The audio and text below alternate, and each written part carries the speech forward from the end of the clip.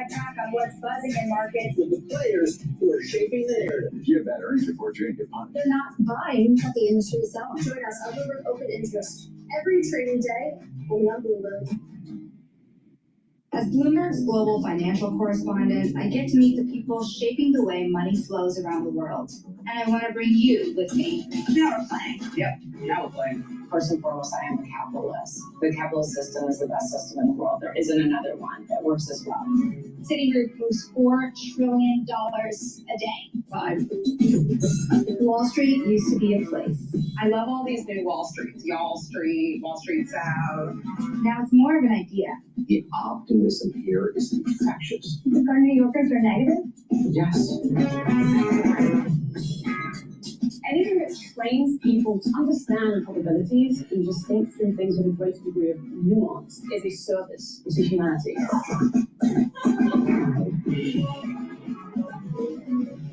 hope you survived the day. I did. It was a busy day.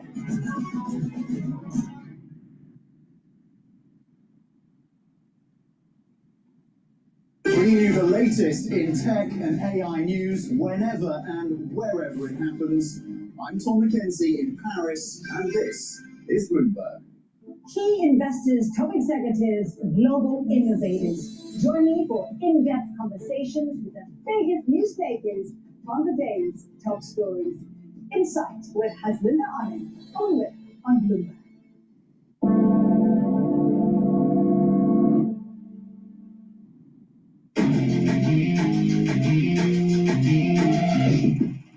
Let's get now to high interest. Look what's making headlines around the world. The White House says President Trump will make a decision on whether to strike Iran in the next 2 weeks. That's a 14-day period. White House Press Secretary Caroline Leavitt says the president's goal of preventing the country from obtaining nuclear weapons remains intact. However, she did add that if there's a chance for diplomacy, the president is always going to grab it. Meanwhile, during the Juneteenth holiday, President Trump took to social media to complain about too many non-working holidays and said it's costing our country billions of dollars to keep all of these businesses closed. He says the workers don't want it either. Workers don't want holidays, right? He says soon we'll end up having a holiday for every once working day of the year, which actually makes sense if you read it over and over again. Right now there are 10 holidays on the New York Stock Exchange and 250 trading days. Meta is going up.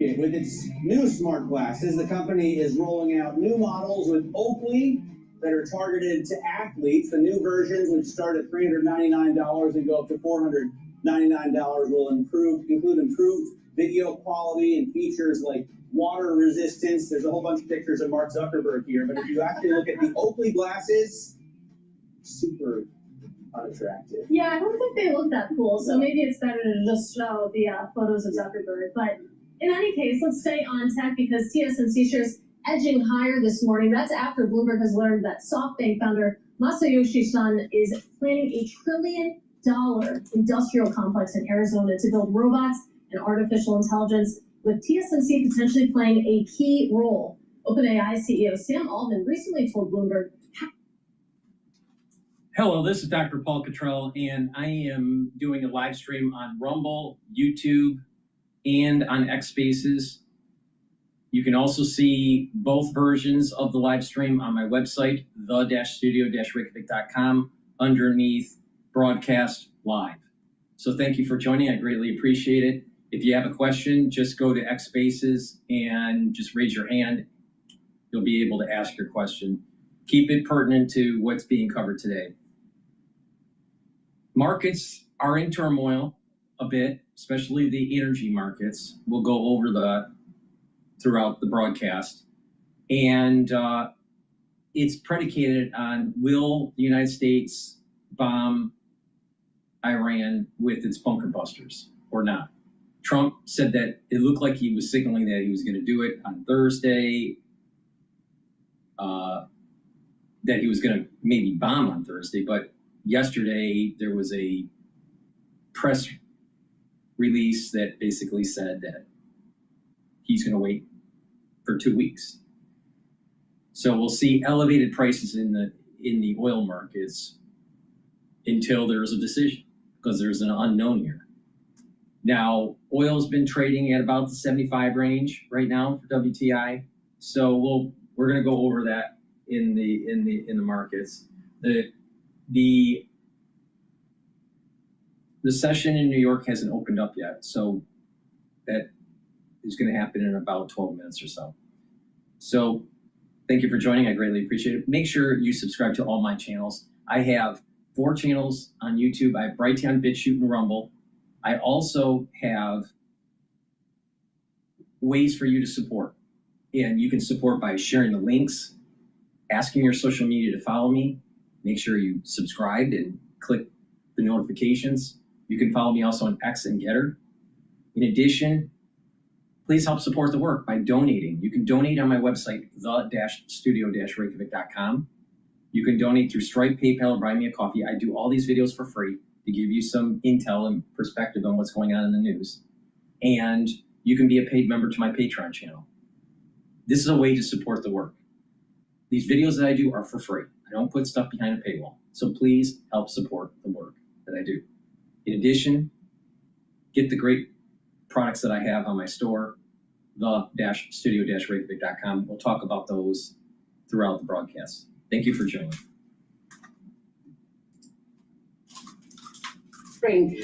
Beacon that he didn't even replicate in other US states as well. How much do the people in Arizona want this? Who knows? That's a good But they're going question. to have to get the government lined up. Already been talking to people in the government, particularly Commerce Secretary Harry Lutnick, we understand, according to the story. Well, I do think it's interesting, to your point, Matt, that, okay, you think about the math here and the cash on hand, and okay, maybe you could use and tap some of his ARM holdings to fund it. It's still not enough.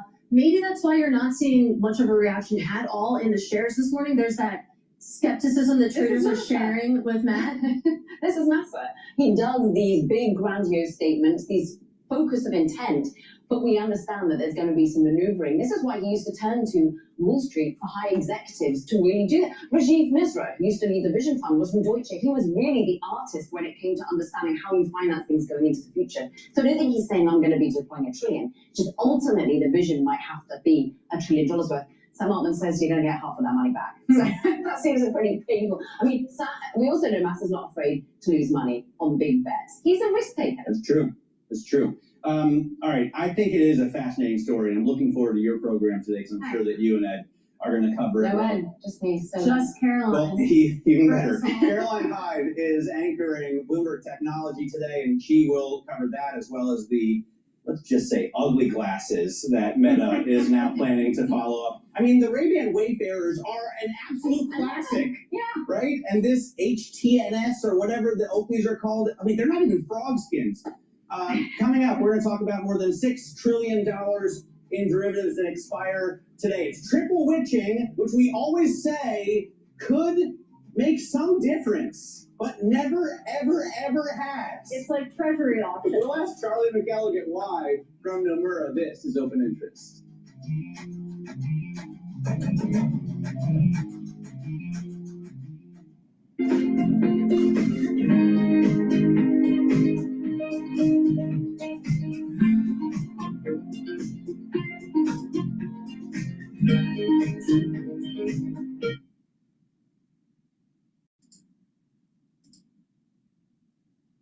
On conflict that is ongoing. As I mentioned a bit earlier, President Trump has said, according to the White House, that he is going to make a decision on the U.S. involvement, quote, within 2 weeks. In the meantime, we did head over to that live image a short time ago showing Geneva, where Iran's foreign minister is meeting with his European counterparts. Now, he actually moments ago just addressed everyone there at the United Nations in Geneva, making some brief comments. So I do want to play those for you here on Live Now from Fox.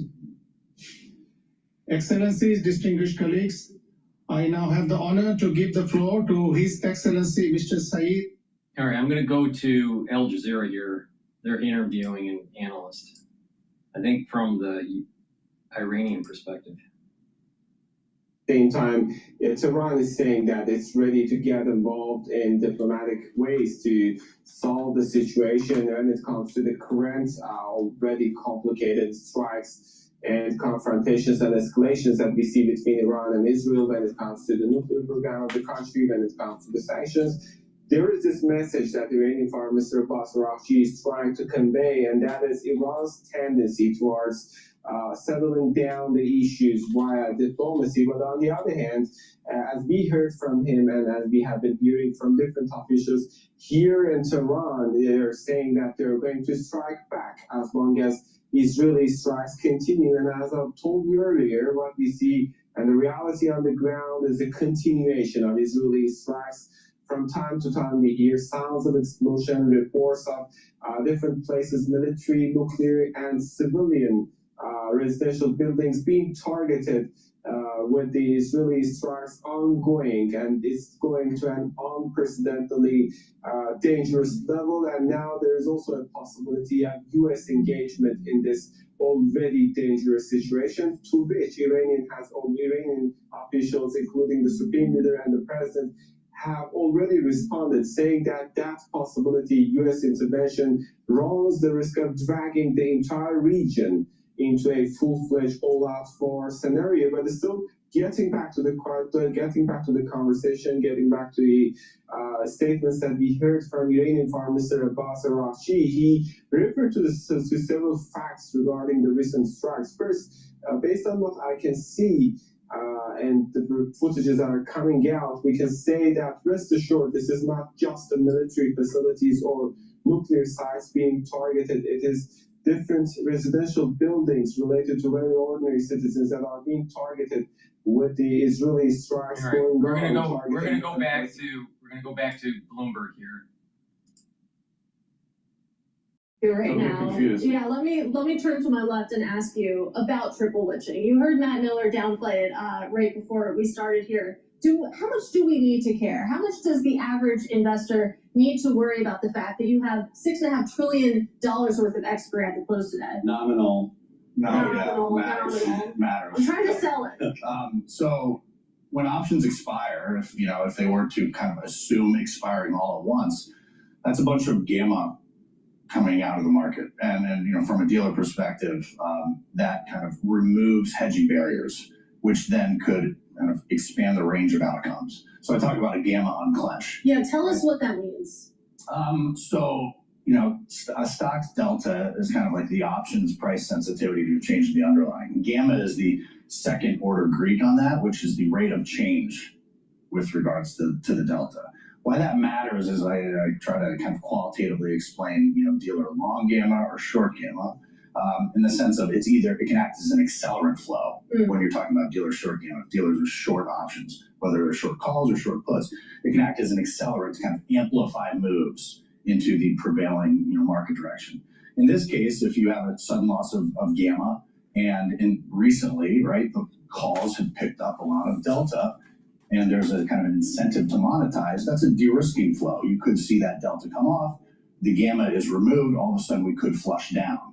That is a potential scenario. However, I think kind of the phenomenon that you were talking about with regards to, the skepticism where we haven't had those kind of expansive, range of outcome events around many OPEX of late, although we have a number of profile ones kind of on the record, has been the amount of vol supply out there, the amount of option selling strategies and AUM and kind of highs in those strategies. We have to go to break. During the commercial, we can talk about Kappa Gamma and the tri-belts. Yes. Always been a fan. Nice. Trump. Please go to my store, the-studio-reykjavik.com, and help support the work that I do by going to my website and getting the products that I have. Now, these are soaps that I use. I have 4 different varieties. You can get it in peppermint, in lavender, in lemongrass, or charcoal tea tree. Very high quality structural nano silver soaps. Get a few for your household, help support the work that I do, and help support your health and wellness. In addition, it's important to detoxify your body and your environment. So the first thing you want to do is start drinking filtered water and stay away from processed foods. The next thing you want to do is to look around in your environment, in the closets, in the cupboards, in the basement, or in the garage, and try to get rid of chemicals that you really don't need. Now, if you do need those cleaning supplies or paints or whatever, make sure that it's in some sort of triple or double layering to prevent degassing. Because a lot of people don't realize that paint cans in the garage or in the basement or cleaning agents in your house, you breathe that in and it's affecting your immune system and your endocrine system. So you want to clean your environment. In addition, you want to detoxify your body on a regular basis. I have heirloom barley and gladiator barley that will help you to detoxify your body daily. I also have zeolite. Zeolite, you take 2 or 3 small drops underneath your tongue and you drink filtered water. You do that every day. And what that's going to do is zeolite will bind to heavy metals, toxins, and chemicals and allow you to urinate those out in about 6 to 8 hours. So you're detoxifying your body on a daily basis. Really important to use zeolite. Now, some people prefer a heavier detox, a more intense detox. What you would do with zeolite would be taking 5 or 10 small drops underneath your tongue and drink filtered water. Do that every day until the bottle's done, and do that once or twice a year. That's another way to do it, but I recommend just a daily detoxification. And again, you can detox using the zeolite. You can detox also using the gladiator barley and the heirloom barley. It's a great way to improve your health. So please go to my store, the-studio-reykjavik.com. Another thing that's really important for detoxification is making sure that you have plenty of sleep. Because by sleeping, you actually are detoxifying your central nervous system as long as you're getting into that deep cycle and REM cycle sleep. So please go to my store, the-studio-reykjavik.com, and use discount 5 and you get $5 off any order. If you spend $150 or more, you get a free gift until supplies last. So the market's just open. So let's talk about what's going on right now. Now I'm gonna quote 2 different contracts for oil. The first oil contract is the July contract, and that's trading at 75.17 for WTI. The August contract is trading at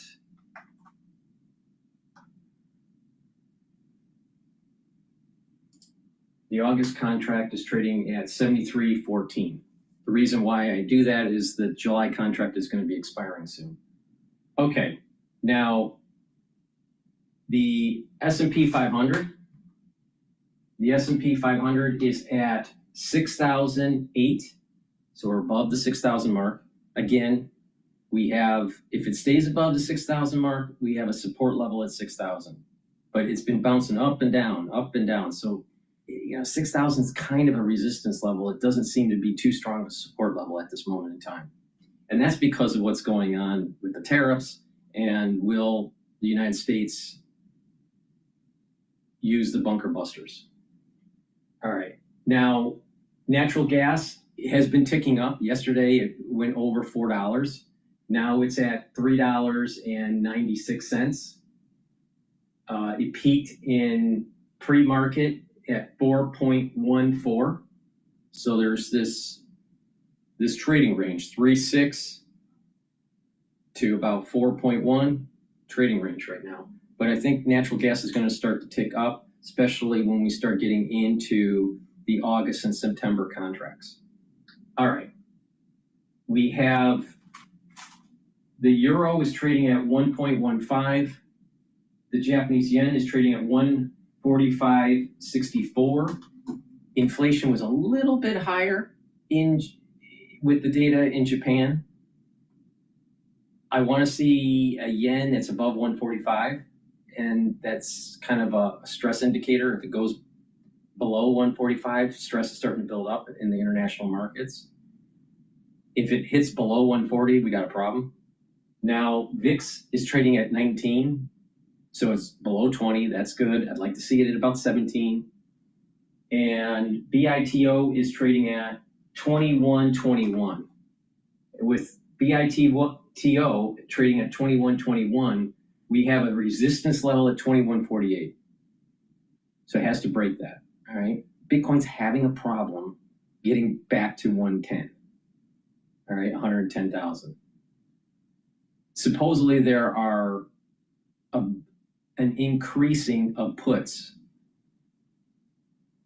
buying of puts in the option market against Bitcoin. So traders are trying to hedging their Bitcoin position that they're long with a potential that Bitcoin may break 100,000, go below.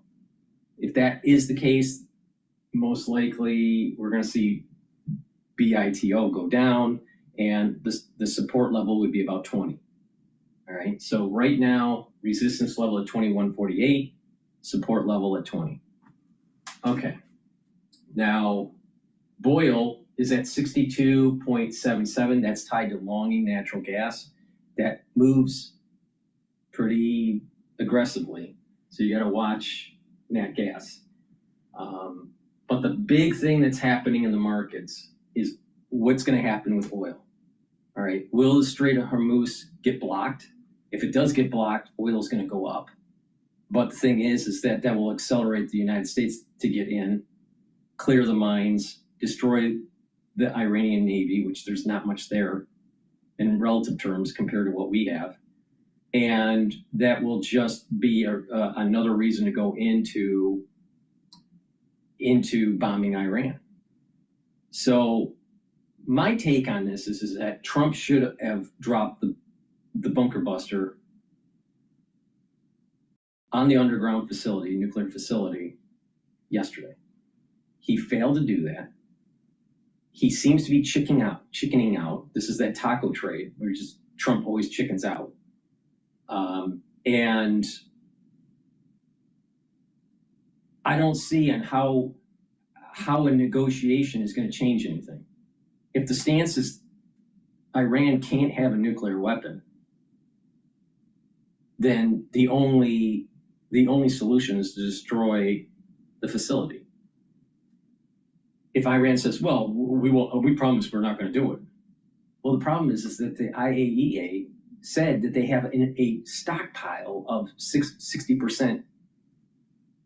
My understanding is they also have an increasing at 83%. All right, so they have 60%, which is okay. That's civilian use, but they have a stockpile. I mean, there's more than they need for civilian use at the 60% enrichment level. This is from the IAEA. Unless you're planning on using it for further enrichment to the 90% level. In addition, they do have some quantities I don't know, but they do have some that's at the 83% enrichment level. So you have 83% enrichment level with a lower quantity, a very high quantity that goes way beyond civilian use at the 60% level. Those are two data points that suggest that we're in a danger zone when it comes to weaponization of radiological material, all right, in Iran. It needs to be destroyed. The question is if you destroy it, should you take out the theocratic regime? I say yes. I think that the Ayatollah should be killed. There needs to be regime change. Now the thing is that if you've been listening to X, the son of the Shah, who lives in England, is trying to come back and reboot the kingship. The people, it doesn't seem like there's that much of a support for this guy, based on what I was able to cursory through X. But it does feel like a CIA kind of operation where it's like, well, let's reintroduce him to the world. So he's doing these videos on X and on YouTube, and he's being interviewed on CNN and on Fox, and it's like trying to reintroduce the monarchy. All right. The CIA likes that. Maybe even Trump likes it because he's a known quantity that could be controlled. instead of the messiness of democracy. The difference between Iraq and Afghanistan and Iran is that Iraq and Afghanistan didn't have as many educated people that were as secular. Iran has a lot of educated, secular individuals that want democracy.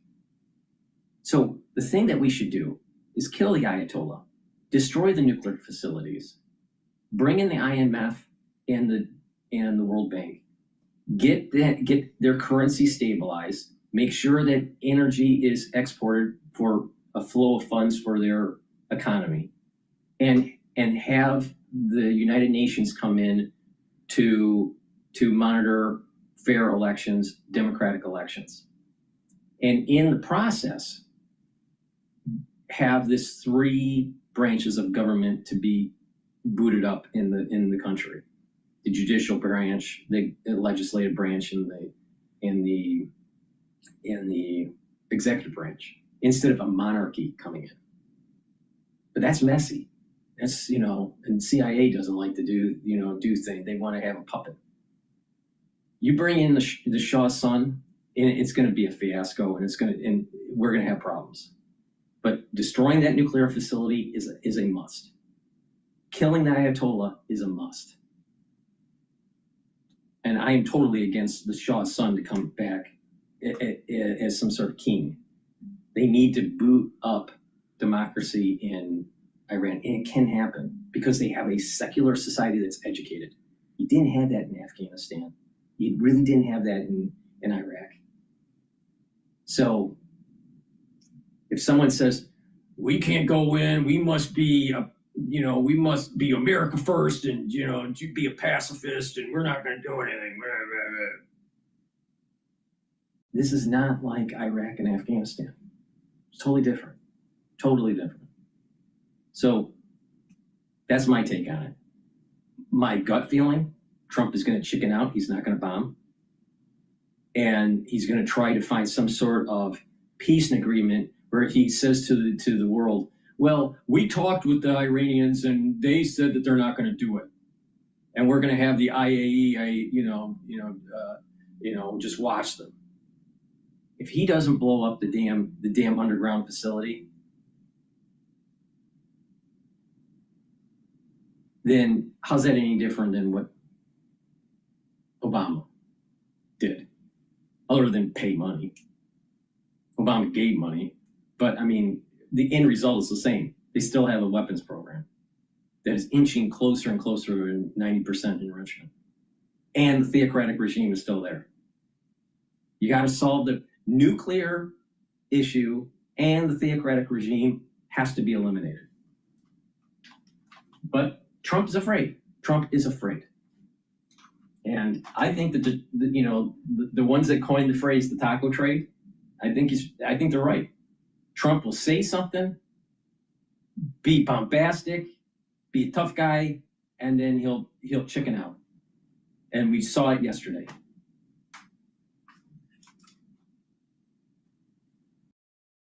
All right.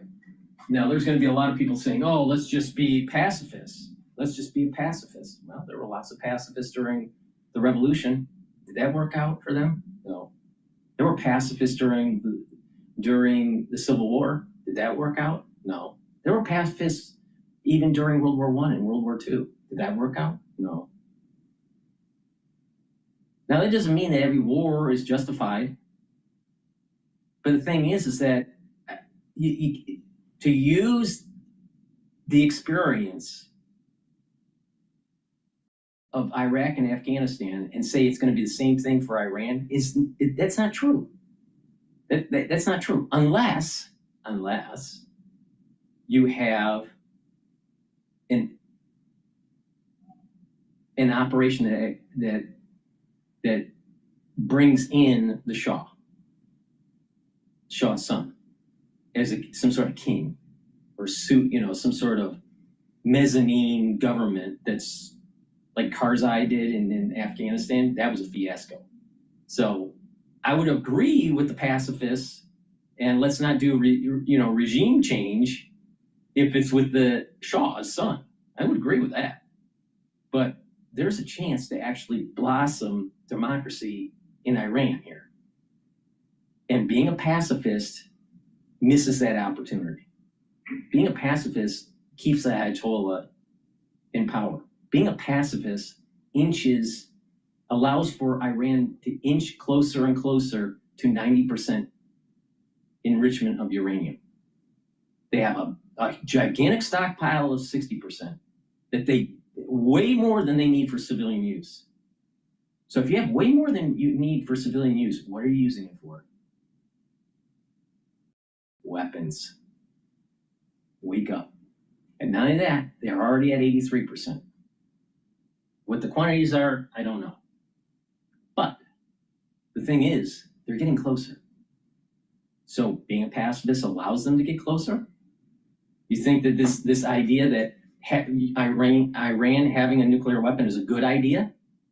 Well, we're America and we don't need to worry about that. Really?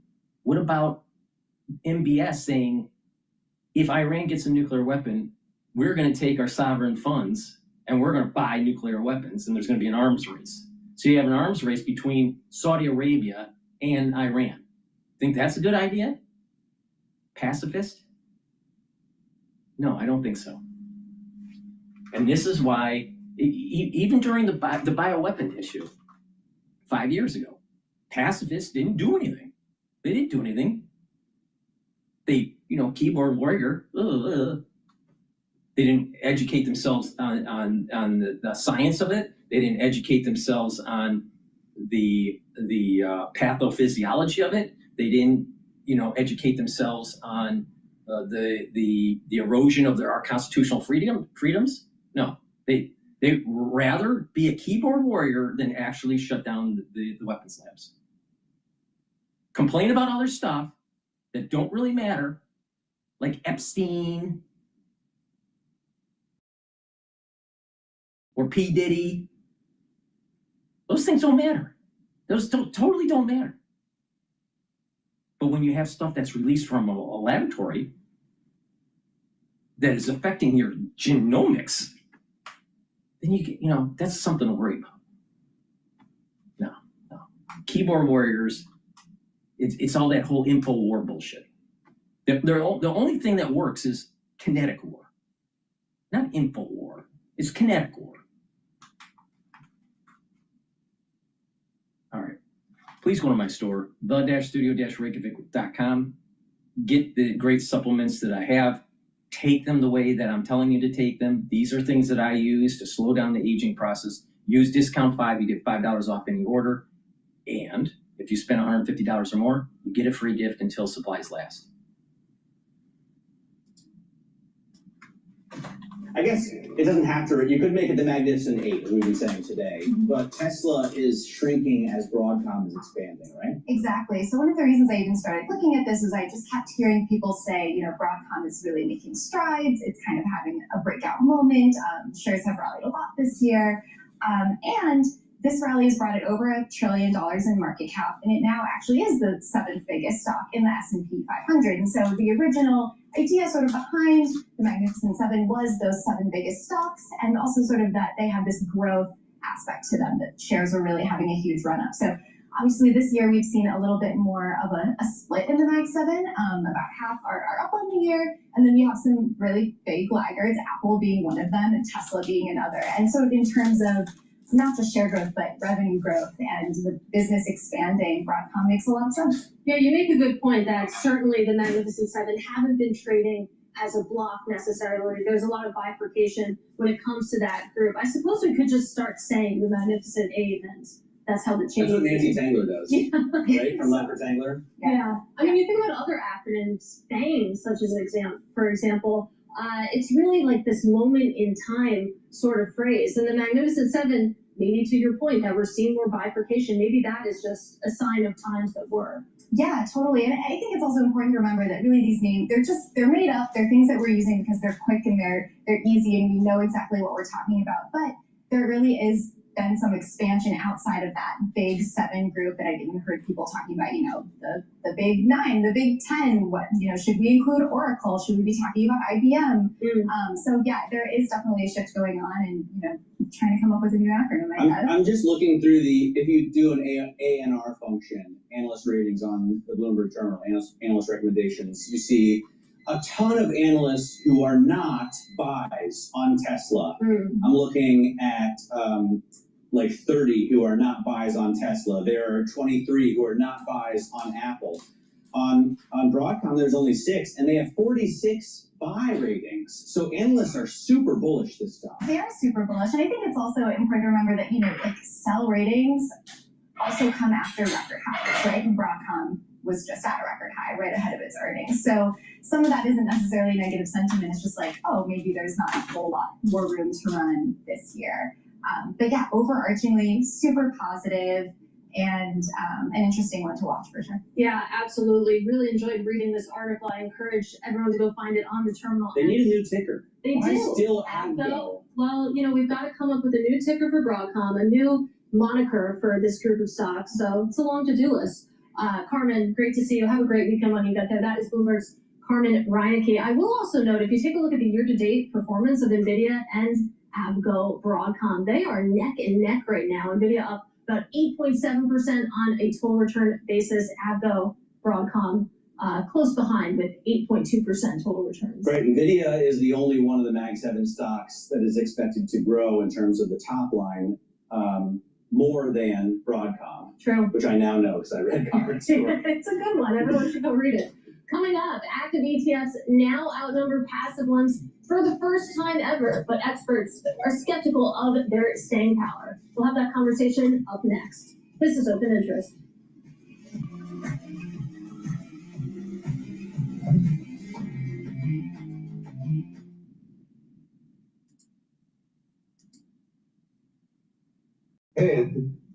But there were quite many.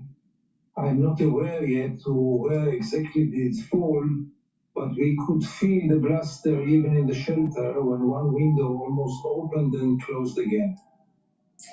Can you tell us how Israelis respond to this? Because, of course, Israelis believe or say that they have been under constant threat by the countries that surround them in the Gulf for many, many years. And, of course, there have been attacks by armed groups from Gaza, Hamas particularly, but also from the West Bank. How does what Israelis are facing now compare to what's been happening in previous years?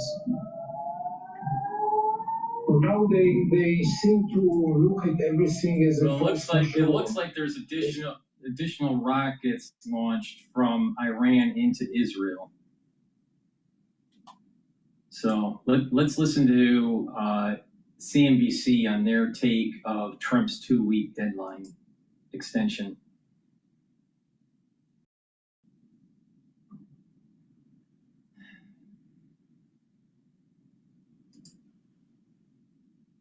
Employees get the information they need instantly. Tractor Supply goes further with T-Mobile for Business.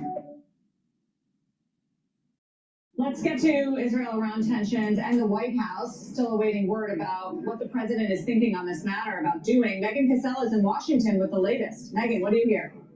Hey, good morning, guys. So the biggest headline here is the President Trump saying yesterday that he'll decide within 2 weeks whether or not the U.S. military will join Israel in its attacks against Iran. And I'll say, guys, the president regularly sets these 2-week deadlines for something to happen. He often doesn't stick to them, but this latest statement does clearly suggest that nothing is settled at this point and that he's continuing to consider his options and that all of them appear to remain on the table. So that means the possibility of a U.S. strike is still distinctly there, but the White House does continue.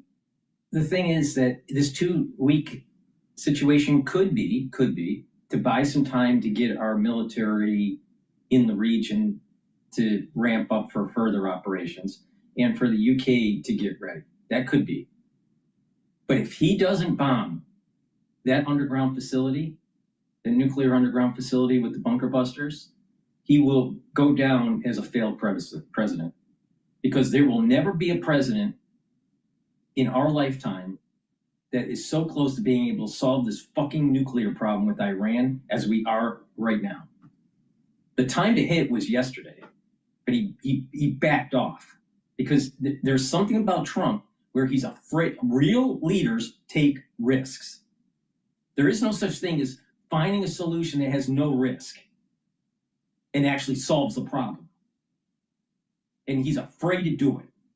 And this is the reason why I think these traders that you know, especially with the tariffs, where Trump always chickens out.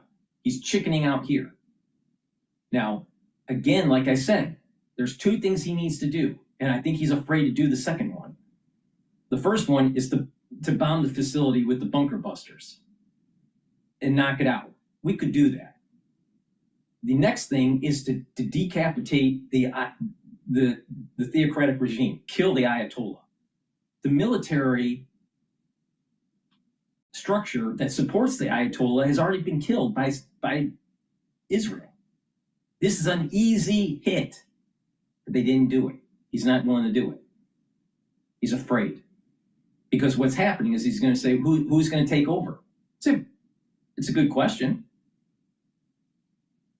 But the solution is to knock out the theocratic regime, because you have an educated population, a large educated population in Iran that's secular, educated, that are male and female, that are professionals.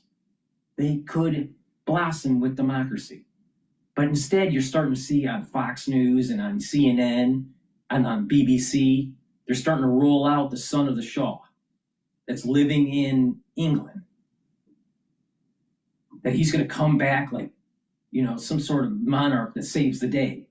But if you pay attention to some of his posts and the people that actually post in his feed, and it's all in Arabic and you have to have it translated, you can do the translation method through X. A lot of them don't like him. So you can see that what's happening is this 2 weeks is kind of building up. Well, maybe we'll bring in, this known quantity, this educated, Western educated Shah's son, and bring back the monarchy. No, the messiness of democracy is the right thing for Iran. And people would say, well, you can't do this. You can't knock out the Ayatollah. That's regime change and nation building. Look at the fiasco that we had in Iraq and Afghanistan. Iraq and Afghanistan are two totally different things. First of all, Afghanistan is in the Stone Age. Always has been and always will be. Iraq doesn't have as many educated people as they have in Iran. Then there was this never-ending war concept that because of the Bushes in the Middle East. We don't have that with Iran. The people don't even want the Ayatollah. So this is begging for some international help for democracy to flourish in Iran. Knock out the nuclear facilities, kill the Ayatollah, bring in the IMF, the World Bank, stabilize the currency, keep the oil flowing to have money coming in to stabilize the country so people have jobs, and then bring in the UN to watch the elections to help them move towards a three-branch government that is very similar to a constitutional republic, where someone pens a constitution and they have branches of government, not a monarchy. But if you listen to Fox News, they think that they should bring some clown from the UK that's the son of the Shah, because he's a known quantity. So this two week thing that Trump's doing, I think part of it's he's scared. Another part of it is that we need more hardware in the region, and it's going to take some time to get there. And the other is roll out the CIA operation to bring in the Shah's son. And if they do that, that's destined to fail. 90% of the things that the CIA does it makes things worse. There's only about 10% where they actually get it right and they make things better. But they make things worse 90% of the time so bad that literally it takes decades, if not quarter century, or sometimes a half of a century to fix it. All right, let's continue. Then I hope that Trump doesn't fail on this, but I have a feeling he will. I have a feeling he will. Push for a diplomatic solution. Yeah, diplomatic solution. What's the Iran diplomatic is in a very solution? weak and vulnerable I can't even get past 1 minute in this fucking video without having a coronary. What would be the diplomatic solution? The Ayatollah stays? You have a massive amount of 60% enrichment of uranium that no civilian use would ever need that much? Ever? Why would you need so much 60% enriched uranium in mass quantities beyond civilian use unless you're making it for a fucking weapon? So what's the diplomatic solution? The Ayatollah stays? We don't bomb the facility? Is that the diplomatic solution? How's that any different than what fucking Obama did, other than signing a $150 billion check? And because of the strikes and the attacks from Israel. And with respect to the president's statement, I shared that with all of you. And he has been very direct and clear. Iran can and should make a deal. We sent a deal to them that was practical, that was realistic, or they will face grave consequences. Now, a group of European foreign ministers, those are from the UK, Really? France, Germany. Really? They're gonna unravel their whole nuclear program just to make a deal with Trump. You really think that's going to happen with the Ayatollah? Trump's going to cave in. The EU, they're all in Geneva today to meet with Iranian officials, and they've been clear that their message is strongly in favor of some sort of a negotiated deal, even as they emphasize, as the White House says, that Iran can never have a nuclear weapon. But that meeting today comes after the UK. They need that underground facility. And our military brass is saying there's probably a hidden one that we don't even know where it's at in the mountain range. Probably not just one. But they don't have any evidence of it. That's a little scary. Right when he's on the hill, right when the Ayatollah is shaking in a bunker, being worried by the hour that he's going to be killed, and Trump doesn't pull the trigger? What a fucking pussy. Foreign minister was at the White House yesterday to meet with Steve Witkoff, he's the Middle East envoy, and Secretary of State Marco Rubio. U.S. officials are not a part of today's Geneva meeting, but the White House has framed it as a meeting between European leaders and Iran, but they've added that the president does support diplomatic efforts from our allies that could bring Iran closer to taking his deal. So guys, we'll see what comes from that later today. Guys. You know, there's a lot of talk, Megan, about will he, won't he, and everybody has opinions inside his party and the other side. No, what it was is that his gut instinct at the very beginning was take out the nuclear facility, knock out the Ayatollah. That was his gut reaction. And then you had Tucker and you had Bannon that are a bunch of pacifists. And the issue that we've had that we're at with Iran now is because of all of these presidents being a pacifist, not willing to get the job done. We could have solved the issue yesterday, literally yesterday, because of the failed policies of the Carter administration, of the Reagan administration, of the Bush Senior's administration, of the Clinton administration, of the Bush Jr. administration, the Obama administration, first term Trump's administration failure on this crap, and then Biden's administration. That's an awful lot of administrations that fucked up. I'm wondering is what it would look like if he did. I mean, we're talking about, we're not necessarily talking about, American soldiers on the ground. We're not talking about a prolonged war. I know a lot of people compare it to Iraq. That's very different from where we are now. So what Totally. do you hear? Iraq. So you had Bannon who did serve in the military as I think it was on a Navy destroyer during the Cold War.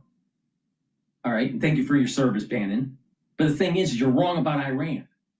You're right about Taiwan, but you're wrong about Iran. Iran cannot have a fucking nuclear weapon. You know why? Because the Ayatollahs are basically saying you set the world on fire, then the 12th imam comes. That's their religion. They want to set the world on fire. And MBS from Saudi Arabia said that it will lead to nuclear proliferation in the Middle East. He will use his money and buy nuclear weapons. He said that. So do you think a arms race between Saudi Arabia and Iran is going to turn out well? That is the result of a group of people that are pacifists, like Tucker and Bannon. Well, we don't want to do regime change, and this whole fiasco be post 9/11 with the Bushes. It's different. This is different. We don't even have to put boots on the ground.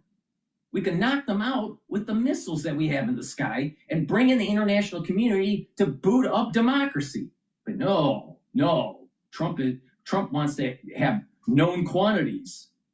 And let's roll out the Shah's son on CNN. Let's roll out the Shah's son on Fox News and BBC so people get the touchy-feely of the guy.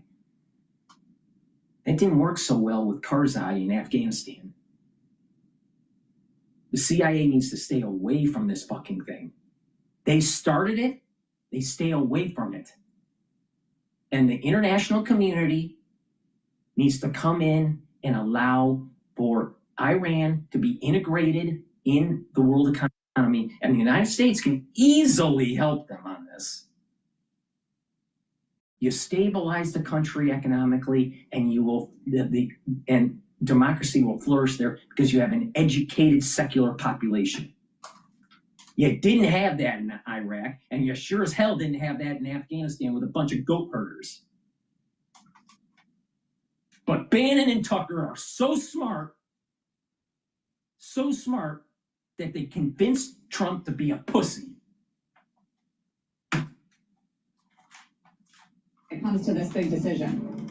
We don't know exactly, but what it seems like the most likely possibility is using these bunker-busting bombs, as they're known, which would require the use of American B-52s and American pilots, in order to bomb, most likely, at Fordo, the underground nuclear facility site that they think U.S. bombs and military equipment would be required in order to completely take that out. There are questions about whether it would be effective, and President Trump, based on all the reporting and everything that we know is out there, has been asking these questions of whether it would be effective, but that seems like the most likely. You need 3 B-2 bombers. Fire the GBU-57 from B-2 Bomber 1, all right? And then you fire another one. They're all GPS guided, so you just, you're arrowing it through, right? Like a train, you're training them in from the second B-2 and then the third B-2. The Israelis already have ground soldiers in the region that can verify. And I wouldn't be surprised if the United States does too.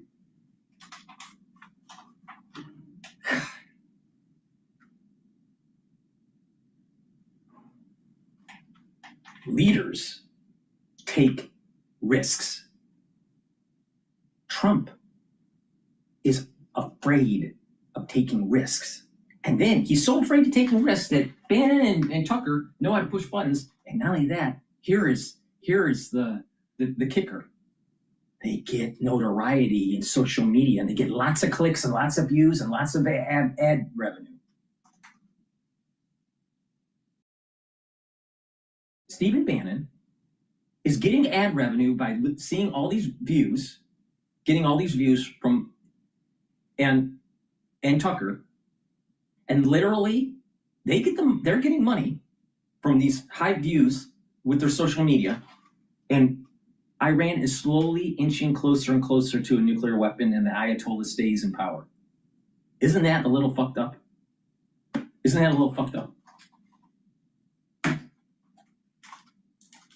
Possibility. The concern is whether that leads to anything more. Really quickly, Megan, these talks in Geneva with some of the EU leaders, does that complicate U.S. efforts in any way?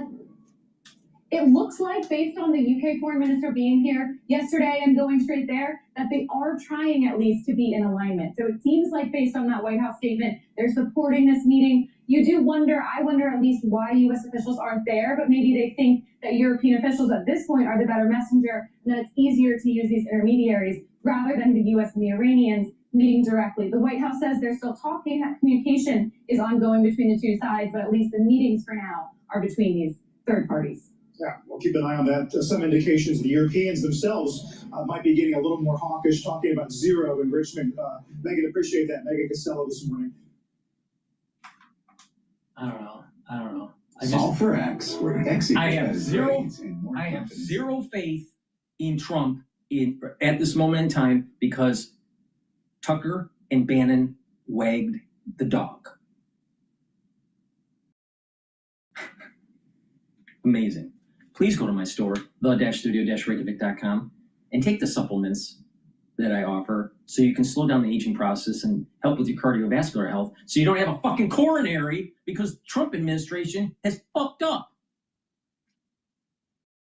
Please go to my store, the-studio-reykjavik.com, and get the vitamin C and magnesium. Vitamin C is going to help with your skin, but vitamin C and magnesium helps with your immune system, and magnesium helps with your brain function.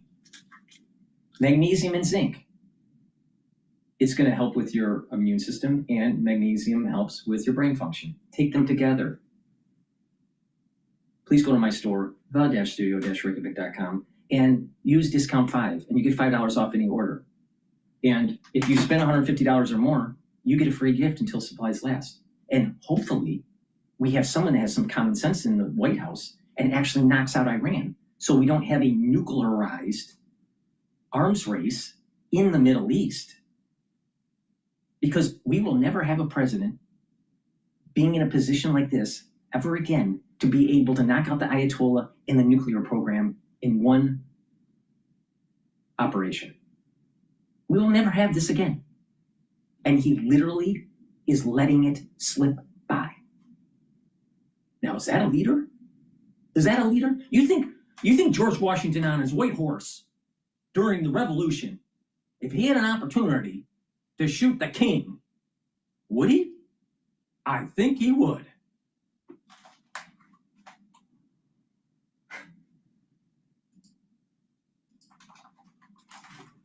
Increased 8.1% from last year. Carvana shares are also higher because of that too. So we go from cars to restaurants. Okay, have you ever been to an Olive Garden, Longhorn Steakhouse, Capitol Grill? Yes. Oh, Capitol Grill. Ruth's Okay. Chris, yes. Chris, there we go. I kind of like the butter on the steak at the Ruth's Chris. Oh, Some people think that's a butter on little the cheesy. steak. I think that's pretty good. No, it's delicious. Yes. I know. I love it. They're all Darden restaurants, right? So ticker DRI up just over 1%. Slightly better than expected sales. Its earnings did edge down a bit. Said sales were higher because of a few things, a mix of growing same restaurant sales, but also they had sales from its purchase of more than 100 Chuy's Tex-Mex restaurants and 25 net new restaurants. So they had some sales there. Specifics, earnings. All right, I'm going to go to CNBC. I'm going to go to CNBC, and they're interviewing the Palantir co-founder, Joe Lonsdale. But before I do that, please go to my store, the-studio-reykjavik.com. Get the probiotic and the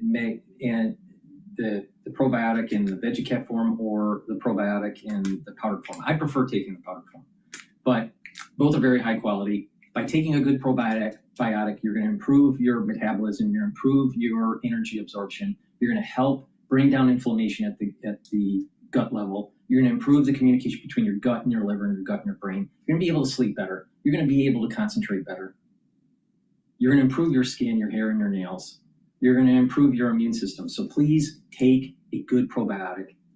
It's a foundational supplement. It's very important to take.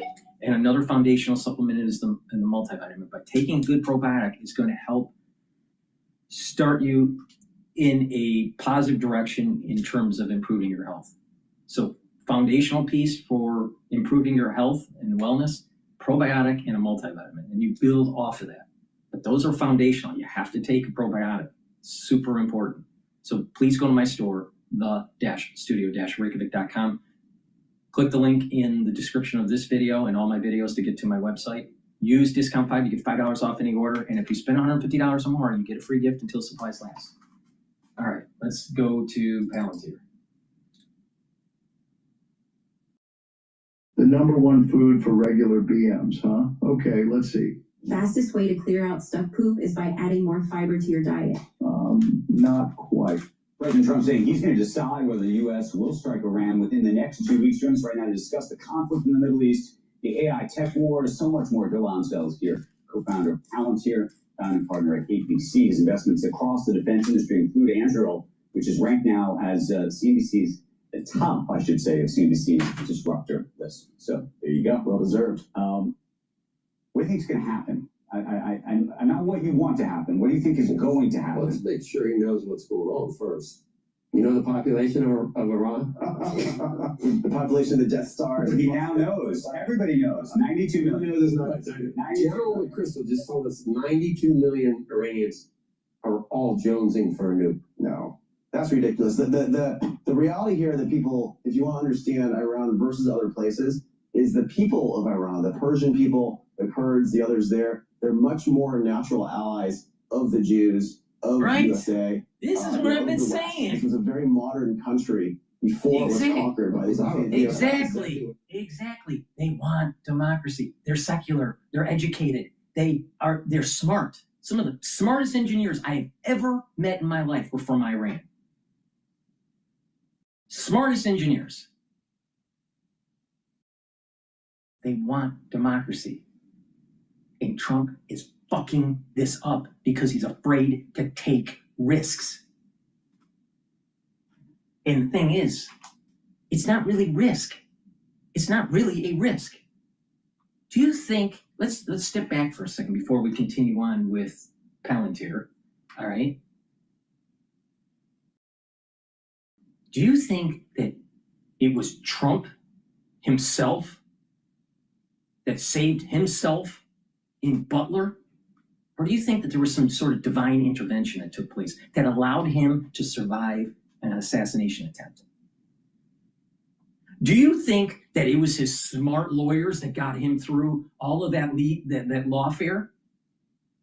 Where if another politician went through it, they would be convicted multiple times?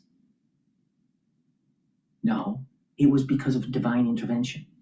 Do you think that because of his smarts that he became a multi-billionaire? Or was it through divine intervention? This guy is here as the president of the United States to get certain things done. And he is fucking it up because he's afraid. And he doesn't need to be afraid. Because if you look at it and zoom out at the big picture of this, the world will be a better place for everyone. That was not the case when we went in false pretenses into Iraq and Afghanistan with the whole fiasco with post 9/11. This is different. And this is why Tucker and Bannon are wrong.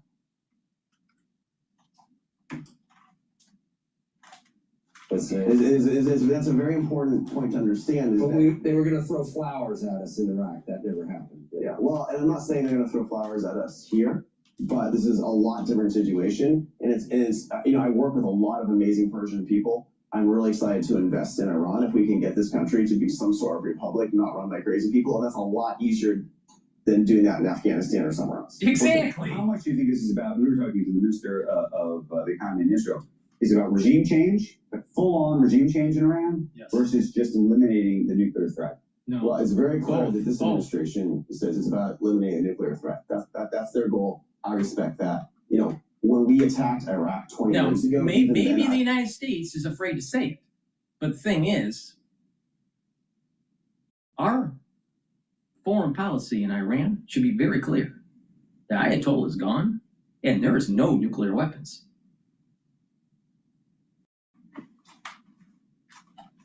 Trump's afraid. Trump is afraid. See, what it is you got people like Tulsi Gabbard and Tucker Carlson, and you got these pacifists, right? And there's nothing wrong with differences of opinion. But the thing is when is the United States ever going to have an opportunity like this again? When?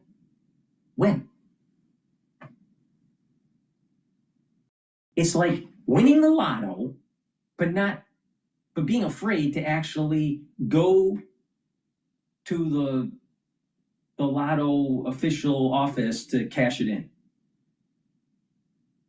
Because maybe you're afraid to get hit by a car or something.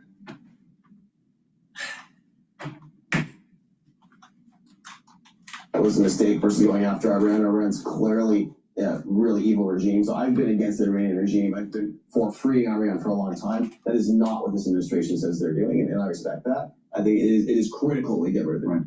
Okay, so from what you know, as somebody who I think of as inside the defense industrial complex, there's a question, this is actually a very technical question, just about these bunker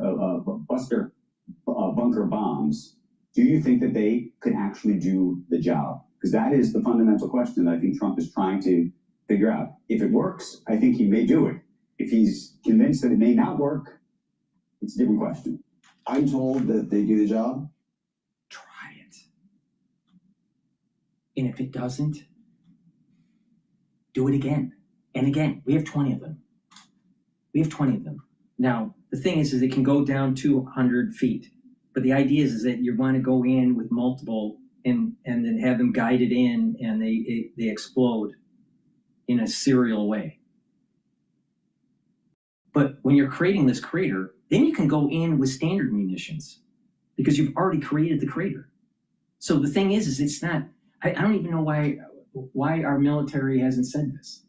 All right, some of the talking heads use 3 or 4 bunker busters, the GBU 57s. That means you have to have 4 B2s, and then you come in and you carpet bomb with standard munitions. And it will shake the earth so much that it will be destroyed. Now, would it be costly? Yes. We only have 20 of them, 20 of these GBU 57s, but so what? It's too simplistic to just say, let's just drop 1 or 2 bombs or 3 bombs, because it's going to create a crater. And you want to cause a seismic activity on top of blowing stuff up, because it's not just deep, but it's spread out. Right? When you build a facility, is it some sort of, a vertical shaft going, miles and miles deep? No. It's 300 feet deep, and then it spreads out. So you need to use seismic activity. Well, how are you going to get seismic activity? You drill in, you blow up, and then you do standard munitions. Now, why does DrPaulCottrell have to be saying this? It's common sense. Let's go back to CNBC. It seems to me there's no reason they shouldn't be able to do it. The other thing you can do is you can hit things multiple times, which is not a bad idea, which is probably what I would do even if I was told they worked, if I was the leader, just in case. But I've been told they work, and I think we have to use them. But the Israeli Minister of Economy said, doesn't matter. One way or another, we're doing it anyway. Israel, we're figuring it out. So why do it as the United States? Why even get involved? Because for Israel to do it, it's a lot more risky. Because they have people on the ground that are going to have to infiltrate the actual facility and blow it up from the inside. It's much higher risk. It's better to hit it from the B2s and then to take the ground operations, Israeli, I'm willing to bet it's Israeli and US. But the thing is that these ground operations to go in and verify. That's why we do it, Joe. Joe can't even get stuff out of his mouth. Masters in molecular biology, ended up being a stockbroker on Wall Street, ends up getting on CNBC and he can't get a fucking question out of his mouth. Death to America for years. If people kill American soldiers and then people try to build a nuke, you should make it clear they can't have a nuke. I think that's like a very basic thing. I don't understand what this new woke right's doing. I think we've actually shown that the vast majority of the right does not want them to have a nuke. It supports that activity. There's a lot of Islamist bot accounts online right now trying to pretend that they're on the right, that they're against doing this. But They're hitting me right now. The new, what he's describing as the new woke right. I heard, yeah. Is the new woke right, is Steve Bannon and Tucker Carlson part of that? Those guys are part of it, and a bunch of Pakistani accounts online pretending to be Christians are part of it. Let's be clear. There's millions of fake bot accounts online. Yeah. And like I said, if you look at this from a Kabbalistic point of view, the ones that are this woke right movement that he's talking about, this is negative Esau. Negative Esau is not the centrist of the society. Negative Esau is both sides of the spectrum, the ultra libs and the ultra right. Because this ultra right movement that's in the United States, they're pacifists. They're truly pacifists. Now, do you think you'd win World War II being a pacifist? Do you think World War I would have been won as a pacifist? Do you think General Patton was a pacifist? Do you think Eisenhower was a pacifist? Do you think those soldiers that lost their life on the beaches of Normandy were pacifists? America is where we're at because of a blessing, and they were willing to take risks. Partisan, yes, it is true. There's a lot of good people in MAGA who I respect who do not want to put more troops on the ground, and they are angry about wasting trillions of dollars and lots of lives in the Middle East, and I think that is a legitimate thing to be angry. You don't need to put troops on the ground. You don't need to have conventional troops on the ground. I'm sure we have special ops there already. Positive about that. But we don't need to put standard troops on the ground. It is using the international community, and that is through the UN, the IMF, and the World Bank to stabilize the economy, set up a constitution, 3 branches of government. They have a very educated society. They can get this done quickly. This is not Afghanistan and not the shithole in Iraq.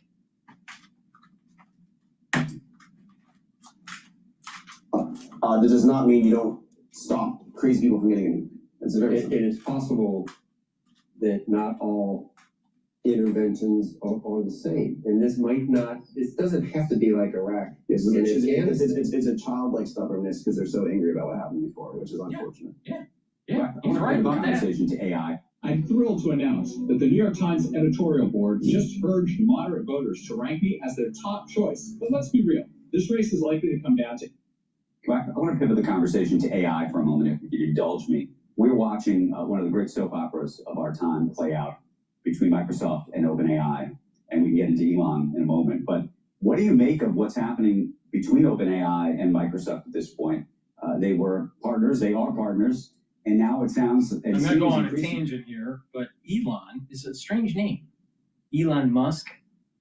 You know how Israel, God's name is embedded in the name Israel? Ishmael, right? God's embedded in the name. Elon's embedded in the name. God's name is embedded in Elon. Every day, like, this is a fracturing relationship. I mean, listen, Microsoft's preserving their optionality. They're partners in some ways, but it seems to me very clear from the outside that they're both preserving their ability to try to fight and win separately, that you have to do. Can they? I mean, so there's 2 issues, right? So for Sam Altman, he needs to be able to continue to raise capital, where this company still is not making money. It's dependent on continuing to raise capital almost repeatedly. At some point, hopefully, it gets to some kind of escape velocity where you don't need to do that. I don't know what you think of the economics of that business. At the same time, it's unclear to me where Microsoft really sits in terms of its own LLM efforts. Obviously, they hired Mustafa, a way to run that business. And I imagine there's lots of interesting things going on there, but we don't see them in part because they're offering, OpenAI as part of their Copilot service.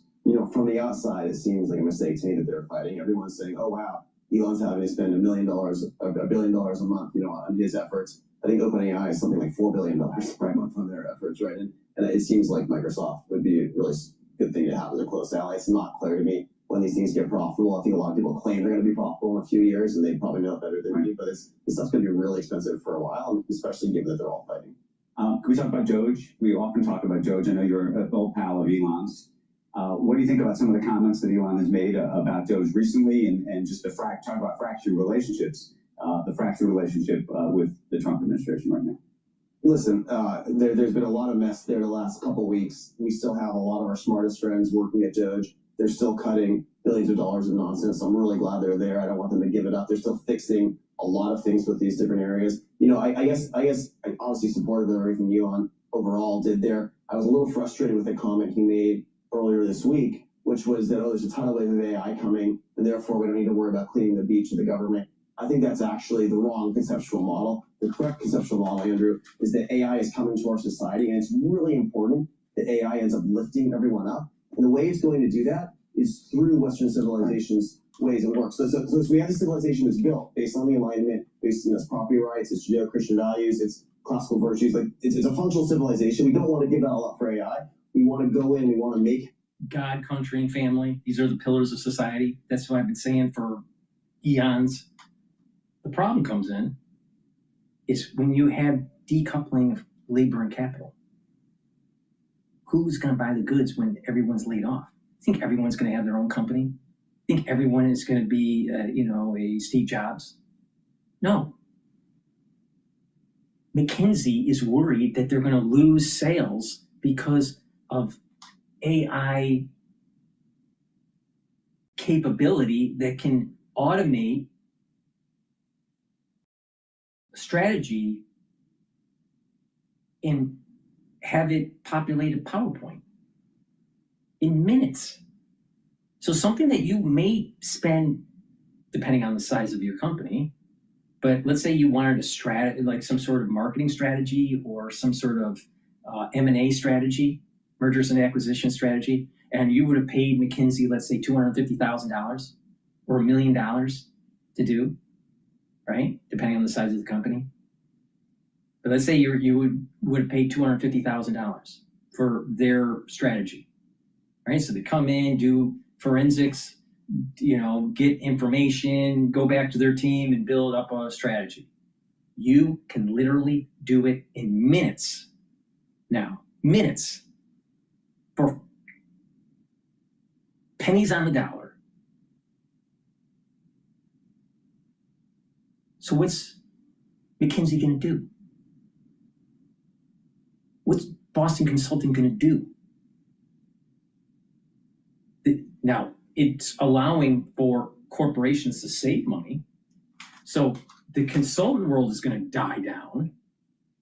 But then what happens when they start automating these processes within the company and they don't need as many workers in different divisions?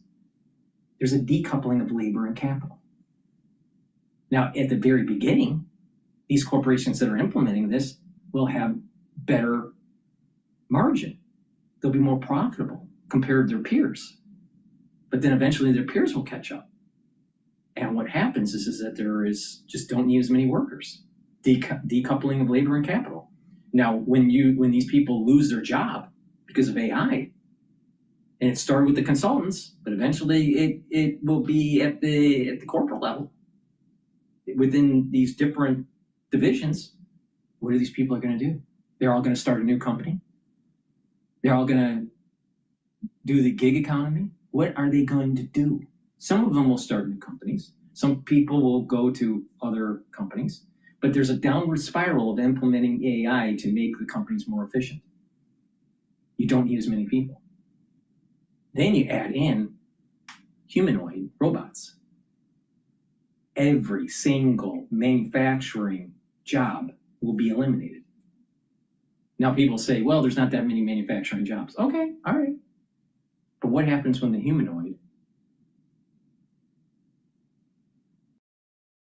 then let's say a corporation spends $50,000 for the humanoid, or even $100,000 for the humanoid. But that's it. So they radically save on salary. Not everybody will get laid off, but many people.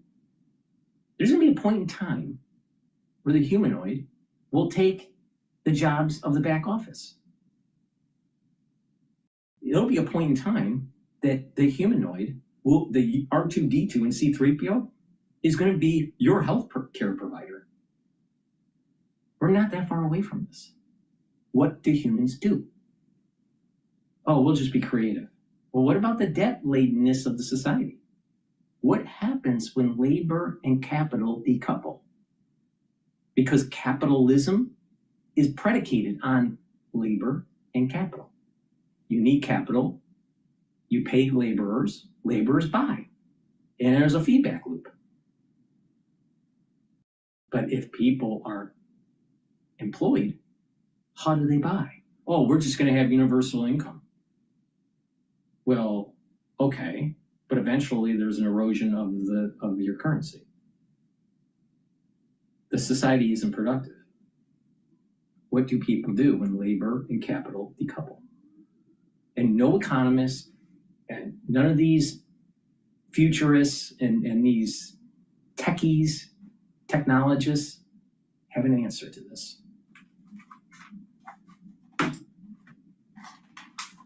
Can education work better? We have to do it through the way it works. What did you think he was saying there? Because here he was for a very long time saying we need to actually make government more efficient.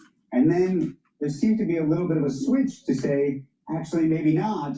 Was that a lesson that he learned just sort of suffering in Washington in the swamp? Or do you think that was really a view that, AI really is going to change everything and basically everyone's wasting their time?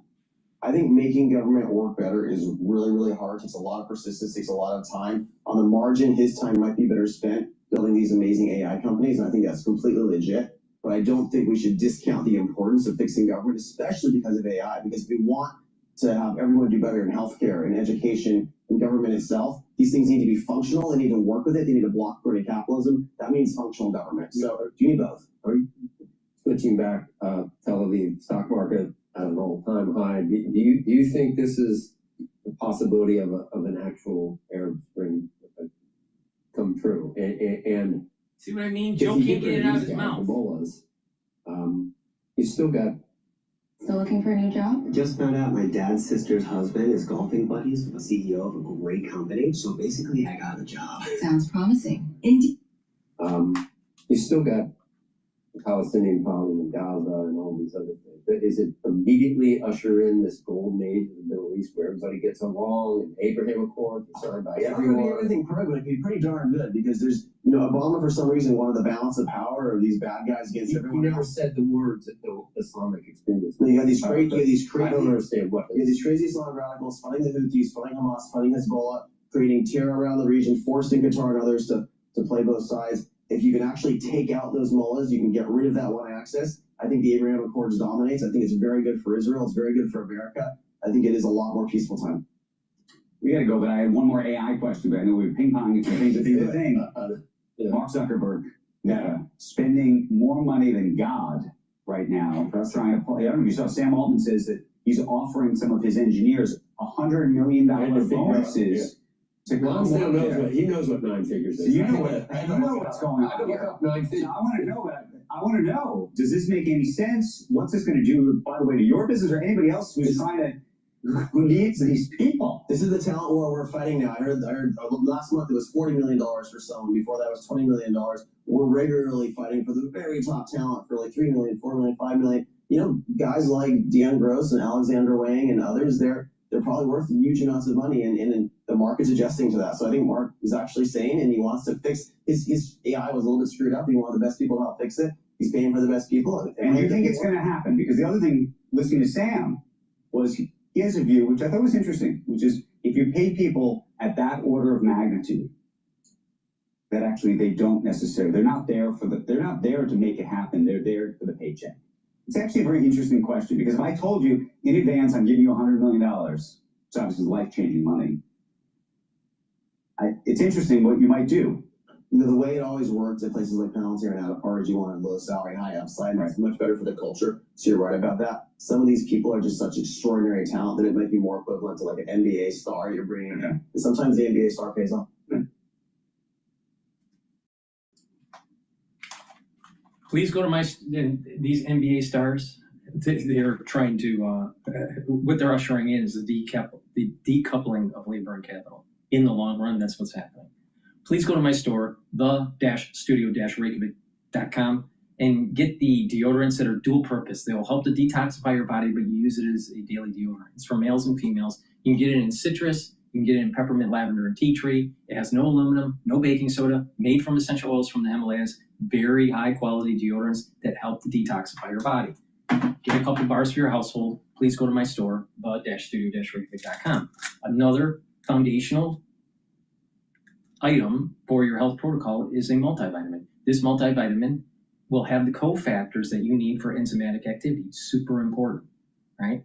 It's easy to digest. Take this multivitamin every day.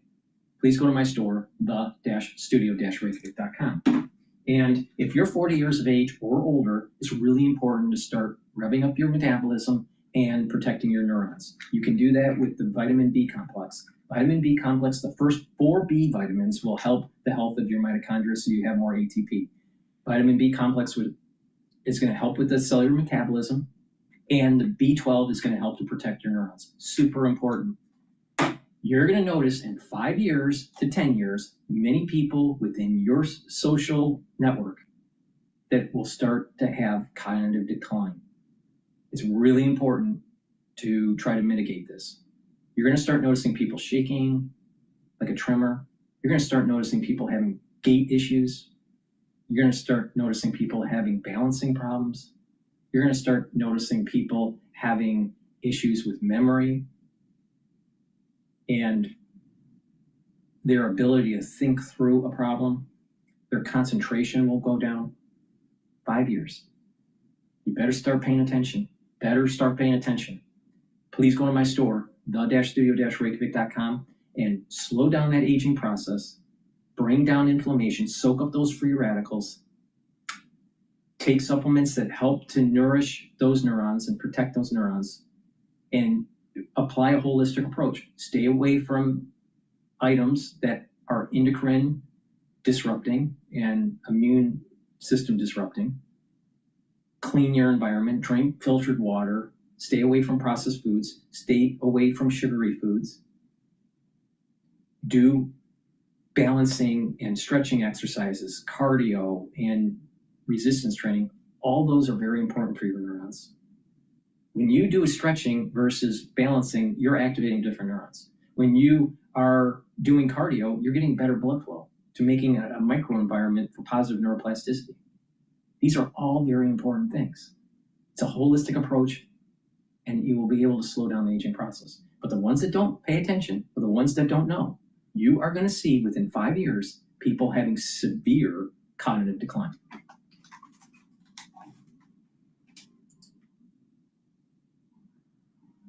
All right, let's go to Fox News. Discover Luca Faloni's denim shirt. Crafted in Italy from luxurious denim for a robust yet soft handle. And we start with a Fox News alert. The White House says President Trump will decide if the U.S. will become involved in Israel and Iran's conflict within the next 2 weeks. Alexandria Hoff live at the White House with more. Good morning, Alex. Well, good morning to you guys. Yeah, the president, he is this afternoon going to be sitting down, meeting with his National Security Council, as he will continue to do so throughout the weekend. This is as this timeline has been set, this 2 weeks for Iran to opt for a diplomatic route and an off-ramp out of this whole thing. That is something that the White House feels that should be done. Diplomatic? Keeping the Ayatollah in charge of Iran? Keeping a large pile of 60% in enrichment that's way beyond any civilian use? Is that diplomatic? I'm telling you, if Trump doesn't take this opportunity to knock out the nuclear capability and knock out the Ayatollah, Trump is a failed president. Failed president. We will never have this opportunity again. This if he does this, if he does it, he'll go down in history as one of the best presidents ever. All the way up there with George Washington. He doesn't do this, and he's going to be a failed president. He won't be the worst. We just lived through the worst. Biden. They want to avoid grave consequences. I have a message directly from the president, and I quote, "Based on the fact that there's a substantial chance of negotiations that may or may not take place with Iran in the near future, I will make my decision whether or not to go within the next 2 weeks." And by to go, they mean to get involved there. Israel's Benjamin Netanyahu states that he trusts President Trump's judgment on this. I don't trust Israel President's feels is judgment. capable of destroying Iran's nuclear threat on its own. The U.S., though, is the only nation globally with the possession of a bomb that could reach Iran's nuclear enrichment site, Fordo, which is built deep into the mountainside. Fox News has been told that the White House has no doubt that bunker busters, as they are called, could do the job. The White House official says no options, including a tactical nuke, have been taken off the table. The Chinese President Xi Jinping has offered to mediate talks between Iran and Israel. A foreign ministry spokesperson stating this. China stands All ready these to experts, all these experts are going, let's just drop the GBU-57, maybe 3 of them. We'll be okay. Wrong. You got to go after it. Once you do that serial bombardment of the GBU-57s, you need to use standard munitions to blast out that crater. You're going deep and you got to go wide. And you can't do that with the GBU-57.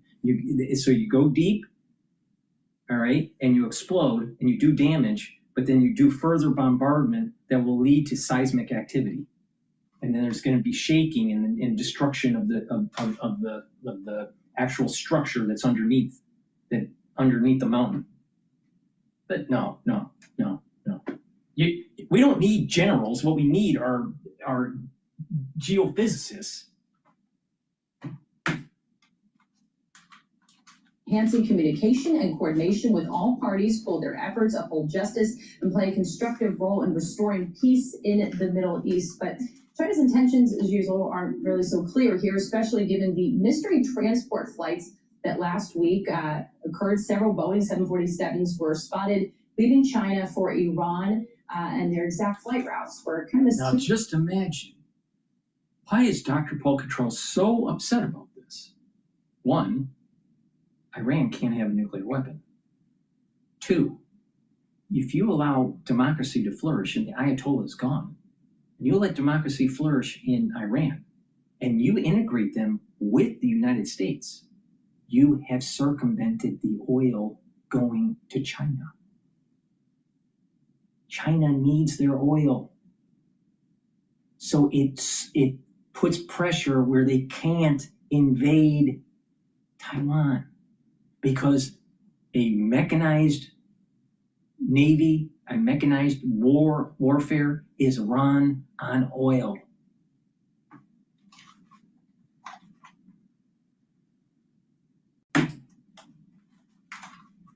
There. One thing we want to mention is Fox News has just confirmed that the FBI is increasing surveillance of Iranian-backed potential operatives here in the U.S. So there is something happening on the domestic front as well to avoid conflict in the Middle East. The president right now is still scheduled to attend the NATO summit that will be taking place next week in the Netherlands, guys. Yeah, that's significant news there, Alex. Yeah. You know, the administration now boosting the monitoring of possible Iran-backed cells in the U.S. as President Trump awaits his decision. So Iran came out and says they're not going to give up enriching and they're not going to surrender. So thanks, Alex. Appreciate it. Yeah. So what are we getting talking about? Why have talks? Right. I mean, exactly. The whole problem is if they just would enrich outside the country, they could have delayed this whole thing. They have not changed postures, even though they've lost between 50 and 70% of their launchers, their nuclear scientists, their intelligence, their leading intelligence officials, as well as their commanding generals. So they've almost used all their ballistic missiles, and they still don't want to change. Why are we even having talks? Yeah, well, because Trump is a pussy. That's why. Pledging to do? I think it was smart for Donald Trump to say, let's try to negotiate. He did that. He gave them 60 days, and then they went past 60 days, and he said, I'm losing patience with this. So we'll see what happens over the next few weeks. Senator Tom Cotton said it has to be closed, talking about the Fordo nuclear site, the one that's way underground. He said it has to be closed one way or another. Either we'll do it the easy way or the hard way. It's really up to Iran. Yeah, and what comic relief would China and Russia say, we'll broker peace? Yeah. They cause unrest, and they've also helped arm Hamas and Hezbollah because their arms have been found as the Israelis have gone in. And they continue to hammer those proxies and really put them on their back. Not a good time to be an Iranian proxy if you're thinking about applying for something this summer. Meantime, more than 60 Israeli Air Force fighter jets struck dozens of military targets in Tehran overnight. And Iran launching a new wave of ballistic missiles into southern Israel, hurting at least 5 people. Prime Minister Benjamin Netanyahu saying at least half of Iran's missile launchers have been destroyed as officials work to clean up the damage. Let's go straight to Mike Tobin, who's live on the ground in Tel Aviv with the latest. Hey, Mike. Hey, Griff. The Israeli military says their fighter jets are back in the air right now over central and western Iran, striking targets. As we say that, we've got remarkable video, not necessarily of a missile making impact here in Israel, but of shrapnel coming down. A large missile fragment came down yesterday in central Israel. It's a piece of an Iranian missile and made a giant hole in the pavement after being hit by an Israeli interceptor. Meantime, the head of the International Atomic Agency spoke exclusively to Fox News. He said Iran had enough uranium for several bombs and was just a quick step away from enriching to weapons grade. However, he says Iran had not begun the final steps to make a bomb. And despite the recent warfare, he still believes the path to preventing a bomb is diplomacy. I think internationally there is a consensus that Iran should not be nuclearly armed. We are the international core of inspectors, and we know what you would need to check in order to prevent this from happening. So let's see what's happening, and we believe that the opportunity should be seized, as President Trump said, but of course the space for that is narrowing. Southern Israel took another strike from an Iranian missile today. A single missile got through the defenses and hit near an industrial and apartment complex in the town of Beersheba. Damage and fire resulted, but no reports of injuries. That is the same town where yesterday a missile hit the Soroka hospital. Israel says the fighter jets hit some 35 targets overnight, missile systems and supporting equipment. And a drone was taken out over the north of Israel today using new technology. Israel says this is the first time they used the Barak system to take out a drone over Israel. Barak in Hebrew means lightning. Guys, back to you. Is that the laser? Is that the laser? No, it looks like an object zipped through the sky and hit that drone. Wow. Okay. It's amazing how many systems they have going. Thanks, Mike. General Jack Keane coming up shortly to expand on this, the new revelations coming out of the region, and we'll talk about what the options are going forward. Please go to my store, the-studio-reykjavik.com. And again, it's really important to protect your neurons. You're going to start noticing people having problems 5 years from now. Trust me. Trust me. Please go to my store and get the Goodnight Formula. Goodnight Formula is going to allow you to get into deep cycle and REM cycle sleep patterns. You need about 3 to 5 of them for really proper sleep, depending on the researcher you talk to. You know, some say 3, some say 5. Okay. But the thing is, you need to get a decent amount of REM cycle and deep sleep to be able to detoxify your central nervous system, to be well rested in the morning, and to consolidate memory. If you are sleep deprived chronically, you are literally Swiss cheese in your brain. Literally. All right? So please go to my store and get the Goodnight Formula. Take it at night. It has tryptophan, melatonin, GABA, and passion flower. And that's going to allow you to detoxify your central nervous system and consolidate memory and be well rested. Ubiquinol is the most bioavailable form of CoQ10 that you can get. If you're taking CoQ10, most likely you're taking the wrong kind. You need to take Ubiquinol. There's nothing better than Ubiquinol. It's the most bioavailable form of CoQ10 that you can purchase. So take it from my store, the-studio-reykjavik.com. Ubiquinol is going to soak up free radicals, so it's going to reduce stress on the cell, help with the mitochondrial health, It's going to improve your energy levels and improve your neurons. It's going to help protect those neurons. Super important. And NAD Plus helps to boost up energy levels, repair DNA damage, and protect neurons. So by taking ubiquinol and NAD Plus together, it's neuroprotective. And by taking it with Goodnight formula, you're detoxifying your central nervous system too at the same time and consolidating memory. This is a great neurostack. So please go to my store, the-studio-reykjavik.com, and don't be a stupid Tucker Carlson.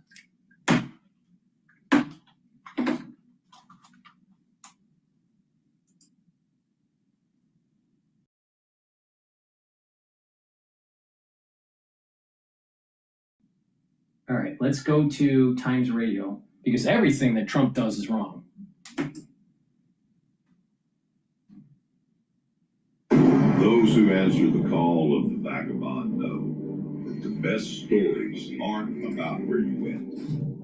If you want to hit Iran, Iran has never looked weaker than it's ever had since the revolution in '79. Now's the time, to make your mark. But as I say, the consequences of that, and Iraq 2003 is a great example. If you don't have a plan for what next, it could go terribly wrong. So there is a 2-week reprieve for now. But does the UK have to give the green light for US bombers to use the Diego Garcia military base for strikes on Iran? So Keir Starmer has been urging de-escalation, and so far British forces have not played a direct part in defending Israel from retaliation. However, could the UK become involved in this conflict? Let's speak now to the former Conservative Defence Minister, Tobias Ellwood. Good morning to you. Good morning. First of all, your reaction to this news from the White House overnight, that there is this 2-week breathing space, I suppose, to try and come to some kind of negotiated deal. Yes, and this is very Trump in his style. The world does feel a little less dangerous, perhaps, than 24 hours ago, as Trump pauses his plans to wade in. But this is only temporary, and the prospect of escalation, of miscalculation, poor decision-making still remains high. Don't forget, from America's perspective, Trump was angry that Israel orchestrated these attacks. America was conducting those negotiations with Iran, had no choice but to come in and wade behind Netanyahu, but then raised the temperature by calling about unconditional surrender. Tehran residents had to leave, threatening to hit Iran too, but then persuaded by his own National Security Council that hitting Iran is actually the easy part when you've got the superior weapons. What follows, especially if the regime falls, is far from straightforward. An experience in Afghanistan and indeed in Iraq illustrate what is your plan for the day after. And there clearly isn't one, meaning the country could easily erupt into civil war, and the million-strong army would probably take over.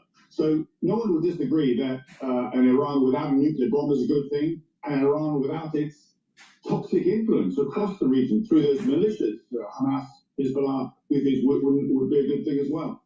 But we now wait to see what America chooses to do. Iran and Israel, I think, will continue exchanging missiles, but the space does give other stakeholders to express their views, including Trump's base, which is war is not what they voted for. And people are now comparing, as you've just been doing, with a decision to go to war. Now think about that for a second. Did Iran and Afghanistan end up being a fiasco? Yes. Why? Because we went in there with false pretenses. Do you think going into Iran is under false pretenses while they're inching closer to nuclear weapons? And the Ayatollah wants to usher in the 12th Imam? Really? It's totally different. The reason why it failed in Afghanistan and Iraq was because we didn't have a blessing, because we went in with false pretenses. We are not going in with false pretenses with Iran. So there'll be a blessing. That's the big difference. And this is why people don't get it. It's not Westphalian logic. It's soul roots. It's all about soul roots. And this is why the experts are always fucking wrong. Always fucking wrong. Iraq in 2002, 2003. Russia will be advising the regime, as will China. It receives oil from there as well. So the reality is of a prolonged, costly war. Is that where America wants to go with nobody in control? This is what's focused minds. And we now have a window that must be used wisely to demonstrate some real statecraft to avoid a wider major conflict. Do you have concerns that the US, if it decides to get involved in this, could use the Diego Garcia base as a launch, and that being central in the US planning if it were to get involved? It doesn't matter. It doesn't matter. You know why it doesn't matter? The B-2 bombers can launch from the United States and get refueled. They have microwaves in the B-2. They can sleep in the B-2. They have a rotating crew. Don't worry about it. America, and this was being discussed here before the deal was struck. This was one of the reasons why America was keen that Diego Garcia, the whole issue, the whole question mark about what next was resolved, because they had this potential situation in their minds that might evolve or unravel as it's currently done. The true answer is you have to ask government. I don't know the details of the fresh deal, what's been signed. I suspect that America is allowed to operate unconditionally, but I simply don't know. I think that is a big question, the question for today, that we need to pose to the government. Well, I tried to ask Lisa Nandy, and she was going nowhere near it when we spoke to her at 7:05. She's probably not the right person. No, of course. Having done the ministerial rounds, probably not the right person here. This would probably be for the Attorney General Langley. Okay, let me just split screen this using the fancy Opera browser. Yeah, let's just buy those. Link below to download it for free. Did you get LED HPV vaccine? Yep, gotta keep her protected. Against cervical cancer, right? It protects boys too, from throat and penile cancer.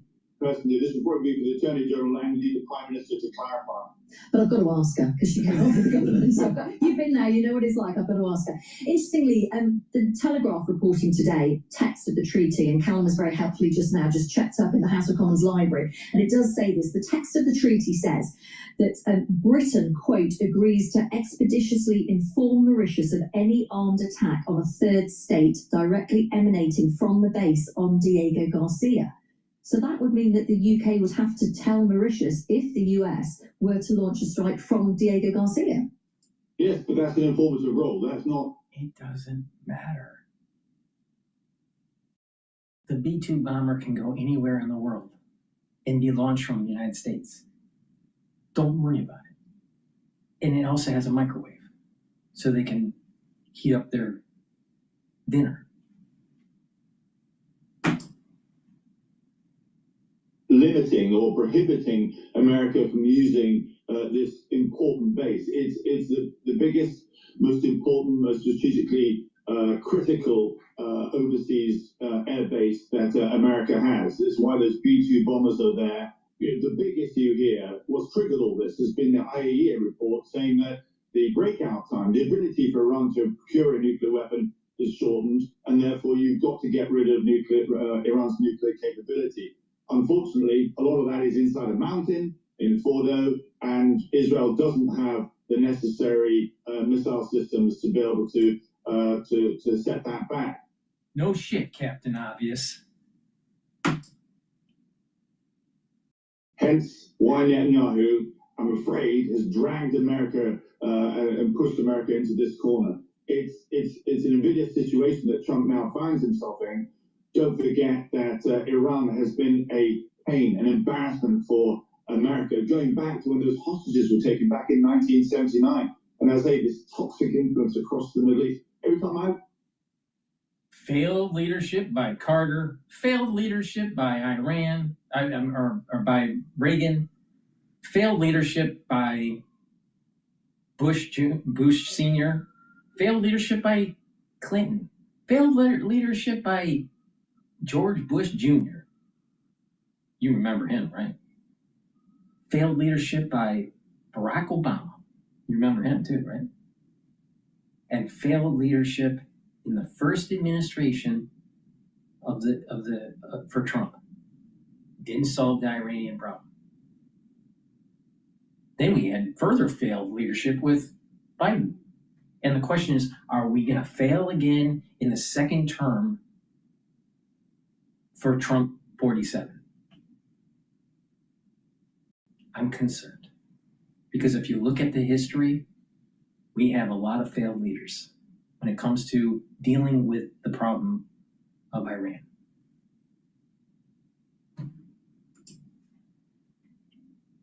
The Middle East as minister, I was just astounded why there wasn't a wider international strategy to push Iran back, push them out of Lebanon, push them out of Iraq politically, because they were such a destabilizing force.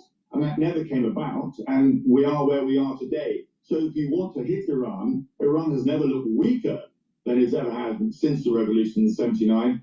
Now's the time, to make your mark. But as I say, the consequences of that, and Iraq 2003 is a great example. If you don't have a plan for what next, it could go terribly wrong. It is worth pointing out, of course, that the IAEA have not said there is evidence that Iran is trying to build a nuclear bomb, just clearly they've gone beyond the agreement that was in place. The other thing is,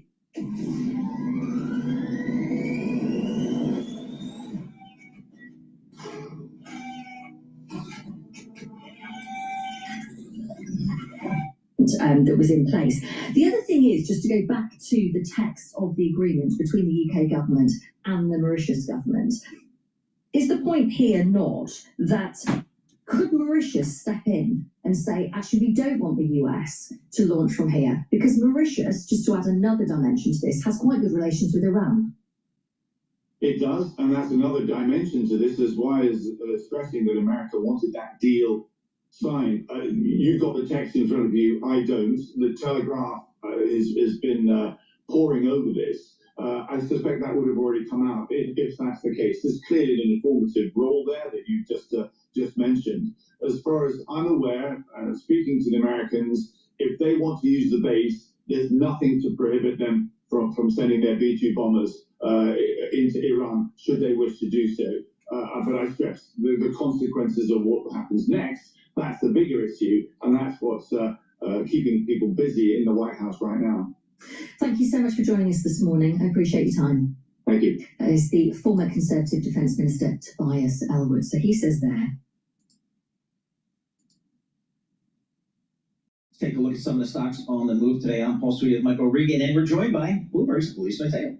All right, so I want to start with shares of gunmaker Smith & Wesson. That's ticker SWBI. Their shares have been down as much as 19%. It's saying 13% after the close yesterday. It's really looking at another challenging year, right? Customers have been cutting back their spending on firearms.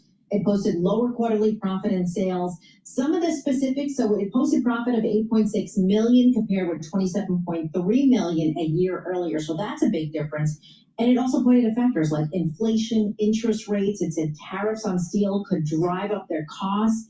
And its CFO really put it into perspective so that the company expects demand for firearms in fiscal 2026 to be similar to what they saw in fiscal 2025. Management didn't provide any guidance because of uncertainty with tariffs, but what it's doing differently to deal with the slower demand, and that is it's limiting its inventory. So its CEO said several smaller firearm manufacturers, they're also struggling to stay afloat because of the slowing demand, and they're also starting to exit the market too. I thought this was a bigger company, market cap of only $387 million. Okay, I got it. Maryville, Tennessee is where they're based. 1,500 employees. What else you got? All right, so we got Kroger. That's the nation's largest supermarket operator. Yes, ticker KR. Its shares rose more than 8%. That's actually the highest intraday since March of 2024. Reported a beat on sales, steady grocery spending, comparable sales. When you take fuel kind of out of the picture, it rose 3.2%. That was better than what Wall Street expected. They also raised full year sales guidance. They said it saw a $100 million impairment charge. That was due to its plans to close about 60 stores over the next 18 months. So they do plan to close some stores. When it comes to tariffs, they said, you know what, it's not going to bother us too much because a big part of our products are sourced domestically, but it still faces a few challenges. Paul, I know this is one that you've talked about, shoppers kind of buying the cheaper products, you know, like going to the store and saying, going for the cheaper products, or they're getting more items on sale too. And it really needs to spark growth because it had that failed deal with Albertsons, so it's also dealing with that too on top of it. But they're not around here, are they? They're not in the Jersey area. Kroger not too much, much. But if you look at shares like for other ones that are in the area, like a Walmart and a Costco, their shares are higher too because of this news. Interesting. All right. And then finally is building products distributor GMS. Its ticker, yes, GMS. Its shares are up as much as 25 cents. So really sparking. The reason why is this Wall Street Journal report that Home Depot made an offer for the company. No word on the price. And that would possibly set off this bidding war with QXO, because they offered to buy GMS for about $5 billion earlier this week, and GMS said its board is reviewing that offer from QXO. But the big appeal with GMS, like what's so appealing about it, is that Home Depot and QXO, they're looking to expand, right, their share for market construction, supplies, and tools, and they're hoping that that bigger entity like GMS is going to help pull in business for more contractors, and that's what they're needing. So QXO, they're up about 5%. Home Depot has been up as much as 0.5%. All right, Lisa Mateo, thank you so much. We appreciate that. For more conversations like this, subscribe to our new Stock Movers Reports. Listen for 5-minute audio reports of the biggest winners and losers in the stock market. Subscribe to Stock Movers on Apple Podcasts, Spotify, or anywhere you listen. We got a couple of guests here that are going to help us get current on what's happening over there in Israel and Iran. Escalating tensions right there. We're going to start with Roz Matheson, Bloomberg News Director for Europe, the Middle East, and Africa. Roz, it appears that the latest news that the market's digesting is President Trump will give up to 2 weeks before he makes a decision as to what role, if any, the U.S. will play in further military actions. Is that kind of your read as well? Well, it seems like he's trying to get a bit of space here. Of course, Donald Trump is famous for saying everything could happen in 2 to 3 weeks' time, and that's a mantra he's repeated, and then sometimes again he's changed his mind. But it does appear at this point that what he's trying to do is just allow a bit of room here before the US needed to commit potentially to direct strikes on Iran, and allow Iran to perhaps come forward with some kind of proposal that would allow them to have this conflict come to a halt. And so it would have to be a proposal that Iran might cede some of its nuclear program, and then would have to be acceptable to Israel. I mean, the comments that we've had today from the Iranians suggest they are really holding the line. They're saying the usual things. They're not going to be willing to give up enrichment entirely. They're certainly not going to be willing to do it if the bombs are still flying until Israel halts its offensive against Iran. So it's a very slim chance here that we have that we're going to get some kind of proposal from Iran, perhaps facilitated by the Europeans, that the Iranian foreign minister is meeting today in Europe, passing some messages. Can we get something at least to put on the table for the Israel to consider, and also for the US President Donald Trump to consider, when again he's all these factors in his head, the pros and cons of getting the US directly militarily involved in Iran. You know, Roz, when I listen to all the quotes and read all the quotes coming out of Washington, I'm struck by how there's a real lack of unanimity on what politicians think Trump should do in both parties, you know, and I wonder if that is maybe causing his hesitation here. But I'm curious if there's anything closer to a consensus coming out of Europe from the leaders you've heard from. Well, and European leaders are very clear that they want this to stop and they want Iran to get back to the table. But the reality is they're kind of big players in all of this. I mean, this began because the Israeli Prime Minister Benjamin Netanyahu made a unilateral decision to proceed with attacking Iran in the face was quite a sense of unease from the US about doing that. So if he's not listening to Donald Trump, he's not really going to be paying that much attention to the European leaders. I mean, they're all expressing a lot of concern about this, but their role may simply be to provide a platform to talk to Iran, to carry some messages, to coax Iran into giving up, a proposal, because there are those networks and understandings between European leaders and Iran. So perhaps their role is that. But in the end, as you say, no one really knows what Donald Trump plans to do. Perhaps even Donald Trump, he does seem quite conflicted. He's got a lot of things in his head to weigh up here. He's got the domestic imperative in the US, he's got the political environment there. You've got some people saying you need to go and do this now, or Iran may be able to build a nuclear weapon. You've got others saying don't do this, you're going to draw the US into a war, yet another war in the Middle East, and does this set off a broader conflict in the region? So a lot of calculations there. But the Europeans are really quite sidelined in all of this. They seem to be mostly trying to keep those channels going with Iran. So it kind of goes to that issue. I was just going to say, we have any sense that there's any strong lines of communication between the U.S. and Europe? But I guess you're suggesting is probably not. At this stage, not really. It doesn't seem to be. I mean, you've got a bunch of countries who are trying to mediate, to offer their services to try and build those channels with Iran. I mean, it's also Europe, it's Pakistan. The Russian president, Vladimir Putin, keeps offering his services to mediate. No one seems to be really keen to take him up on that one. And of course, the Gulf states in the region, I mean, they're right on the cusp of these countries and they're watching this with a sense of alarm. They may not be major friends of Iran or great fans of the regime. And equally, they don't want a nuclear weapon on their doorstep, but they also don't want this conflict to really blow up. So they're probably providing some back channeling as well. So all of that trying to coax again Tehran at this moment. What is it that you could put on the table, at least, that we could take to Israel and possibly to the US? All right, Ross, thank you so much for joining us. Always appreciate your reporting. Ross Matheson, she's the news director for Europe, the Middle East, and Africa for Bloomberg News, and she is based in London. Let's continue this conversation on the Middle East. We'll broaden it out a little bit, maybe some scenario analysis here. Cliff Kupchan, he's chairman of the Eurasia Group. Cliff, thanks so much for joining us here. Again, speaking with Ross Matheson of Bloomberg News, the latest news is that President Trump appears to be taking a little bit of a pause here. How do you think this potentially could play out? There's a number of scenarios I know you've kind of gamed out. Most likely is there's talk for a week, 10 days, the Europeans leak away.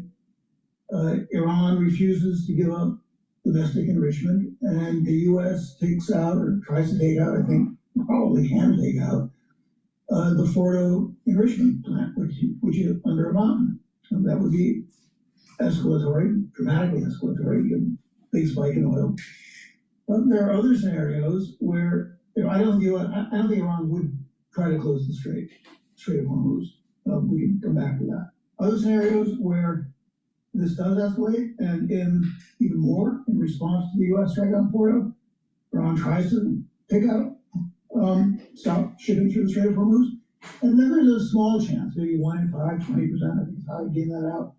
These talks actually work, but it's a really kind of a Hail Mary, I think, by all sides. No sides want to escalate, but I think it's a really small chance. Cliff, I've seen a lot of sort of guesswork and estimates regarding how many missiles that Iran really has left in their stockpile. They've used a lot have been destroyed by the Israelis.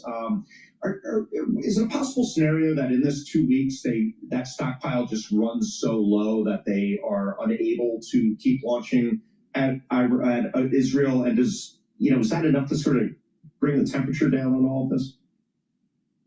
I think the rate of missile salvos from Iran is already dropping. Yeah.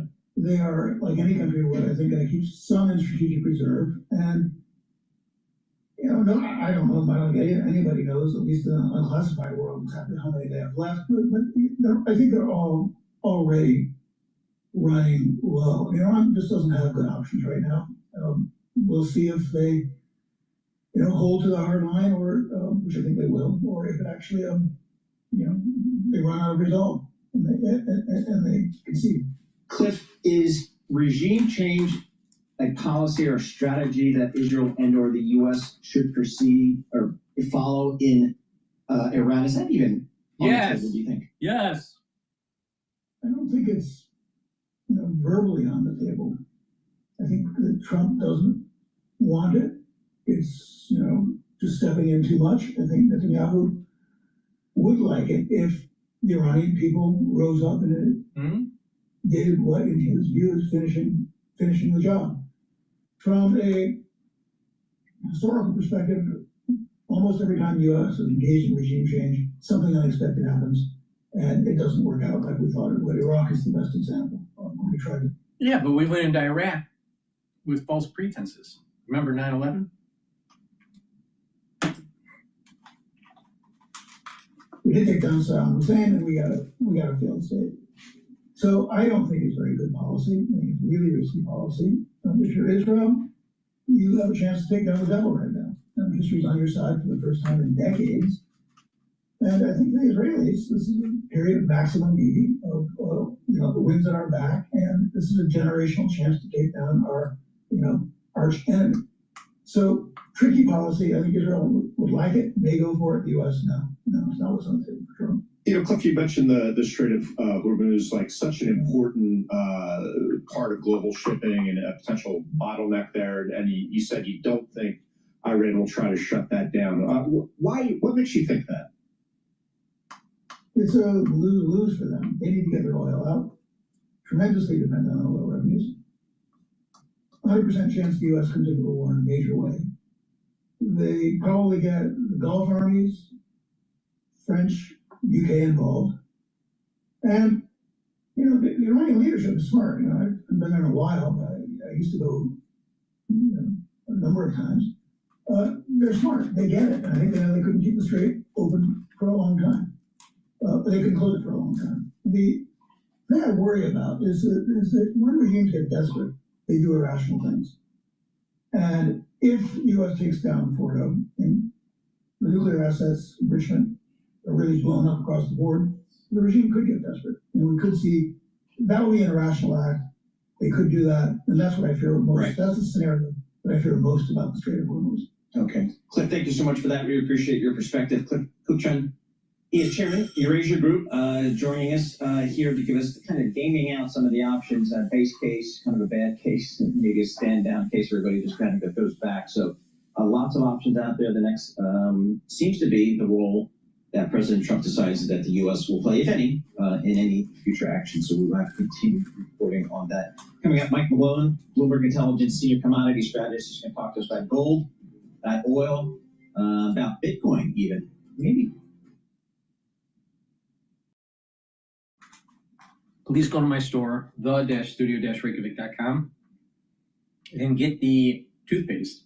This toothpaste will whiten your teeth, freshen your breath, help with your gum line health, reduce inflammation at the gum line, and with good oral hygiene, you're helping with your vascular system. With good oral hygiene, you're helping with your valvular system. So please go to my store, the-studio-reykjavik.com, get this toothpaste.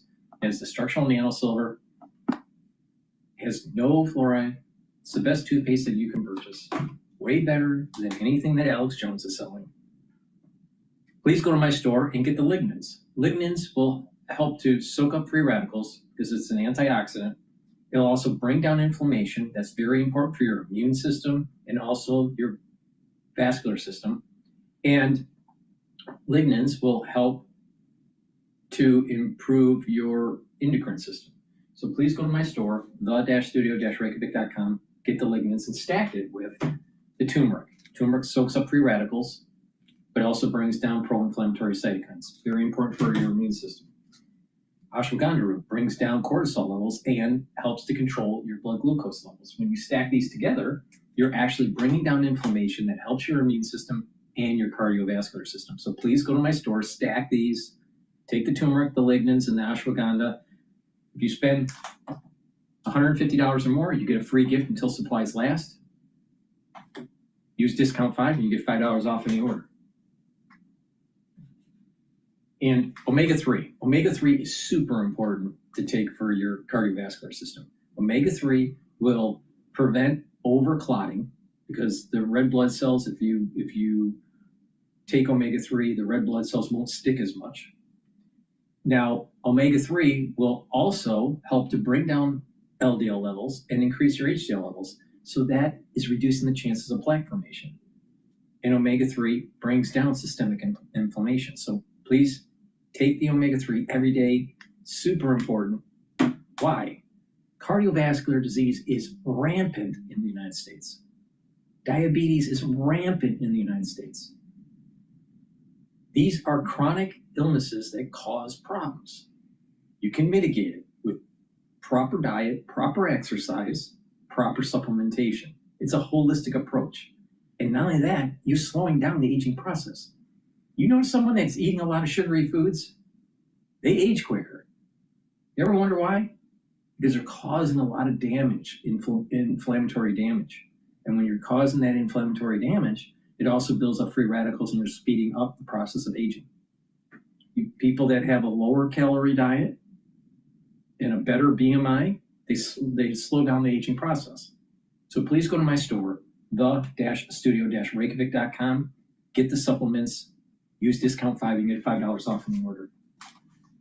All right. Bloomberg is cycling with the commercial, and then they're going to start talking about oil and Bitcoin. At Bloomberg.com, Bloomberg Television, and the Bloomberg Business app. This is a Bloomberg Business Flash. It's 11:21 on Wall Street. We do check markets all day long here at Bloomberg. We've got the Dow higher, the S&P, NASDAQ. They are both declining. And this update is brought to you by Oracle. Attention, growing businesses. Oracle's offering to cut your current cloud bill in half if you move to Oracle Cloud Infrastructure for new U.S. customers with minimum financial commitments. See if your company qualifies at oracle.com/Bloomberg. Stocks lower after a report on the U.S. potentially revoking waivers for allies with semiconductor plants in China. That's weighing on chip makers and the broader tech group. We begin with NASDAQ trading lower now by 0.5%. The S&P down 5, drop there of 0.1%. The Dow holding on to a gain of 95 points, up now by 0.2%. The NASDAQ 100 index lower by 0.4%, and our Mag 7 index down 0.9%. 10-year at 4.39%, with a 2-year currently yielding 3.91%. Gold down $3.50 the ounce, 33.67, down 0.1%. West Texas Intermediate crude down 0.3%, 74.95 a barrel, and Bitcoin little changed on the day, 104,262. We'll have a whole lot more on commodities, gold, silver, and yes, pork bellies coming up with our Mike McGlone. Sources tell Bloomberg Tesla is set to open its first showrooms in India in July, kicking off formal operations in the world's third biggest auto market as the Elon Musk-led firm hunts for growth amid falling sales in Europe and China. Tesla right now down by 0.8%. For on-demand news 24 hours a day, subscribe to Bloomberg News Now wherever you get your podcasts. I'm Charlie Pellett. That is a Bloomberg Business Flash.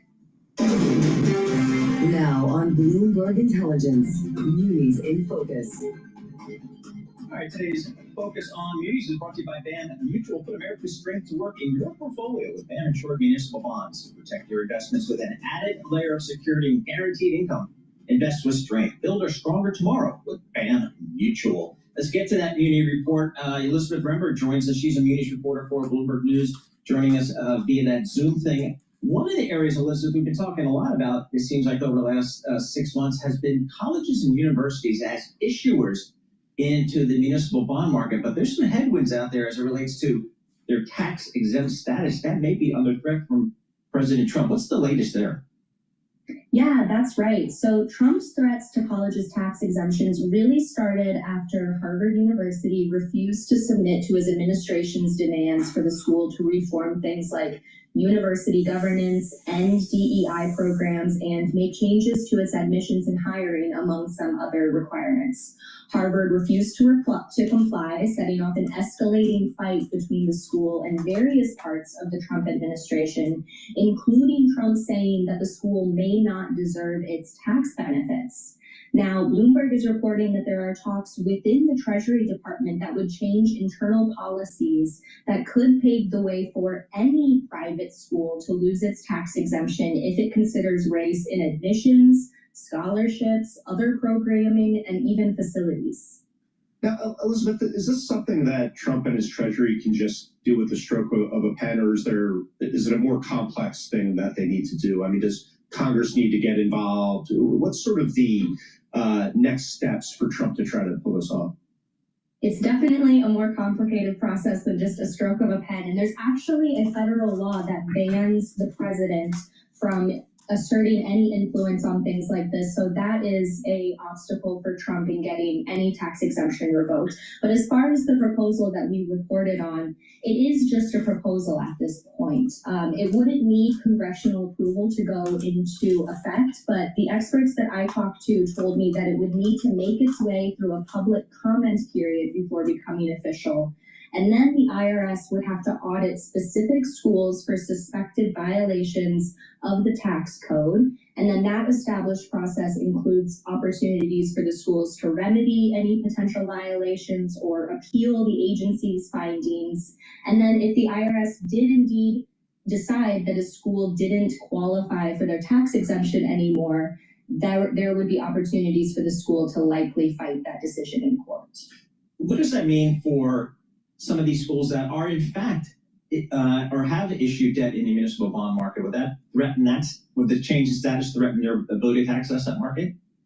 Yes, that's right. It would affect their ability to access munis, but it would also have many other devastating consequences. For example, the status allows them to skirt paying corporate income taxes. It helps them get breaks on property taxes. And it also really incentivizes donors by allowing gifts made to the schools to be deductible.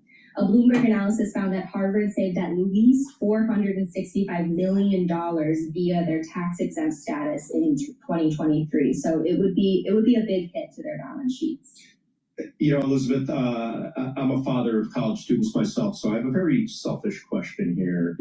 This all sounds like tuition could go up a lot. Is that a concern if Trump is successful with this?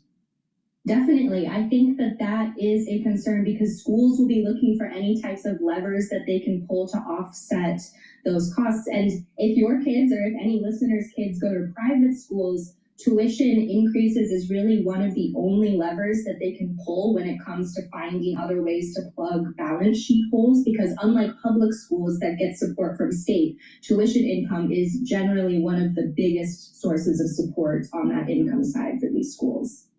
I don't know, Michael, having worked myself at the board level of a major university, I just think the cost structure is completely screwed. You can't keep raising tuition above inflationary rates forever. Right. You know, there's going to come a time when I think they're going to have to look at their cost structures in a huge way. With what the rates on student loans are now. Yeah, exactly right. Real quick, Elizabeth, what's the cool deal you and the market is looking for in the next week or two? Or fun deal? I think that a lot of the market participants that I'm talking to are really, they're not pointing towards specific deals that they're looking at, but they're pointing toward the longer end of the curve, where they're saying that if muni investors are able and willing to wait out, you know, those 30-year maturities, there's a lot of value to be found there. I talked with some folks who are saying that, and if you run it on, you know, the terminal, you'll see that the relative value to treasuries is approaching that 95% yield, and that's a really attractive entry point for some buyers. All right, Elizabeth, thank you so much for joining us. Really appreciate it. Elizabeth, remember, she's a municipal bond reporter, Bloomberg News, and a proud graduate of the University of Nebraska. How cool is that? That's what I'm talking, Middle America, growing some corn and soybeans out there. Mike McGlone knows a thing or two about that, being a Midwestern. Mike McGlone, senior commodity strategist for Bloomberg Intelligence. He's not in the Midwest anymore, folks, and he's not in New York metro market. He's in the new hub of You can't pin this guy. You can't pin this guy down. He's down in Miami Beach. He's basically taking over the Miami Bureau for Bloomberg Intelligence. Hey, Mike, we got oil kind of whipping around here over the last several days as this tensions in the Middle East kind of flare up here. What are the traders telling you? What are investors telling you here? Just kind of a geopolitical bounce in what is otherwise a bear market? You nailed it. I think that's exactly what it is. It's a question of how much higher, how much longer it can stay here. Will there be a definitive cut in production, which is very unlikely? The last time we had a bit of a shock in production was when Iran was notably attacked Saudi Arabia in 2019, and their ability to do that has been quite has been very much limited now by the Israel gaining air superiority over Iran. So to me, this is a bit of a shorter term thing. It's going to accelerate those pre-existing trends. We have our demand estimate revisions remain downward on a global basis, most notably from China, and supply estimate revisions remain upward. This higher spike is just, I think, giving producers a chance to sell forward, bring on that supply, and responsive traders who've been waiting for a bounce, I think, are going to be jumping on board. You know, Mike, prices prior to this pop higher because of the geopolitical tensions, prices were getting down to that level where you start wondering about the U.S. shale producers, whether they start turning off the spigots. You know, we saw the rig count was very low. Is this pop enough for them to get going again, or are they going to be on the sidelines and just wait to see how long it lasts? I think it's more the former. First of all, that's the key point. What's the number one force to reduce that excess of supply that's been coming out of the U.S. and Canada? This trend has been in place for almost 20 years. The number one force to reduce those forces is lower prices. Now, you noted that starting to kick in. The key thing is we started seeing rig counts drop a little bit. Let's remember the significance of rig counts and drilling technology. The same rig counts right now, that level's about the same as 2010 in the big picture, yet we've doubled production since then. We can now drill numerous laterals and go out for many miles. So it's that technology that's significant, bringing on more supply. The demand is decreasing, but what matters is now we've had that bounce, and you can see that in the forward curve. The prices are still lower because I think producers are thinking, okay, my break even in the U.S. between 50 and 55, and the front contract just bumped to 75. What's that going to do for supply? I can sell a little bit forward. You bring on the supply. All right, let's switch to agriculture, because I grew up here in New Jersey, and we were talking about corn. It's knee-high by the 4th of July. That's when you know you got a good crop and everything's going to be good. But I know, Mike, the real stuff is grown out where you're from, out there in the Midwest. We're talking Nebraska, Illinois, Iowa, all those great states out there. How's the planting season? How's the growing season? What's the expectation for some of those big grains that are so important for our farmers? It's going very well so far, Paul. We've added about 5 to 6% to corn planted acres this year because the prices were low and there's a lot of incentive to produce more corn. So if we have a normal crop year, prices will continue to decline towards that cost of production. In the U.S., we estimate that below $4 a bushel, and corn right now, corn's about $4.50 a bushel. So to me, that's the risk, is we have a normal supply, a normal year. You basically need a drought for these prices to go higher. And then number one force for all the grain process is the massive supply coming out of Brazil. And why did it come out of Brazil? Number one, the technology is kicking in, China's helping, but because prices pumped on the back of Russia's invasion of Ukraine. Pump up the prices, bring on more supply, elasticity kicks in. We're still heading towards that lower price cure. So unless we get a bad drought this year, prices will probably continue to bounce. But we just haven't had a scare yet. Typically, we get a bit about a scare coming into July, August. Like, it's always great to talk to you because we know that if something has a price chart attached to it, you got to take on it. So I'm curious what you think about Bitcoin. You know, really been range bound lately, despite all these quicker treasury buying. What do you think's going on there? Are we just stuck in the range for a while? Well, Bitcoin right now reminds me of the mantra, you're supposed to be selling when they're yelling. When Michael Saylor, who famously got bullish, we discovered Bitcoin. It was around 10,000 in 2020. That was the time to buy. It was really cheap and everybody hated it. Now that everybody loves it around 100,000, be very careful. The significance I like to point about Bitcoin is since it's reached that threshold at 100,000, the first end of the day above that level was on December 6th.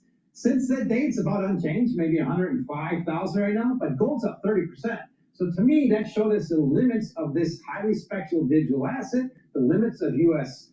stock market risk asset appreciation, and gold is taking the mantra, and I think it's still a bullish factor for gold, particularly if Bitcoin declines.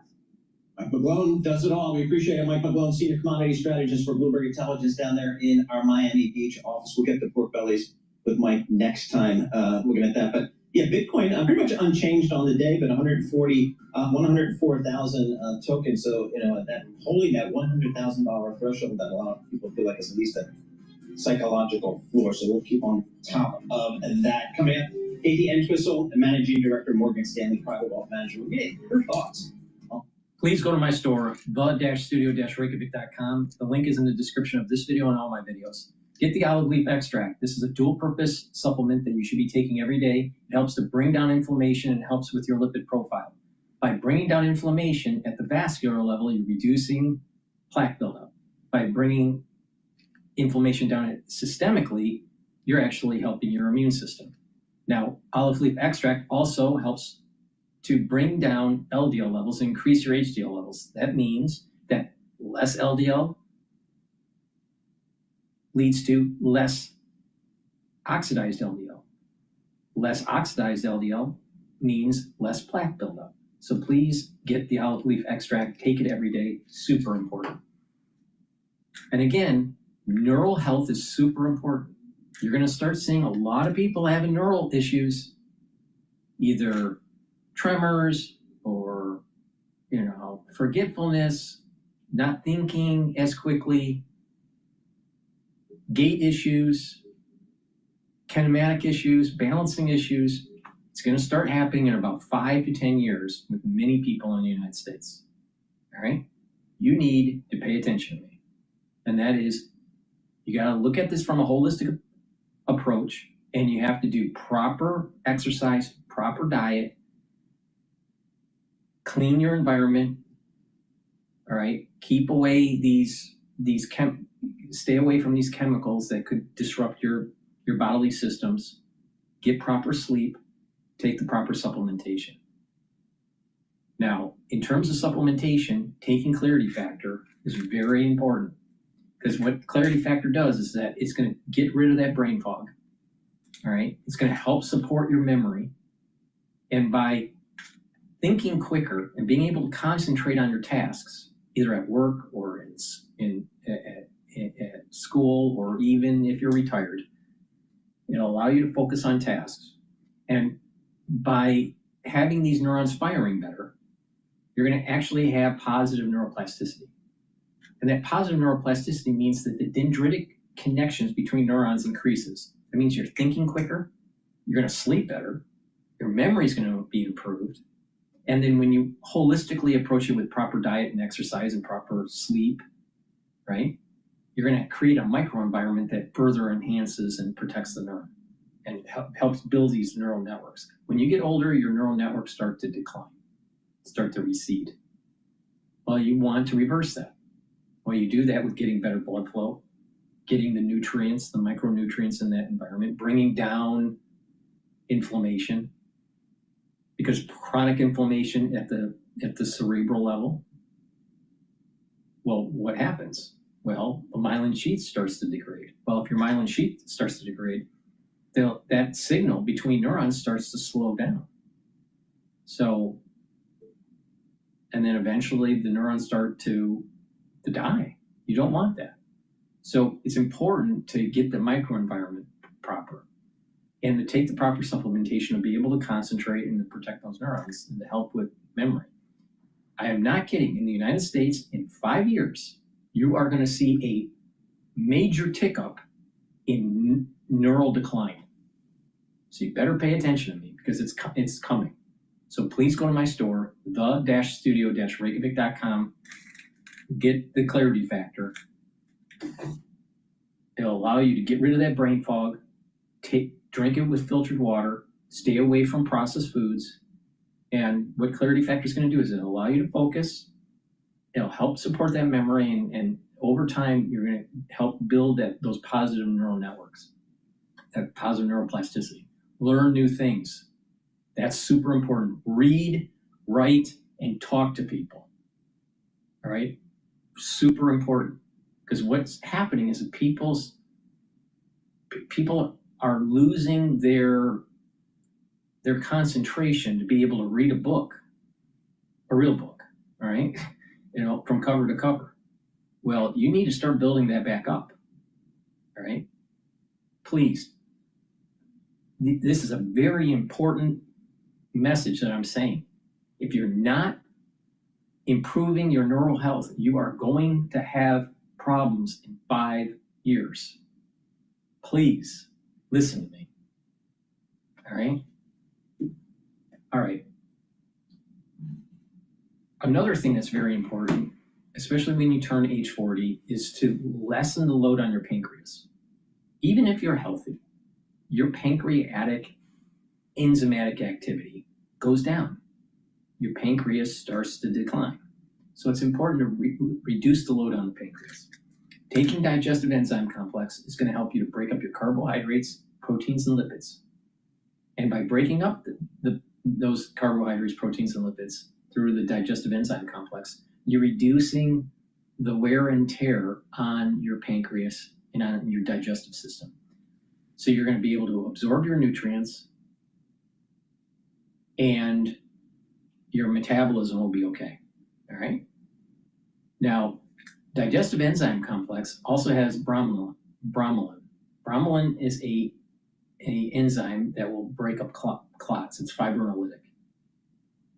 In addition, this has proteolytic enzymes that will help to break up glycoproteins.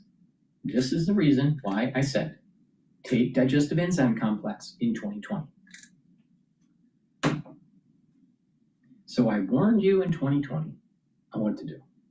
I'm warning you what to do the next 5 years. Now, taking resveratrol is super important as an antioxidant and to help with youthful gene expression. I've been taking resveratrol for decades. Now, what resveratrol is going to do is going to soak up free radicals and help the health of the mitochondria. When you have healthy mitochondria, even at the neural level, your ATP goes up.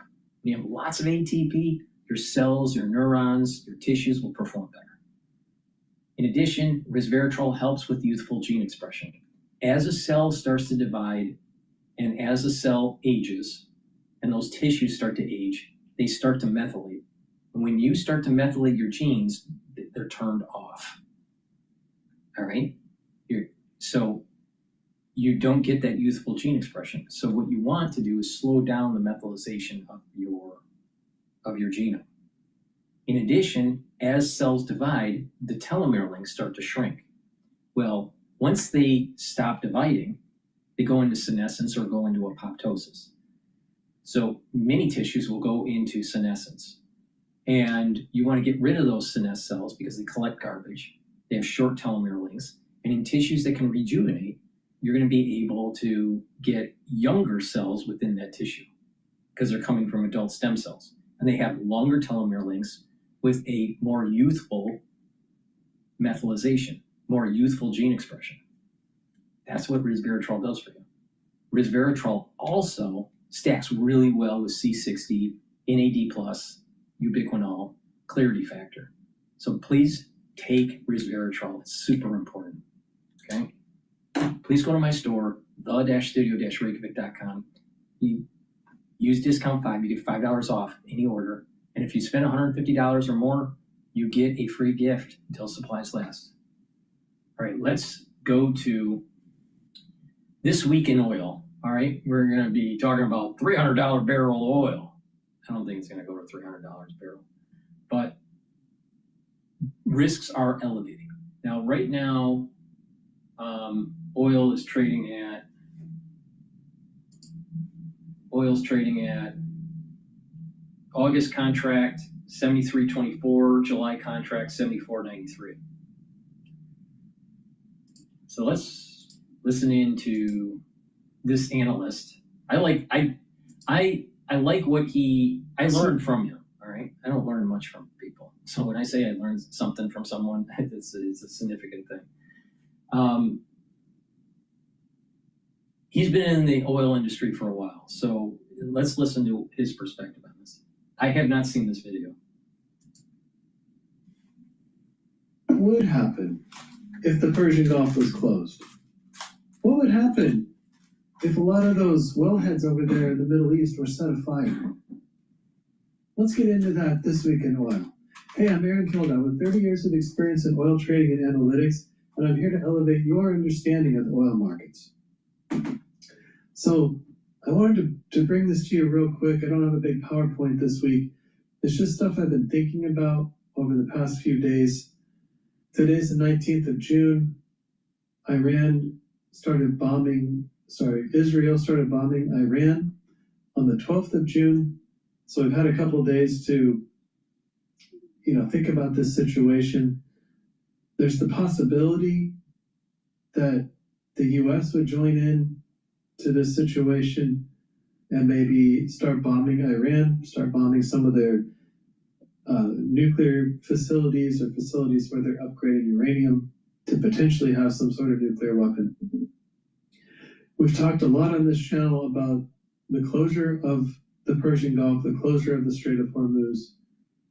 A viewer brought up the possibility of what if they go scorched earth, like what happened after Saddam removed his forces from Kuwait in 1991. They set a bunch of oil wells on fire on their way out the door.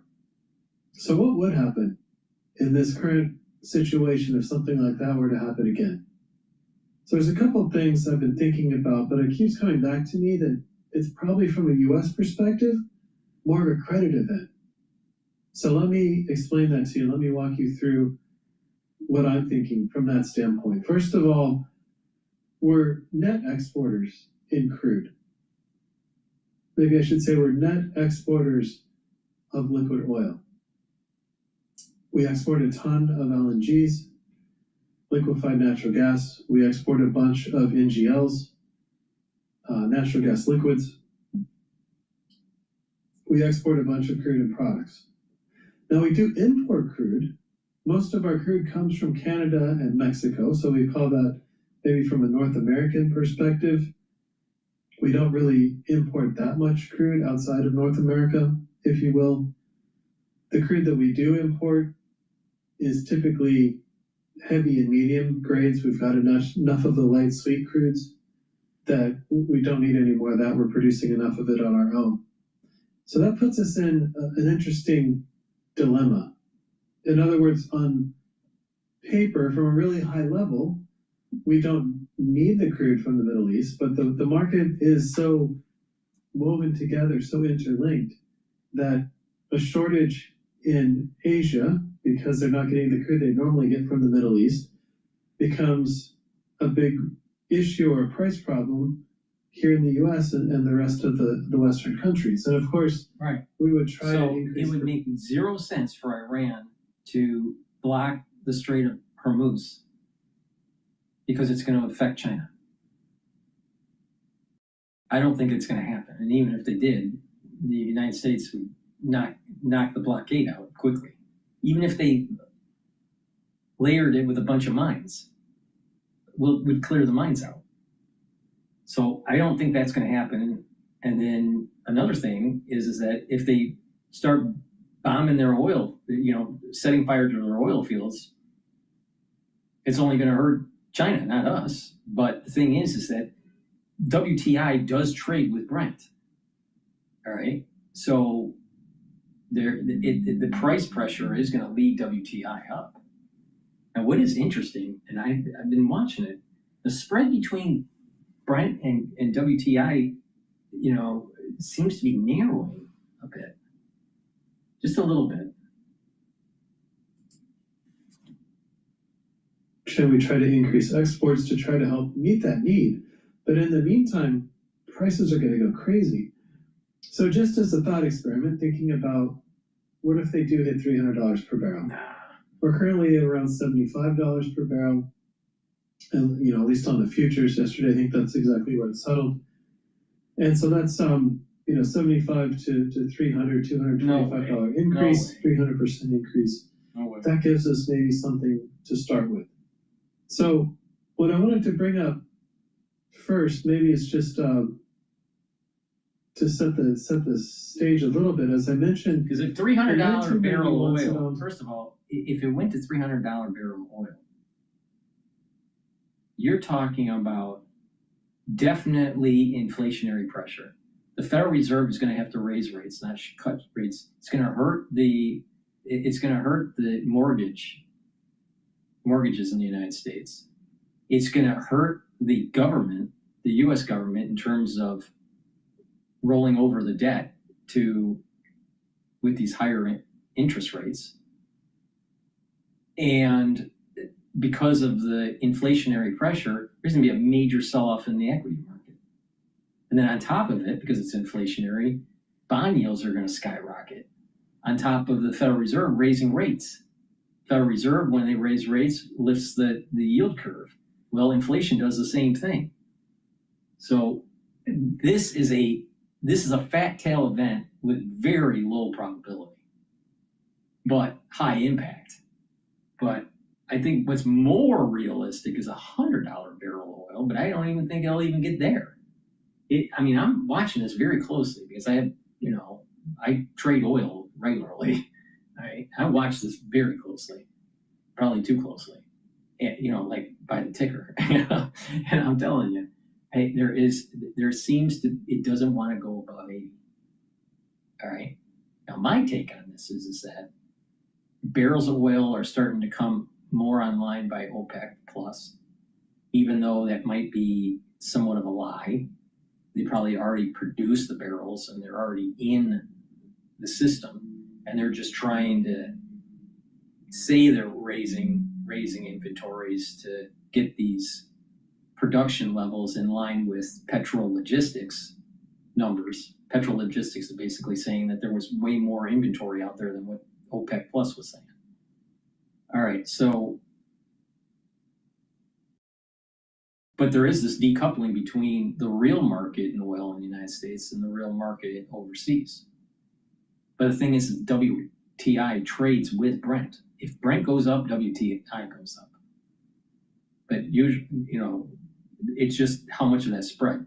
Brent is more expensive than WTI. So that spread can change, can widen or shrink it. You know, get narrow, it can widen or narrow.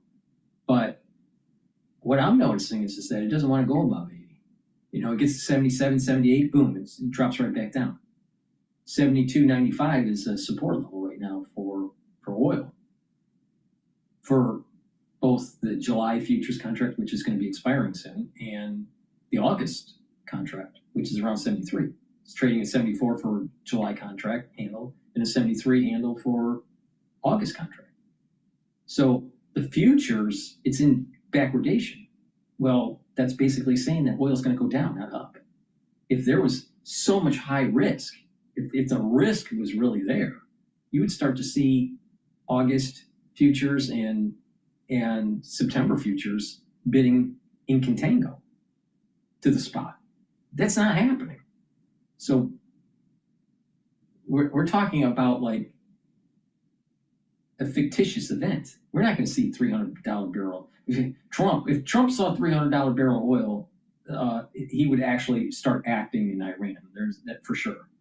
So, but there is a contagious issue if you had such a high level of oil, and it would affect multiple markets, equity market, the credit market. I think that's the point that he's making. Forces went into Kuwait. The U.S. and others went in to go push them out. And as we pushed out those forces, they set a bunch of wells on fire.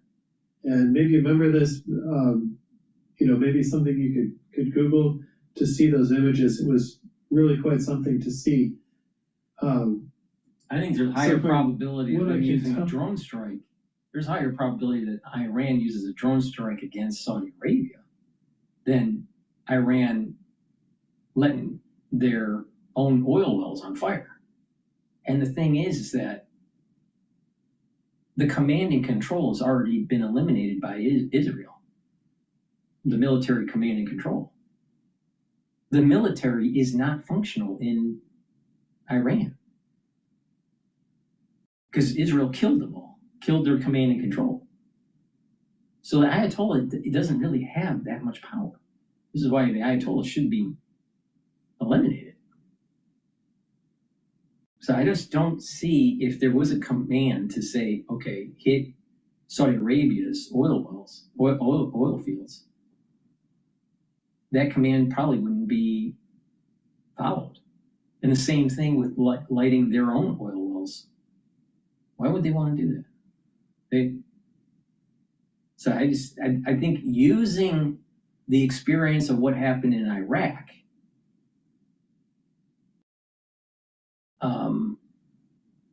and projecting that in Iran, I think they're just two totally different situations. Plus, you have this integration of China needing that oil. You didn't have China wasn't even really integrated with the WTO yet when this oil field being lit up by Saddam back in the 90s. So we're in a different era. So I just don't see Iran doing this. Again, I'm remembering some of this, and I've done some research as well. There's about 650 wellheads set on fire. A company called Bechtel, which shout out to you guys. I know you guys watch this. A company called Bechtel went in and worked with other folks like GETTR to put out those fires. And it took them 9 months to do it. So that's 2 to 3 wells per day sort of thing. At the time, Kuwait was producing about 2 million barrels per day.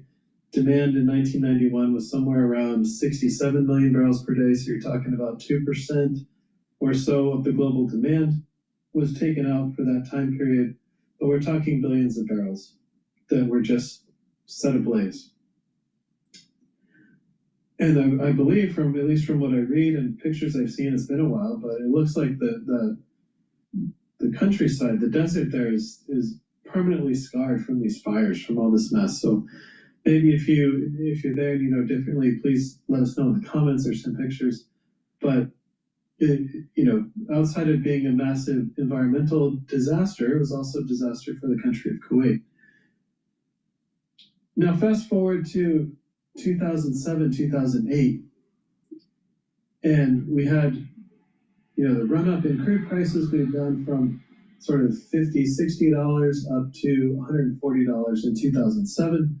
Things started getting a little bit weird in 2008. You could tell from... What happened? I lost his audio.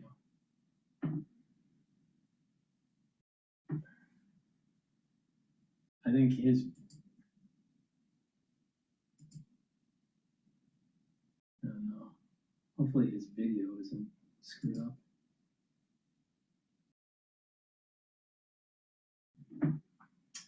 You got 25.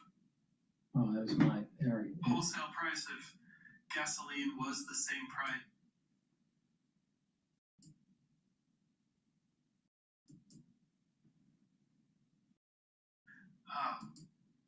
So what I can tell, again, I'm remembering some of this and I've done some research as well. There's about 650 wellheads set on fire. A company called Bechtel, which, shout out to you guys. I know you guys watch this. A company called Bechtel went in and worked with other folks like DrPaulCottrell to put out those fires. And it took them 9 months to do it. So that's 2 to 3 wells per day sort of thing. At the time, Kuwait was producing about 2 million barrels per day. Demand in 1991 was somewhere around 67 million barrels per day. So you're talking about 2% or so of the global demand was taken out for that time period. But we're talking billions of barrels that were just set ablaze. And I believe, from at least from what I read and pictures I've seen, it's been a while, but it looks like the countryside, the desert there is permanently scarred from these fires, from all this mess. So maybe if you're there and you know differently, please let us know in the comments or some pictures. But outside of being a massive environmental disaster, it was also a disaster for the country of Kuwait. Now, fast forward to 2007, 2008, and we had, the run-up in crude prices. We've gone from sort of $50, $60 up to $140 in 2007. Things started getting a little bit weird in 2008. You could tell from, credit was getting pinched. And then by September of 2008, we had Lehman finally going under. And that was a sort of a crazy time to be alive, to be trading in the markets, because things started to be driven by credit. And that was a very weird sensation. At that time, I was working for a company that was fairly cash rich, but small in the big scheme of things in terms of sort of international trade and that sort of thing. We were just a domestic facing company, if you will. We were moving crude oil. We were moving a lot of diesel fuel at that time. That was our primary thing, is diesel fuel. We're just getting into, well, maybe that even preceded that. I was going to say we're just getting into RINs and sort of biodiesel and that sort of thing too, but that would have been the really early days of that. At any rate, it stands out still in my mind, all the different credit things that would happen. And I'm going to go through that here in a minute. But I guess let's go ahead and jump into what I think would happen if prices went from $75 per barrel on crude to $300 per barrel. And again, just to put that in a frame of reference, because it's hard to sort of, we've never been that high, right? $300 per barrel works out to $7.14 per gallon. So just from like a wholesale price, if gasoline was the same price as crude oil, you'd be looking at $7.14 per gallon, but that's before any of taxes and any of that sort of thing.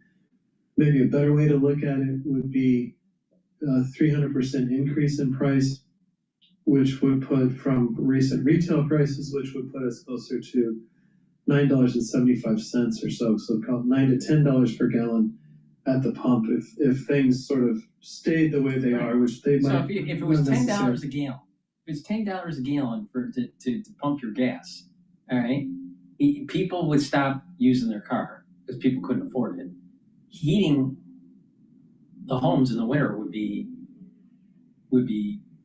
not prohibitive, and you know,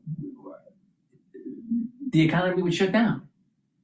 It would be so inflationary that it would be and then if the economy was shut down, then you're talking about banks having issues with being able to issue short-term commercial paper.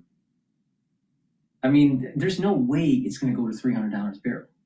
Now, could it go to 100? Yeah, maybe, but I don't think so. But $300 a barrel, there's no way it's going to go to 300. I think he should have used like maybe 100 or 120 as a data point here. This is so out in left field. But just to put it in some sort of context for you, that's sort of what we're looking at as being a possibility, and not just in California, but nationwide. California would actually be even higher. Again, assuming the relationships we're seeing now between crude and products stayed the same, which isn't necessarily true, but it's a place to start. So one of the first things to think about is the futures market. So people put on hedges, and again, you know, so maybe a small crude producer would go to one of the banks to put on a crude hedge. They'd use an ISDA type agreement, so they'd have a bilateral agreement with the bank, and that's one set of credit that we'll come back to here in a second, but it's a credit relationship basically that governs that ISDA agreement. What I'm a little more concerned about is when you have shorts on the exchange, that you get a margin call, right? So if we went from, you know, T-1 at $75 per barrel, and then on the day where whatever it is bad that happens, and crude oil suddenly spikes to $300 per barrel, a 300% increase. The next day, or depending on when it happens, even during that day, there would be massive margin calls coming from the exchange, from the NYMEX, from the CME. And I recall, again, just to kind of put this in perspective, I recall one time shortly after Enron collapsed, I was in New York working for a big brokerage shop, and we had a huge client. I'm not going to say the name, even though it's 25 years ago almost. A huge client who had this short position on, and the same sort of thing happened. The market spiked, and we called them for a margin call. And I believe, now this is again thinking back, and it probably doesn't matter because I'm not going to tell you who it was, but it was something like $25 million that we had to have by the end of business that day in cash, because there was a huge margin call because the market had moved against them in such a violent way. And so all of us in the office were, you know, it was a very stressful day, hoping that this client could come up with $25 million in cash in 2001.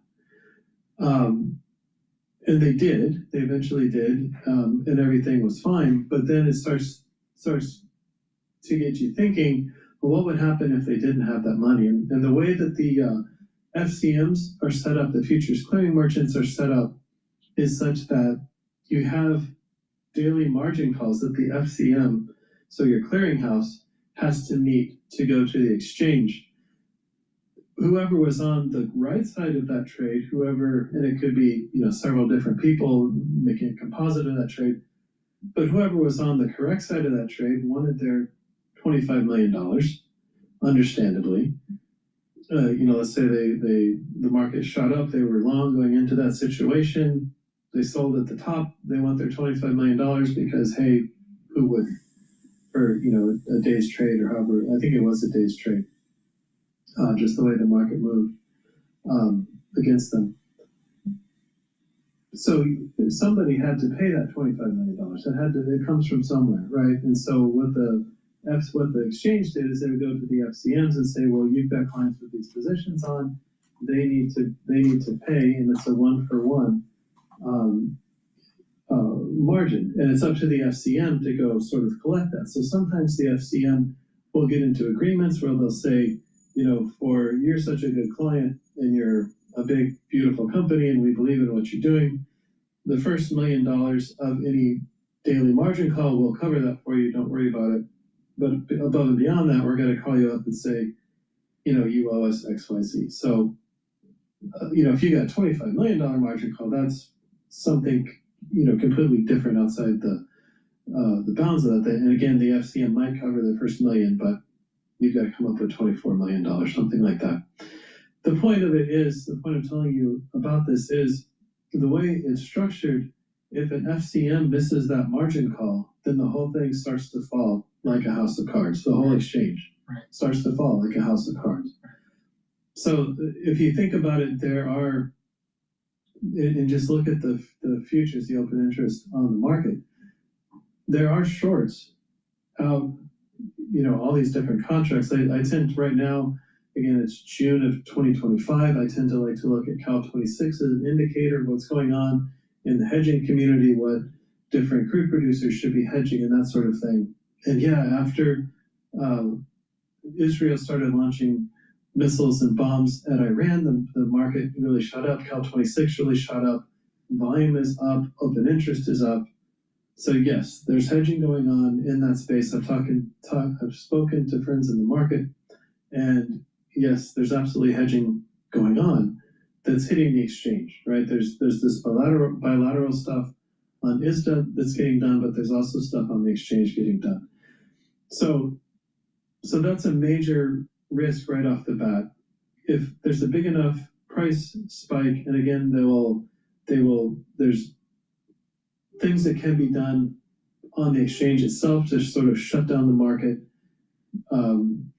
circuit breakers to keep it from going, but they can only do that for so long until the market catches up with reality. So if something were to happen, like the Strait of Hormuz was shut for a period of time, if you had a massive amount of wells set on fire in the Middle East, or something like this, something catastrophic, that could be enough to topple the NYMEX. Just again, depending on how long people think that would last, how bad the event was, that sort of thing. So then the second thing I mentioned is these bilateral agreements. So a lot of them are in ISDA type form, and those are again going to define that credit relationship between the two customers. What sort of tenor can you have? How far out in the future are we willing to work with you on hedging products? And again, I'm speaking now from more of a bank experience, a banking side experience I've had, where working for the bank that gives out ISDAs to its clients to be able to trade, to be able to hedge. Primarily hedging is what I'm thinking in this part of the discussion. So for someone like a crude producer, it probably wouldn't be a margin call type relationship. If you have reserve-based loans, it's actually a good thing that crude prices go up and you're a crude producer, right? So you probably wouldn't have that same sort of margin call on a crude producer, as long as that is done on an ISDA. Again, that is going to depend agreement by agreement, company to company. As a whole, I think that's probably right, at least with the banks. But then the problem becomes, if you're a small crude producer, who are you going to sell tomorrow's crude to? So you would probably have some barrels contracted up, maybe you contracted to a major, maybe you're contracted to a marketing company, that sort of thing. But the next marginal barrel that you can sell, who are you going to sell that to? And again, just my train of thought would say, well, someone like an Exxon, an integrated, one of these big integrated super majors, probably an okay credit risk at this point in time. And, saying something just happened in the Middle East, something catastrophic where a large portion of the world's crude oil has been cut off for some period of time, more than just a day.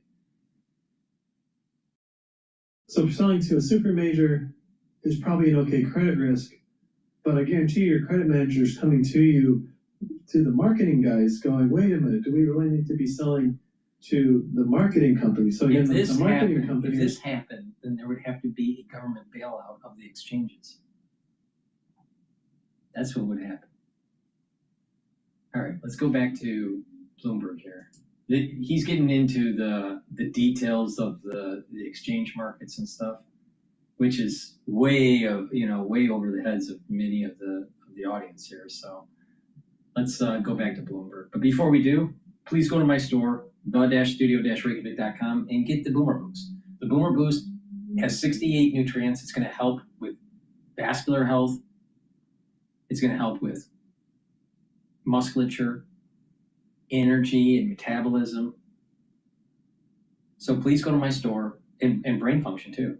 Please go to my store and get the Boomer Boost. The Boomer Boost has a very comprehensive compound profile. So read the label. Take it for your breakfast or for your lunch. Take a scooper a day. Mix it with soft foods, filtered water, a smoothie, or even just with milk. But take it every day, and you're going to notice that you have a steady level of energy throughout the whole day. You're going to lose weight safely. You're going to have more vitality. You're going to have less inflammation, and you're going to notice that you just have this vitality, and you want to be more active. You're going to notice the benefits of this within 72 hours. So please go to my store, get the Boomer Boost to slow down that aging process. It's a very powerful supplement to take. And you can take this separately, the heirloom barley or the gladiator barley separately, but it stacks really well with the Boomer Boost. All right. Heirloom barley helps to detoxify your body, bring down inflammation, and soak up free radicals, superoxide dismutase. Gladiator barley does everything that the heirloom barley does, but it also helps to build musculature. So please go to my store, get the Boomer Boost and the barleys. Use discount 5 and you get $5 off any order. If you spend $150 or more, you get a free gift. Please go to my store, the-studio-reykjavik.com. The link is in the description of this video. Gel.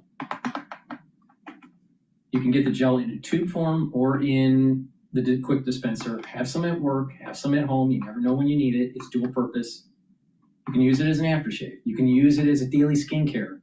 You can put it on a wound and it'll help to heal the wound. And if you're not feeling well or someone around you is not feeling well, put it on your hands, around your mouth, around your nose, around your eyes, around your ears, lightly coat your nostrils. It stays active for 5.5 hours. Make sure you have some available at work, at home. You never know when you need it. Please go to my store and get the gel. Super important. All right, let's go back to Bloomberg. This is the ticking tariff deadline for a lot of countries. There's one a little bit later. He set a vague 30-day deadline with the Canadians at the G7, by the way, and the China deadline is in August. So there's a lot of ticking clocks right now on this, and we'll see. But it's the huge question right now. What happens today in Geneva? You've got Iran's foreign minister, leaders of Britain, France, Germany, the E3. If you want to sound smart at the cocktail parties. Do they think that Donald Trump... alone at the cocktail party? Well, maybe. Okay, let me tell you about the E3. Listen, clear out a room. I've seen you at embassies. Yeah. What happens that Donald Trump would take seriously? We know how he feels about these European leaders. He left them all alone at the G7. Is this going to lead to anything that the White House would consider credible? If he can brand it as them not having a nuclear weapon and then quote-unquote surrendering, then sure. And he can still take credit for it? Again, let's take that U.S. Steel example again. he's talking about American ownership of U.S. Steel and selling that deal. He had a rally celebrating the sale of that company to the Japanese company. Remarkable. Under the framing of American control. And there are provisions for American control, but like President Trump has never been shy to brand something. Yes, right. So I do think that there's a lot of elbow room here. If Iran and the Europeans get to something that Trump himself can, agree with, I think he can rhetorically. Is he convinced that these B-2s can actually get the job done in Fordo? There's been some reporting about whether he's skeptical of that. And does this 2 weeks also give Benjamin Netanyahu a chance to actually send people down there? This has been discussed as well. That's special forces under the mountain. That's a good question, and I invite you to do what I do and ask our friends Nick Waddams and 20,000. Yeah, we might do that later. Right about that. But I think the Bibi question is an interesting one here, because one thing that has not happened in the, let's say, reflection period that Trump has been on in the last several days is any sort of public signal for Israel to hold it or, ease off or anything.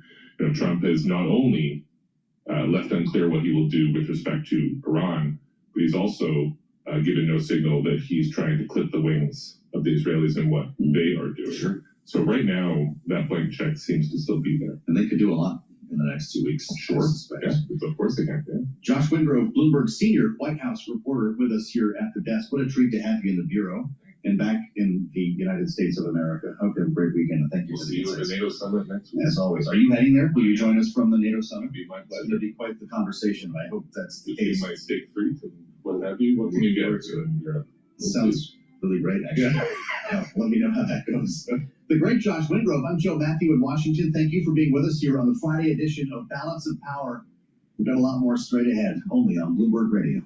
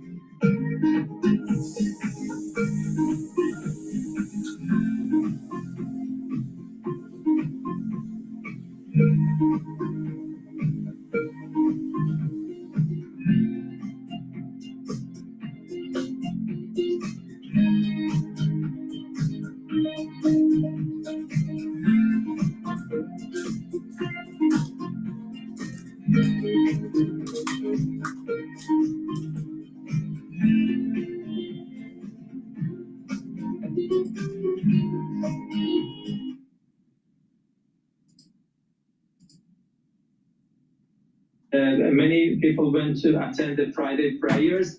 It was much more crowded than the normal, prayers in the previous weeks. And we were seeing those people who normally do not attend Friday prayers just for the sake of condemning the Israeli aggression, because this is, from their perspective, this is not just an aggression by Israel against the Islamic Republic of Iran, but this is considered an aggression against the country itself, whether it's Islamic or non-Islamic. It doesn't matter, and that's why this has made people rally around the flag, and they consider, Israel as let's say, threat against the totality of the country. Given the record Israelis have been making in the region by attacking Palestine and killing people in Gaza, or even after the departure of Bashar al-Assad in Syria, Israelis increased their attacks against Syria, and they are afraid that this might be the case when it comes to Iran. That's why people are more united. And I think these people are protesting against Israel because the Ayatollah is forcing them to. All right, let's go to CNN here. These pants are the best purchase I bought this year. A deal for older adults. They offer unmatched comfort and practicality for everyday life. In the port city of Haifa, missile strikes there that have made impact. I do believe that our Nick Robertson, who has been in Haifa, has reached the scene. Nick, what do you see?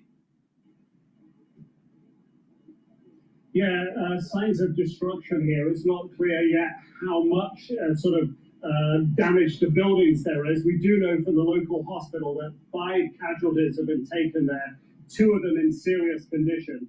The location we're at, without being specific, because Israel doesn't want to give away operational information, is a central location in this city. And what I can see behind me here are all sorts of emergency crews. I've seen the paramedics in here. I've seen the ambulances racing away from the scene as we've walked in here. I've seen the police controlling the streets around here. The military are on the scene here as well as the fire service. And it's their hoses that I've been able to see spraying water underneath the bridge behind me in there. It's not clear what they're dousing, what flames may have erupted.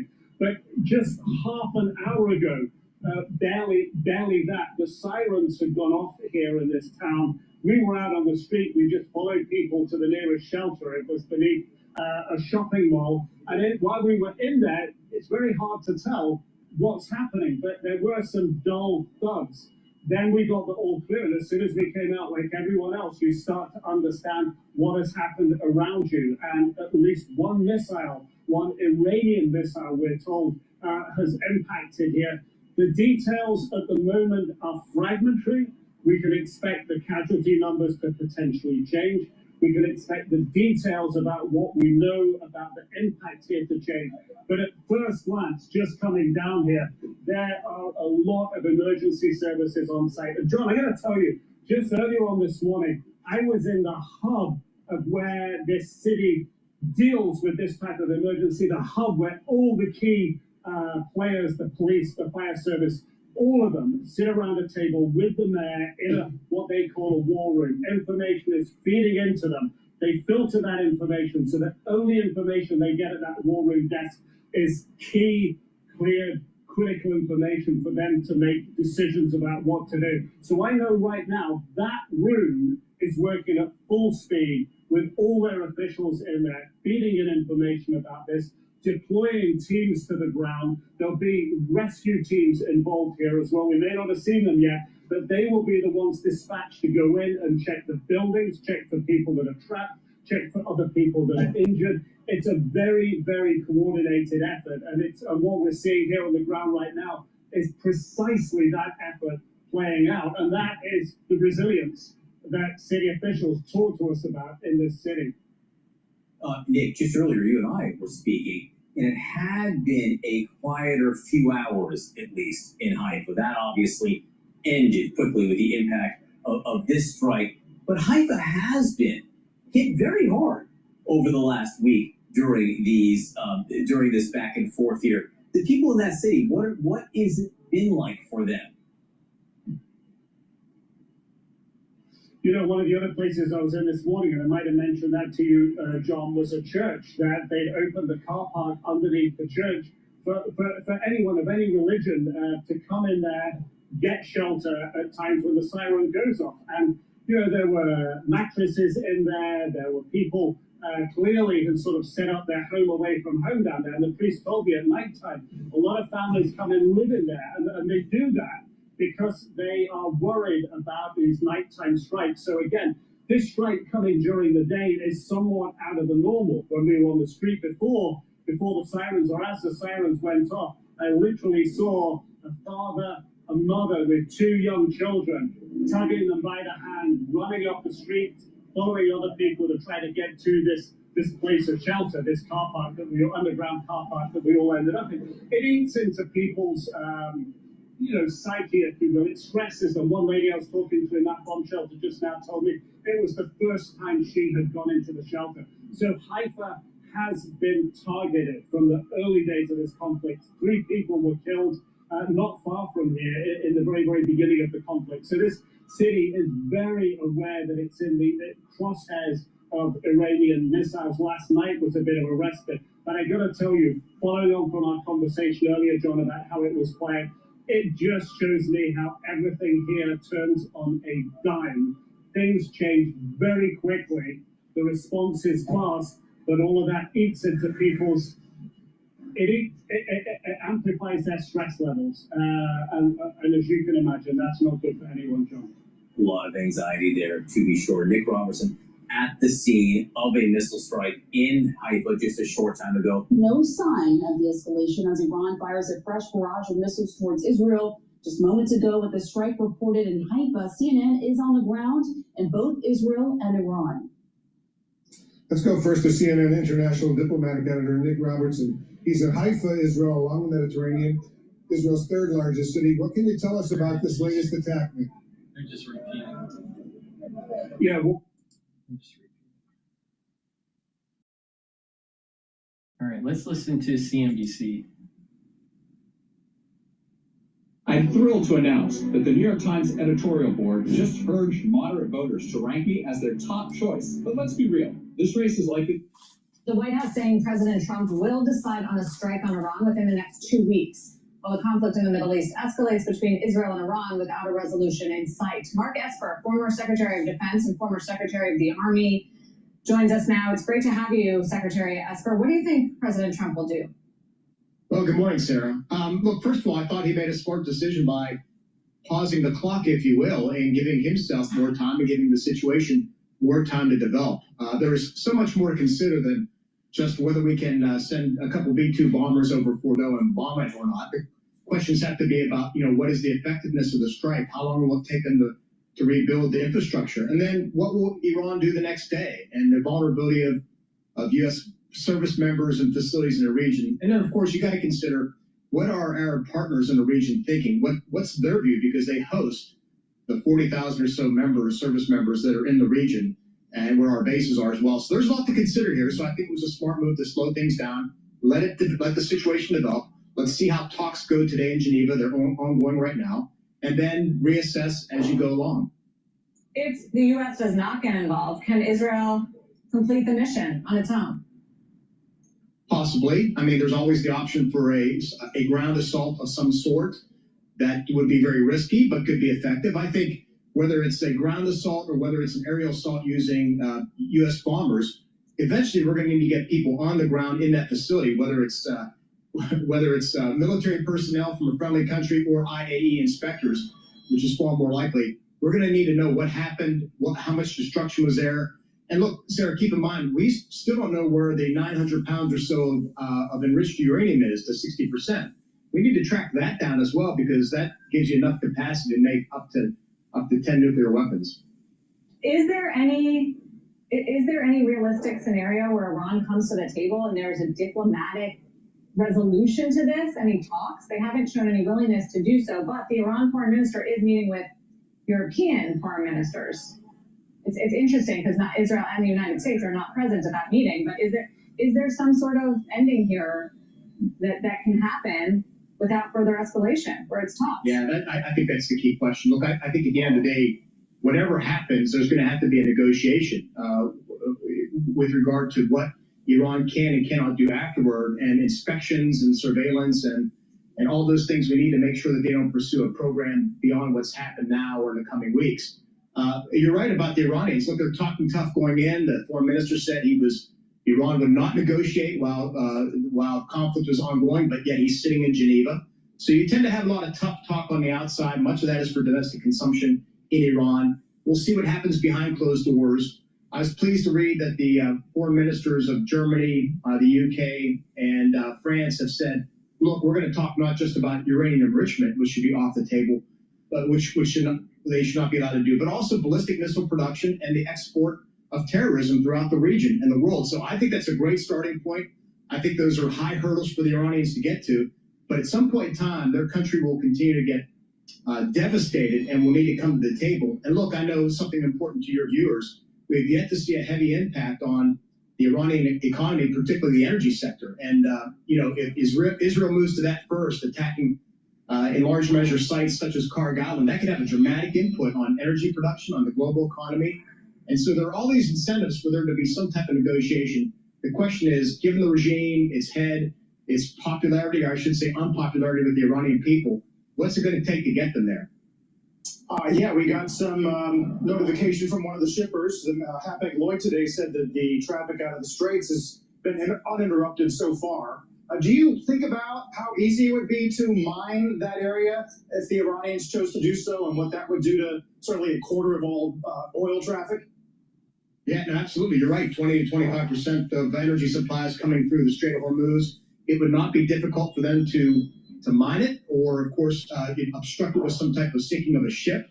That's something that we always kept in mind. I'm sure the Israelis are too. It would not be hard to sink the Iranian Navy, but you have to be 100% successful if you're going to prevent that. But that's just another key factor that's sitting out there that can have, an impact on global energy supplies. And look, I might add too, Iran doesn't have too many allies out there, but the allies they do have, Russia and China primarily, depend heavily on Iranian oil being shipped to them. So there's those impacts with Iran supporters as well that Tehran has to take into account.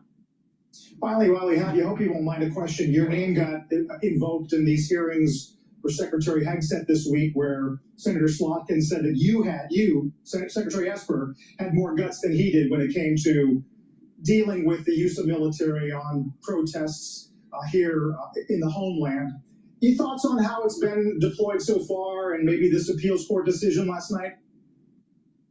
Look, I'm going to stay out of the domestic politics happening on Capitol Hill. The court made a ruling with regard to the deployment of the National Guard. There is a role, of course, for the National Guard when it comes to support to civilian authorities, and the court made a ruling, and we'll see where it goes from there. All right, Secretary Esper, really appreciate you weighing in on the Middle East and helping us understand what could be next. Good to see you, Mark. Please go to my store, the-studio-reykjavik.com. Get the cleanse, which is 30 parts per million, or the max 14, which is 14 parts per million.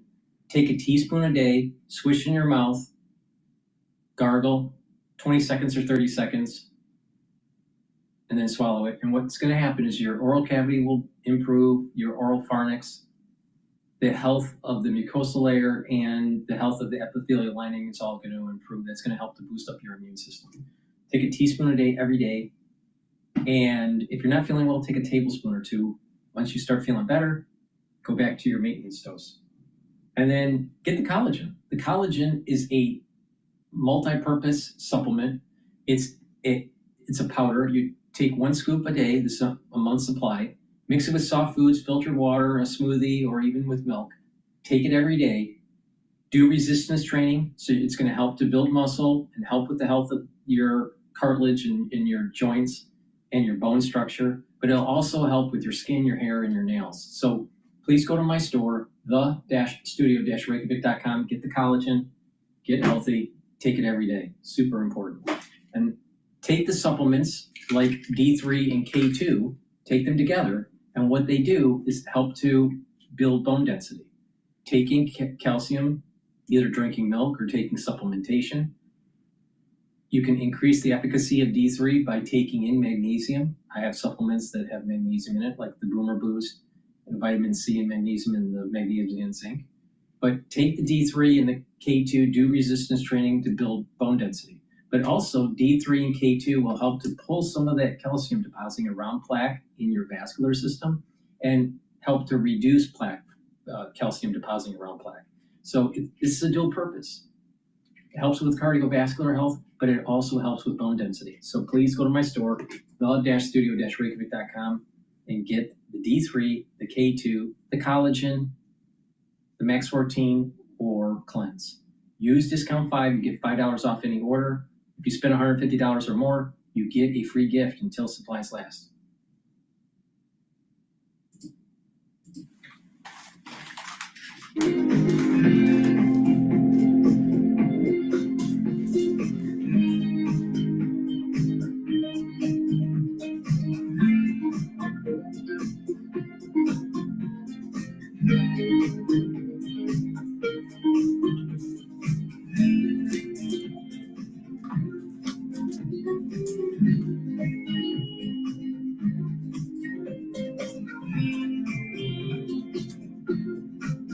To take on the worst of Washington, we need the best of the boroughs. That's Adrienne Adams, straight from Hollis, Queens, a mom guided by faith and justice. Adrienne.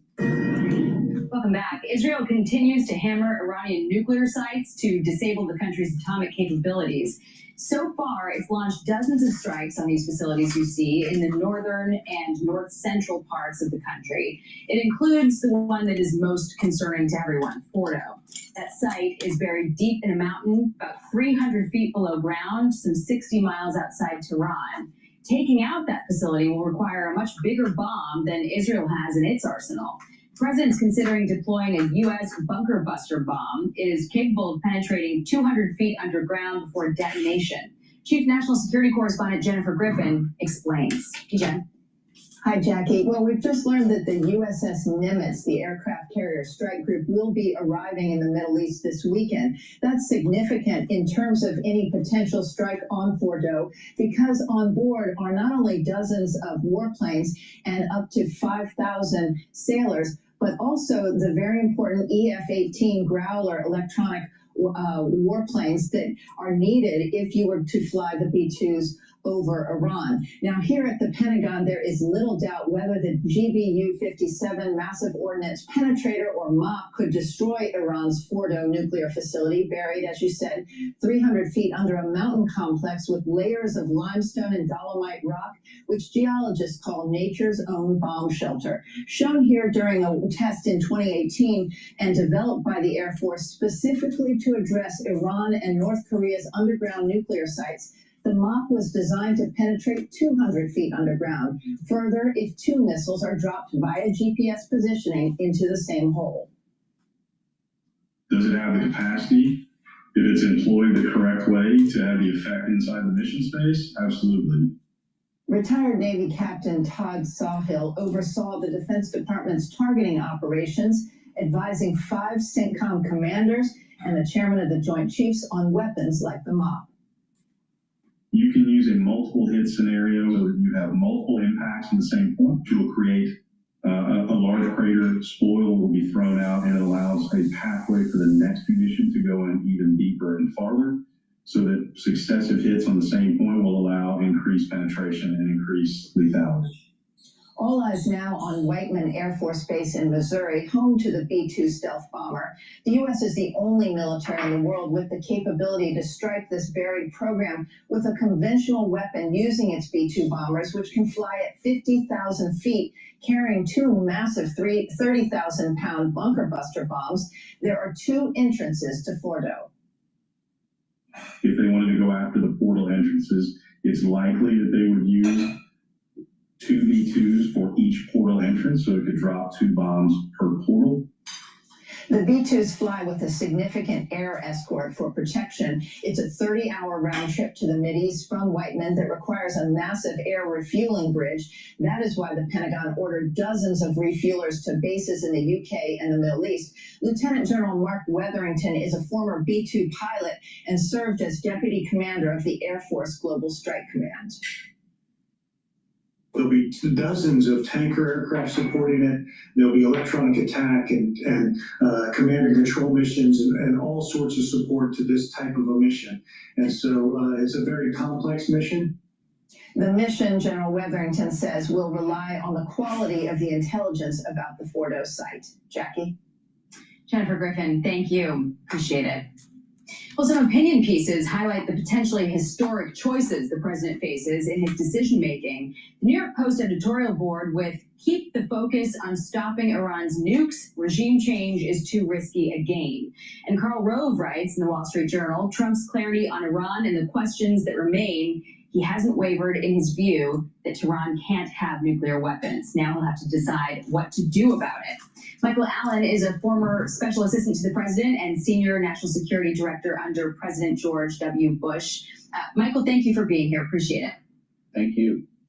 So you just heard Jennifer Griffin's report, and it sounded to me like the assets that are moving in that direction would allow the president, if he so chooses, to take some kind of an action within the next week or so, even though the White House has said that he'll make a decision on whether to strike in the next 2 weeks.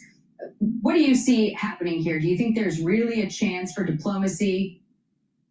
I think the president wants to leave the door ajar for diplomacy. I think he would like nothing more than for the Iranians to just sort of cry uncle and understand that they may be risking the health and security of their regime if this continues and if the United States were to intervene. However, in the end, I think Donald Trump will be worried about some sort of onerous verification process that may result if there is a diplomatic deal, because the Iranians have such a history of obscuring what they're up to, diverting nuclear material. Don't forget, Fordo and the Natanz in the past were secret facilities that they did not declare.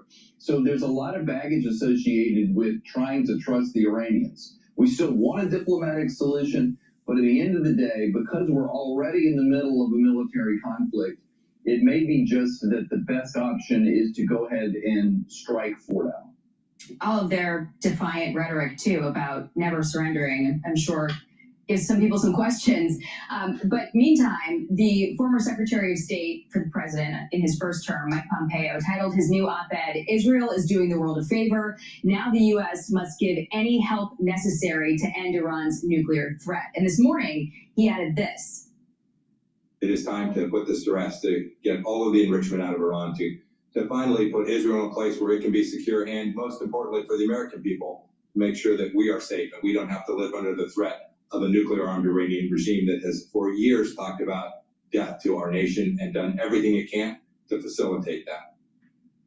So let's say he does choose to strike Fordo. What happens next? What else does the U.S. have to be ready to support? So I think that the Iranians will definitely strike us back. They will attempt to hit our bases in the region with short-range ballistic missiles. I think we would become even more than we already are in the crosshairs of their terrorist infrastructure. So I know that the president is weighing this in terms of a cost-benefit analysis. There's a reason why we've sent so much personnel, so many planes to the region, not just to support the B-2, but also to help shoot down any projectiles that the Iranians may send at Americans in the region. So the question really is, there will be blowback, but can we mitigate it? Can we do well enough by setting the theater with enough defensive weaponry as to sort of make the Iranians pause and think to themselves, if we hit the United States, or at least try to, we're just inviting even a greater series of airstrikes from the United States. Obviously, there's concern about... We're Koya, your new favorite protein shake. We specialize in plant protein, but not that chalky stuff. Because our shakes are sweet, without all the sugar, creamy, without the dairy, and serves up a variety of nutrients. So get ready to shake it and savor the true and tasty power of plants. You may get a little excited when you shop at Burlington. They are my favorite brand! It's like a whole new brand on! I'm saving so much! Burlington saves you up to 60% off other retailers' prices every day. Will it be the low prices or the great brands? Burlington. Deals, brands. Wow, I told you so. Obviously, there's concern about U.S. assets that are in the region, but there's also the question of if anything could happen here in the homeland. We had this comment from a former White House chief information officer and current CEO of a cybersecurity firm. Listen here. If they are running out of weaponry and missiles, they could resort to cyber incidents and cyber attacks. Everything from everyday citizens to U.S. elected officials, media outlets, as well as critical infrastructure. They're going to look for something that might be high impact. Look at the control systems for energy, utilities, water, cyber vandalism, distributed denial of service attacks, sending tons and tons of internet traffic to websites, whether it's government agencies, media, or critical infrastructure such as financial services. Should the federal government be doing anything right now to maybe guard against that, communicate that risk to public or private entities?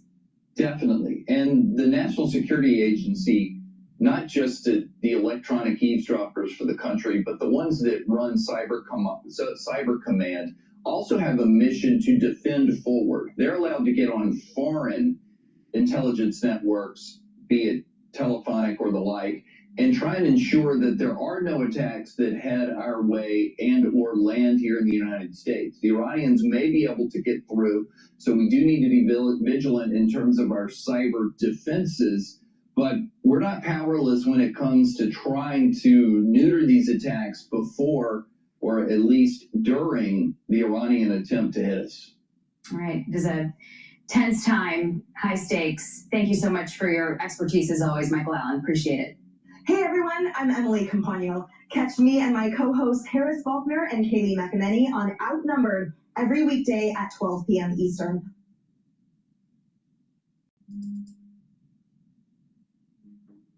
The best mattress deals so you can get your best sleep only during the 4th of July mattress sale at Raymore Flanagan. Combined sale pricing with interest-free financing.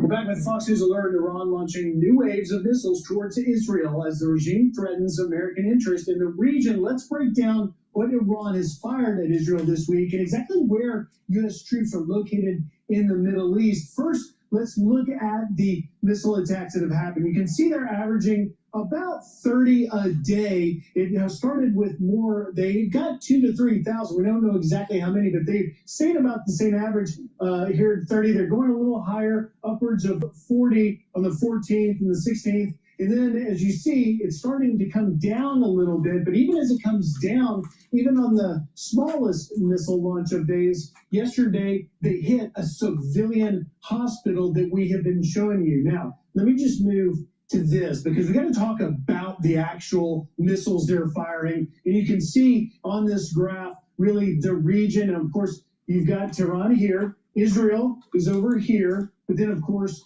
Gulf states down here where a lot of our U.S. interests are. And you look at the range of them from 500 kilometers all the way out to 2,000. They have a lot of short-range missiles. Often the Fatahs you'll see fired out here, but it is the Shahabs that can really go wide. That is of great concern. And then lastly, let me just go back to, as we showed you, that range of 2,000. Obviously, all of this is in there to include Al Udeid Air Base in Qatar, in Kuwait, Ali Al Salim, been a long-time air base for us, a lot of our assets there, along with the deep water port in Bahrain. That is a very sensitive situation. The Fifth Fleet calls that home. That is the threat picture as we wait to find out exactly what President Trump will do. Brian? Yep, within 2 weeks. So let's bring in General Jack Keane, Griff. He's retired four-star general, Institute of Study of Wars, a must-read every day. General, your thoughts, first off, on the decrease in the number of ballistic missiles that Iran's been sending to Israel. Are they running out? Yeah, they definitely are. I mean, it started on the 14th, and just look at it in 24-hour periods, 200 on the 14th, then 105 the next day, then 65 the next day, then 35, then 30, and now I think in the last 24 hours we're down to single digits. So there's no doubt that I think they are withdrawing some missiles and don't intend to use them in the event that the United States attacks, and they may be thinking of retaliation against us. That's a possibility. But there's no doubt that two things are happening. The Israelis are destroying their mobile missile launchers, and that's a tough target. About 70? Yeah, they started with 320, and they got more than half of them gone. They've hit their ballistic missile stockpiles. So the majority of the ballistic missiles are now gone, and that obviously is a good thing. And of course, they're killing them as they're flying into Israel itself. This is the only offensive weapon they really have. They're flying drones, but they're not effective whatsoever. So when you look at the waiting period that the president said, give me 2 more weeks, you got to think that each day that goes by with this pace of them shooting rockets and Israel taking out the launchers, it makes our troops a little bit safer, makes it a little bit harder to think that they're going to hit some of our assets in the region. Maybe we could put up a map that shows where we have troops located. Yeah. Well, they can range, if they can range Israel, they can range our bases, in the Gulf region. But I mean, I think there's a way to handle this. I'm sure that the president and his team have thought through this thing. Is if we're going to help at Fordo, because the Israelis have asked us to help finish this nuclear enterprise off once and for all, and I certainly think we should do that if they've asked for that help. We did 12 sites already. Yeah, the nuclear enterprise is vast, and you covered it earlier. It's very redundant. It's resilient. Multiple sites, centrifuges, so you can spin up enriched uranium. Multiple sites, enriched uranium. They did that, to survive. The Ayatollah going into this, and the reason why he has never made a deal, is because he had built an enterprise to survive an attack, and he believes they can absorb the attack, survive it, recover it, and then rebuild. That is where this guy is. And I don't see him in the near term making a deal here whatsoever. I think after we take his enterprise down, his whole enterprise down, look at the Israelis have destroyed all 70 of their air defense batteries, all of them. Air Force, gone. As we mentioned, the 12 nuclear sites damaged or destroyed. We finish off Fordo itself. And then leadership, decapitated, military and nuclear scientists. Now they can recover nuclear scientists, but in the near term, major problem. And here's the other thing. Look at the isolation that Iran actually has, Brian. The proxies in the region, particularly Hezbollah, was organized to defend Iran against Israel. That is why they invested billions and billions of dollars, 150,000 rockets, a force of 60, 70,000 capable of fighting. They were in Syria as a ground force. How much have they fired since the war began? Nothing. They have thousands of missiles. Why haven't they fired? They have lost their political will. They are done. Do you think Hamas can't do anything? The other proxies haven't done anything. Where is Russia and China? They can obviously assist Iran here. They have missiles. Right. They're not. This regime is isolated. The proxies see it. I think the strategic partners see it. We are looking at the end here. Do you believe the president should greenlight a Fordo hit using the bunker busters? Yeah, absolutely. You think it'll be effective? Do you worry at all about it being able to wipe it out?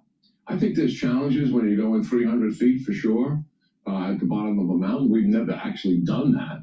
But that doesn't mean you don't do it. I mean, Normandy was 50-50. I mean, it doesn't mean you don't do it. The alternative, I think, is unacceptable. That's the leader right there. Do you believe that the president's Chairman of the Joint Chiefs of Staff, Secretary of Defense, DNI, do you believe they're advising him to do this? I would suspect they are. If they ask, what they do is they lay out options and then the risk associated with everything. And then the president would ask, what's your recommendation? Now, listen, let me tell you something. This Eric Kurilla, who's the CENTCOM commander, that's been here a number of years, he's one of the best we have ever had in uniform as an operational commander. This guy has got his act together, and he is as steady as can be. Does the president trust him? Oh, absolutely. When he was working for Joe Biden, and they had attacked us over 350 times in Iraq and Syria over the 4-year period. Just listen to what I just said to you. Right. And he wanted to respond. He made recommendations to the president. He gave them a target list of 120. He didn't want to hit the proxies that were hitting us. He wanted to hit Iran to shut it down. And they never gave him permission. He's got a president now. We'll see. Sometimes I'm just trying Trump. to tell you that New York Times today, a short time ago, Iran rejects Trump's. The problem with Trump is that sometimes he's not willing to take the risk, and I'm really concerned that he's gonna miss the opportunity here. I'm not so sure. I think that the tail is wagging the dog, and it's Steve Bannon and Tucker Carlson is the tail. For surrender in war with Israel. Predictable. I mean, he wants to survive this. The one thing I would say about the strike, the way to handle the strike, get the message to the Ayatollah. Mr. Ayatollah, we are conducting an air strike to support Israel's war, right? And you know the reason why. And it's a one-off strike. We're not doing anything else. If you retaliate against us, then all bets are off. We're going to come for you with consequential force. And that would put his existence and his regime on the table. I hope the president's watching because that's fantastic advice. Back in a moment. Thanks, General. We'll talk to you now. You got it. All right, we got a Fox. I'm thinking of buying a house. A house? Are you sure? I don't know anyone that owns a house. It's a big commitment. If you can make it work. We got this.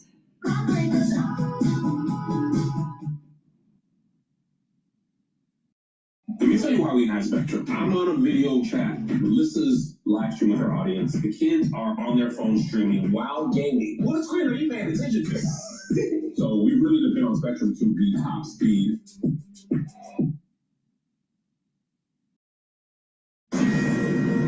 All right, we got a Fox News alert. President Trump is preparing for an intelligence briefing with his national security team at 11 o'clock in the Oval Office. It comes as a senior Iranian official says they will reject any deal with zero enrichment and will not surrender.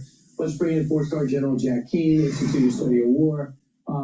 General, your take, what would you say right now if the president said, I need you in the Oval Office to talk to me about what my options are? What would you emphasize? Yeah, well, a few things. I think, first of all, I think he's had 4 or 5 meetings on this, and we certainly don't know, where he is on all of those meetings. But I think from the policy perspective, when you look at it from Marco Rubio's responsibilities, this is a huge strategic opportunity here that we haven't had in 45 years. We're talking about removing and ending Iran as being the #1 adversary that has dominated the region in terms of instability.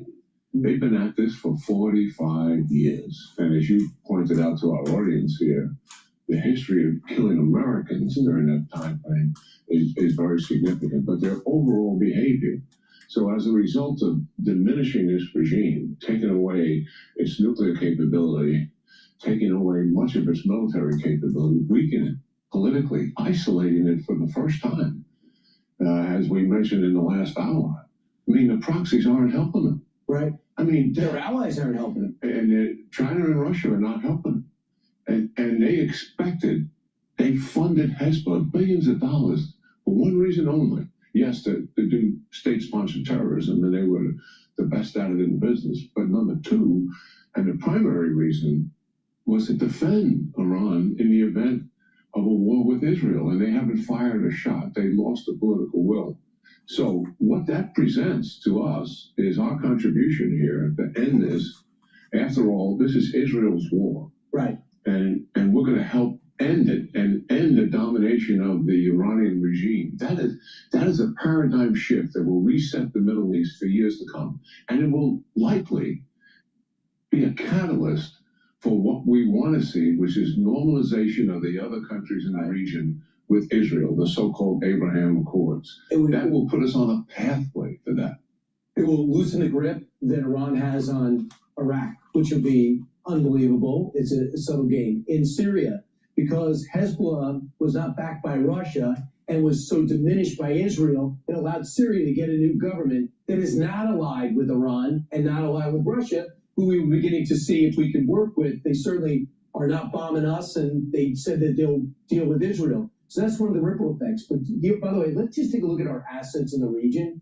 And maybe you sit there, if you were in a military briefing right now, this is where our troops are based. And this is what worries the president arguably most, is because they could be targets. So if you can't go get a U.S. assets or an aircraft carrier, maybe you can get 2,500, start down to the 2,500 in Iraq or the 400 in Syria. What worries you the most there, or who's the most susceptible? Well, I think, and the history is evidence of it, the easiest target for the Iranians to hit because of proximity is right there in Iraq. And that's what they did when we killed Qasem Soleimani. Look, the other thing... We have missile defense there, right? We have some... We do. But, I mean, they could fly drones and other things at it.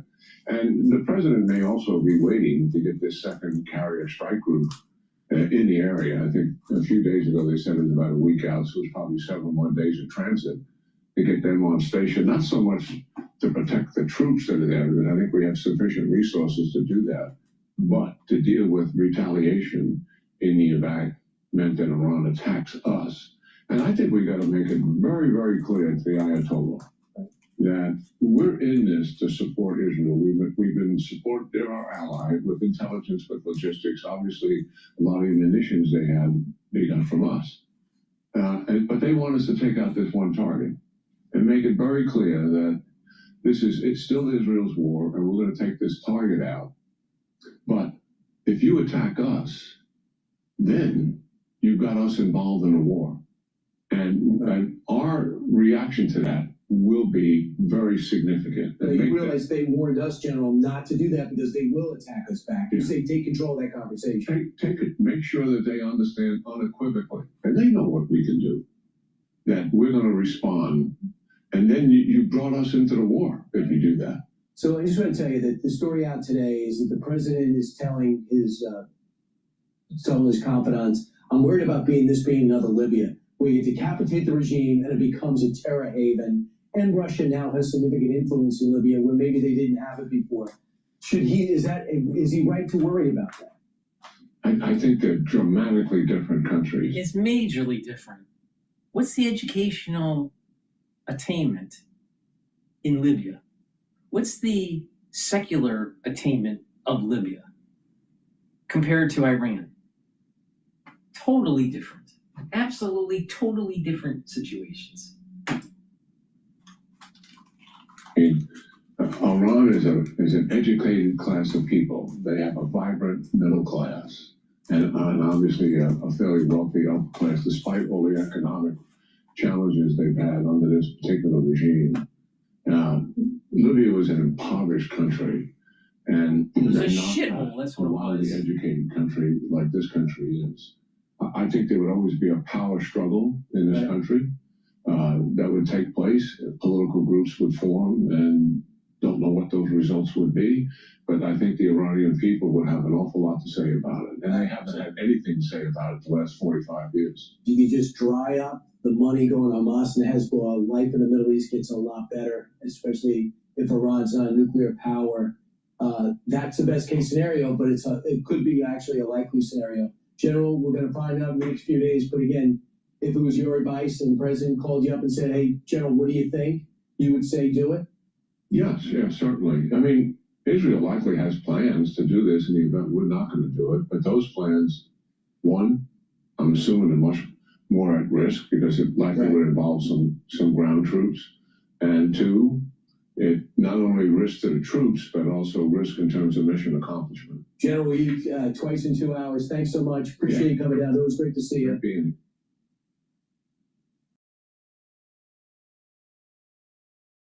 right, let's see here.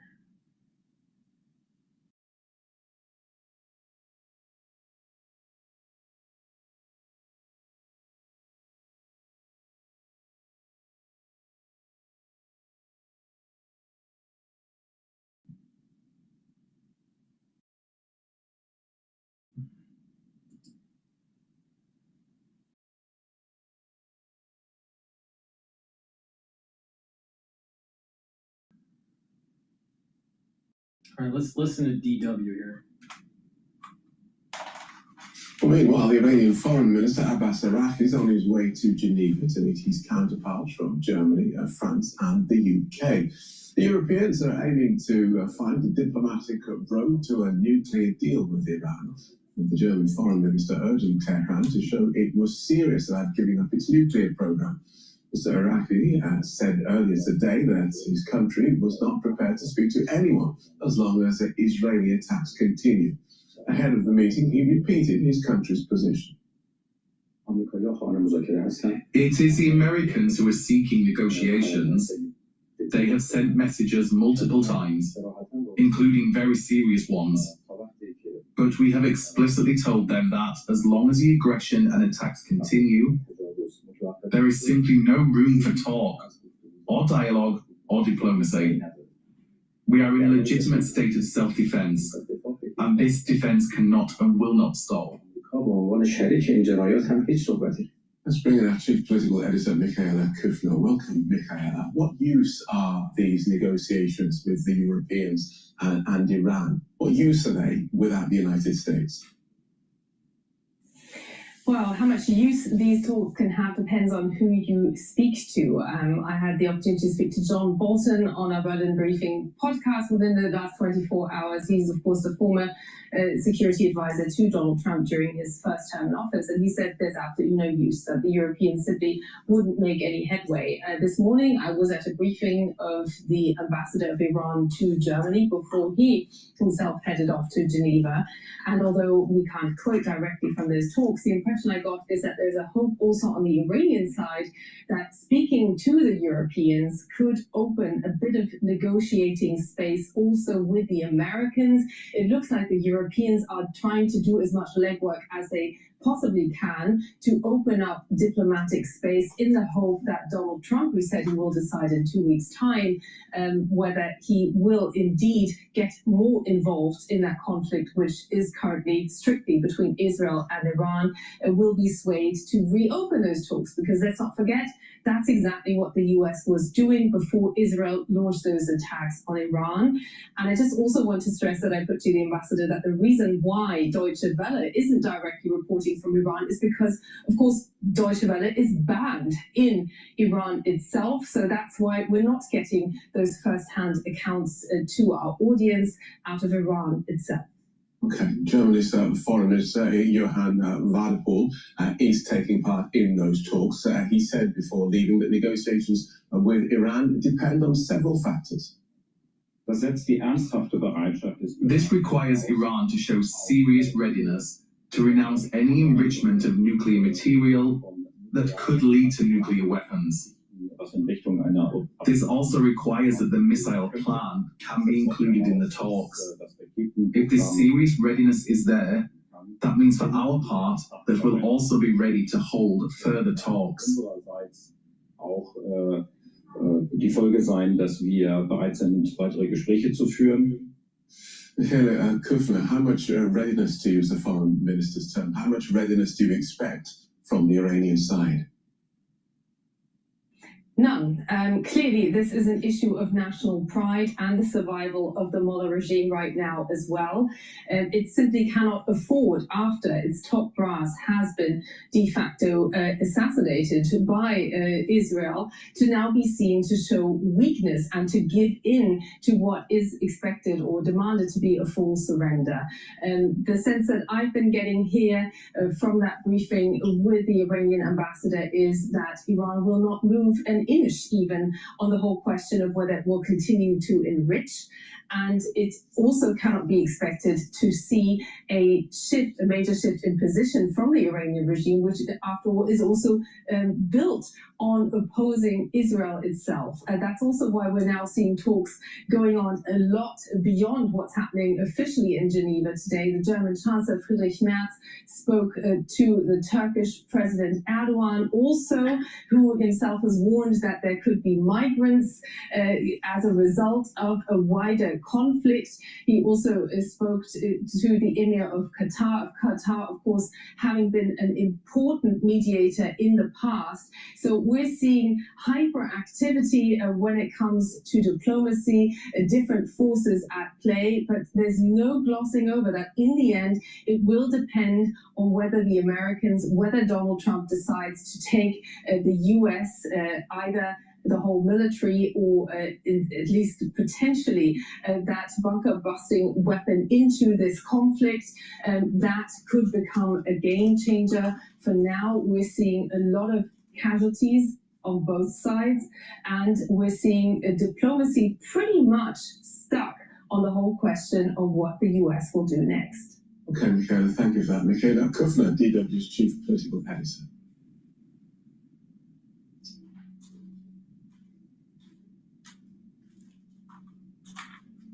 Well, Sarah Kamanian is an international relations analyst from the University of Sussex in the UK. Welcome to DW. Help us understand Iran's thinking on negotiations. We have the foreign minister saying there is no room for negotiations while Israel's attacks continue, as he's on his way to a meeting with a group of European foreign ministers.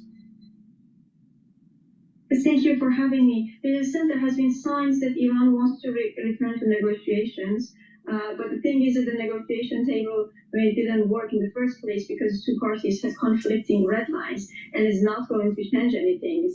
This kind of new requests if we continue to have these conflicting red lines. But and you can see the U.S. has so far rejected those attempts, framing them as coming from a position of weakness, and is not also willing to grant them the ceasefire they asked for to continue negotiations, of course, because they already have the upper hand in war in Israel.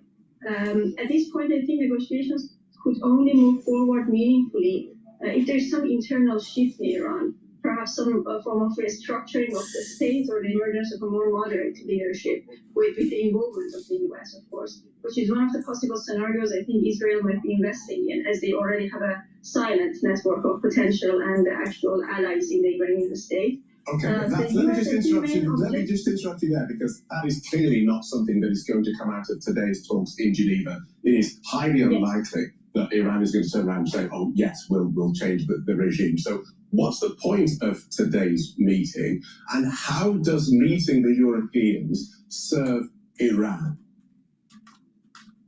Well, Iran is hoping to probably just return to the that's what I said. I think they are not really helpful efforts, just as probably the earlier negotiations with the U.S. were not very helpful, because unless one party is kind of hoping to show flexibility, which is not really what I think they are willing to show. They're trying their best. They're kind of experiencing existential crisis. Of course, they're kind of trying to knock at any door that they think might be kind of open to show them some more opportunity. They might be kind of hoping to negotiate with Europe and return to the previous kind of continue the previous nuclear deal negotiation. She's in her late 20s, maybe early 30s, and she's going to tell you on what's going on in Iran.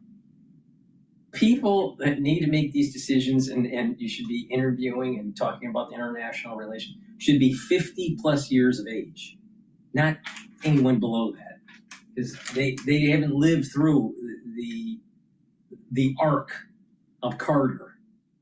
All right, please go to my store, the-studio-reykjavik.com, and get the elderberry zinc lozenges. These are very high quality. You get 21 lozenges in each bag. Get a few bags for your household or for work.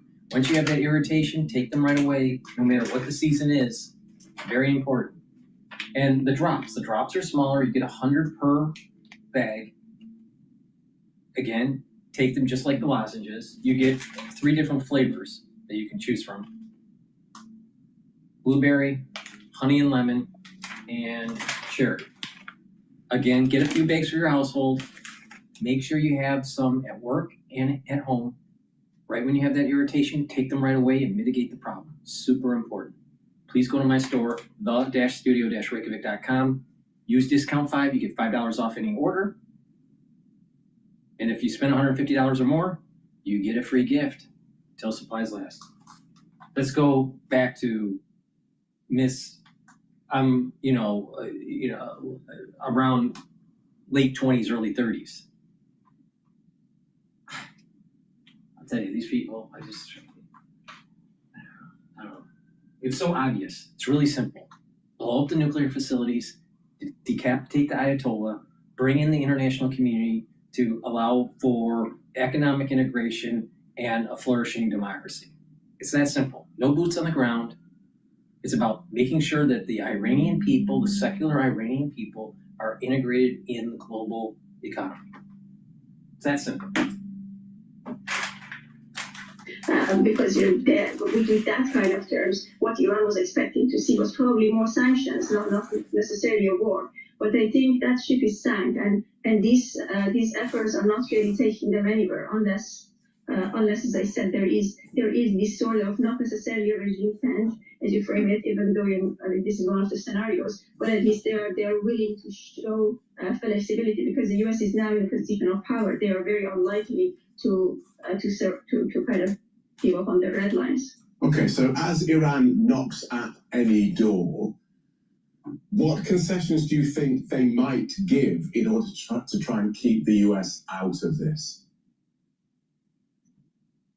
The concessions they are willing to give are probably, well, given that they have lost much of their nuclear facilities by now, it's not very unlikely that they are kind of more willing to negotiate maybe in terms of that deal. But I think this time, as you were asking your previous guest, that these negotiations are unlikely to conclude in any meaningful resolution unless the U.S. is somehow involved. And if the U.S. is involved, I think what they are going to ask for is not going to be only about Iran's kind of stopping its nuclear program. They're going to ask for more advantages at this time, which I think is and part of the reason I'm saying I think this is some sort of a deadlock at the moment. I think in addition to halting the nuclear program and stopping nuclear enrichment, Iran would likely be asked to stop producing ballistic missiles, given what has happened in the past few days, and maybe in tiny cut support for proxy groups. But is Iran is willing to do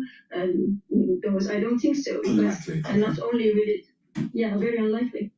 So how stable is the regime in Tehran at the moment?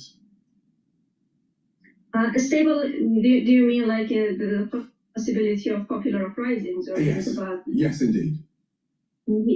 In that sense, because Israel has been kind of, I think, strategically deploying this narrative of opening up a vacuum power for popular uprisings in Iran the past few days, but I think this narrative is far from new. Foreign interventions have always been justified on the ground of enabling democratic changes. We need to remember that Iran, the Islamic Republic, has repressed political organization, has prevented the possibility of creating political parties for decades. So there are no kind of political organizations that could mobilize people at this particular moment. And we know that war is a context, is not the context for collective organizing, right? People are very concerned about their day-to-day survival. They're coping with anxiety.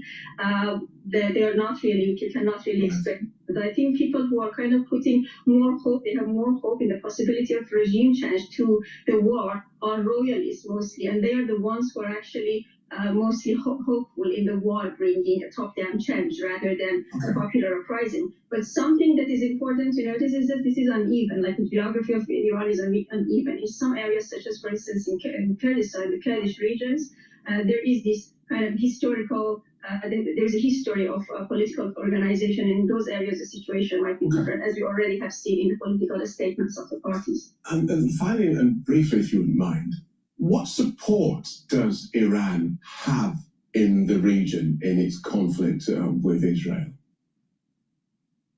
At the moment, I would say not much, really, probably none. I mean, that they would be lucky if the course of events don't drag more states into this war, because I'm afraid that many states would rather just take a neutral position in this war, very, very expectedly. As we have seen, at least, I mean, when compared to Assad regime, they could survive for that long because at least they had the support of Iran and Russia to an extent. Iran doesn't even have that.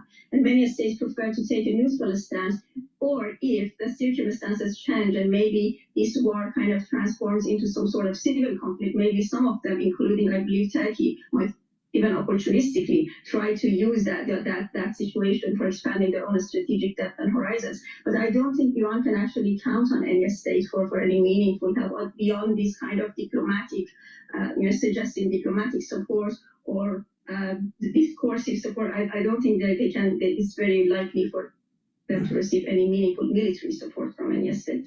Okay, thanks for guiding us through that, Sarah. Sarah Kamanian from the University of Sussex. Thank you so much. Now, everyone understands that I'm for bombing Iran. Everyone understands that I'm for decapitating the Ayatollah, literally. Not just figuratively, literally, all right? And that democracy needs to flourish with the secular movement that is very strong in Iran. There is an educated population that's secular that wants democracy. I'm against bringing back the Shah, all right? So, in my email box, all right, Alex Jones sends email to that's on the email chain here, right? So he sends it to everybody. All right. Friday Live. Trump's war fever has broken. Because Tucker Carlson and Bannon convinced him to wait it out. In the past 24 hours, the world was pulled back from the brink of nuclear Armageddon after President Trump was briefed on the potentiality of planet-killing scenarios. Really? Really? Iran doesn't have a nuclear fucking weapon.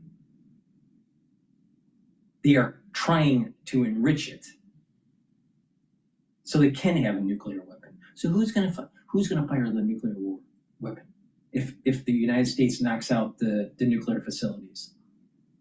Russia? Really? Really think that's gonna happen? Alex Jones? Fucking A. This guy's a fucking clown. A clown.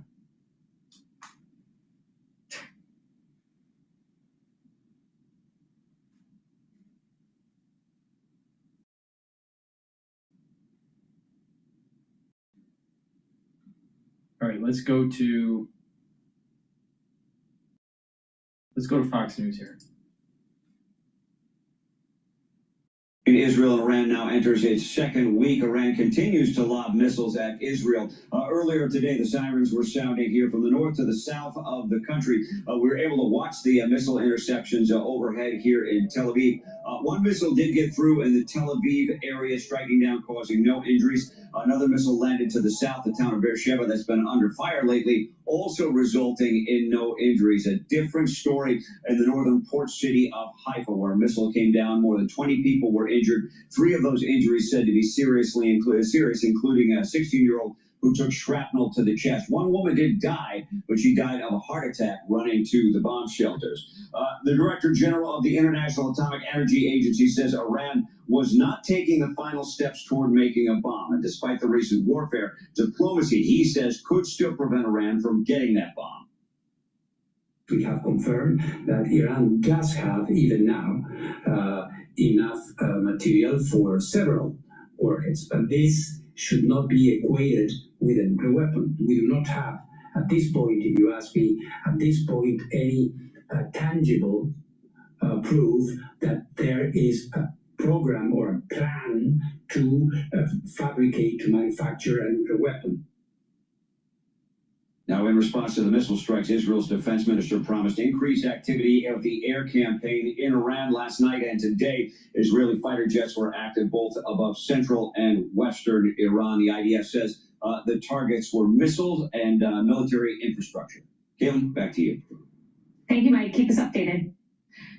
Well, General Jack Keane, here's where I want to start. It's very clear to me why Iran can never have a nuclear weapon for myriad reasons. You look at Pakistan, the fears of a non-state actor getting a nuclear weapon. There's the question of if Iran's rational. There's the idea that we don't want let me nuclear get this straight. proliferation. Let me get this straight. It's very clear to her. But why isn't it very clear to Alex Jones? Huh? Because Alex Jones is a pacifist. Alex Jones is a fucking pacifist. Among rogue regimes. But I'm wondering if you could explain very clearly why it is in the U.S. national interest to prevent this from happening. Yeah, well, first of all, look at Iran's behavior and the language they've used for 45 years. Their theme is dominating control of the Middle East and the flow of oil out of the Persian Gulf, drive the United States military out of the region so we lose our influence in the region, and destroy the state of Israel. Now, when they used to say that, in the early days of the regime back in the 80s, people would roll their eyes and say, well, they're not really serious about that. They are dead serious about it. And acquiring a nuclear weapon gives them 2 things. And the first thing is the destruction of the state of Israel. And the state of Israel has to take that existential threat seriously, based on the language and the rhetoric that they've exercised for all these years, and their determination to have a weapon. And secondly, it leads to a nuclear arms race if they get a weapon. Exactly. In the region. This is the issue. This is the issue that is the biggest. By them getting a nuclear weapon, Saudi Arabia is going to buy a bunch of them. And they have more money than God. All right? And there will be a nuclear arms race there. And not only that, it changes the whole power dynamic in the region. So if we do what Alex Jones wants, and Iran gets a nuclear weapon, that would be Armageddon. The whole idea is to circumvent, to prevent, to cut at the pass Armageddon. But there are so many people in the United States that are a bunch of pacifists that are aligned with Bannon and Tucker on this and don't see. Don't see. If you're really America first, you got to make sure that Iran doesn't have a nuclear weapon. You know why? Because the hegemonic power would be totally changed in that region, and it won't be America first. It would be America third or fourth. But Alex Jones knows better. Alex Jones knows better. Really. Really. Fucking A. After a number of years on the Defense Policy Board with him, some 12 years, we actually developed a friendship, which I was honored to have. And he told me, he said, Jack, you know, the most serious challenge in my lifetime that we're facing is not the calamity of World War II. It's Iran having a nuclear weapon and the Arabs acquiring a weapon, obviously, to prevent them using it. And it would likely, given the volatility of that area, lead to the first nuclear exchange in the world. So exactly, it is in U.S. national interest. Exactly. But Alex Jones wants to be a pacifist. Kick the can down the road until that happens, because he knows it all. Because he knows it all.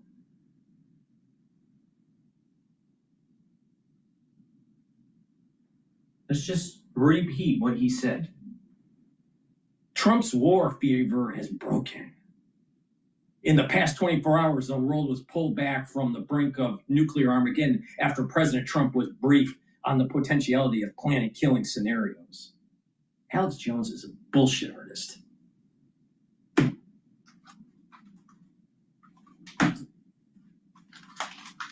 Not to have a nuclear weapon, certainly our ally is threatened by it, but the world is threatened by them having a nuclear weapon because of who they are. Yeah. This is a diabolical, threatening regime. The fact that they're mullahs and clerics is a fraud. These are thugs and killers who have run this regime for 45 years. Yeah, the one nuclear weapons. I want to speak to this precise moment in time, and I want to play a clip I heard last night from Rahm Emanuel. He talks about a different moment in the Situation Room. Bill Clinton, 1994, an opportunity the United States had that was not taken. Listen to this. I'm haunted by two things. Not haunted, but I have a flashing yellow light. In 1994, same room, Situation Room, Bill Clinton was getting basically his security team from North Korea. President Carter having gone there, messed it up and messed up that opportunity, and now you have a nuclear North Korea. Yep. Is that a lesson we should look to? Yep. And believe me, I know all about this because my brother was in the fucking military when this was happening. Listen here. Listen here very carefully. By being a pacifist will lead to a nuclear weapon in Iran. 100% sure about that, and it changes the power dynamic. So all of these pacifists in America that are America first, that are aligned with Tucker and Bannon, you're fucking wrong. You're fucking wrong.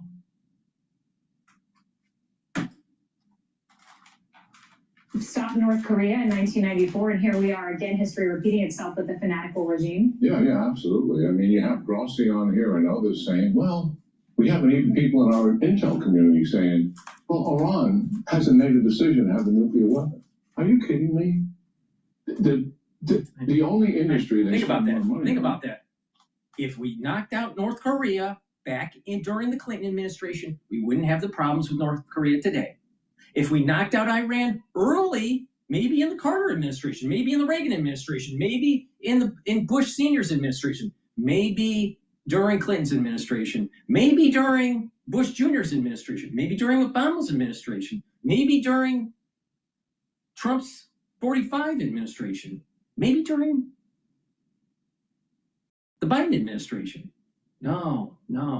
And it's gotten to this point because everyone was afraid. Leadership means taking risks.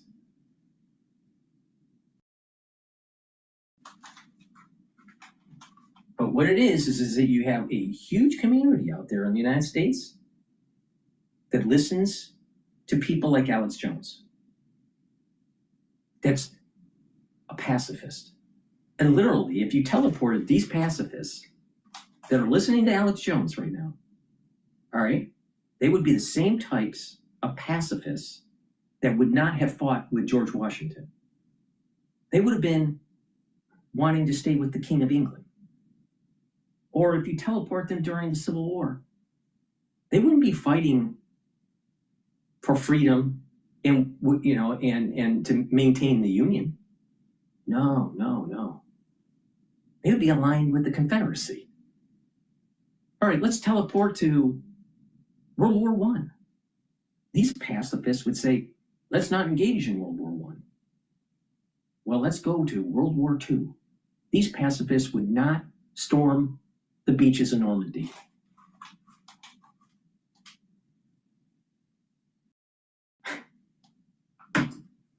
And we're supposed to think that Alex Jones is a paragon of virtue and a paragon of intellect? He doesn't even use the supplements that he sells. Does it look like he's anti-aging? By the way, go to my store, the-studio-reykjavik.com, and get the C60. It works. I've been taking it since 2016.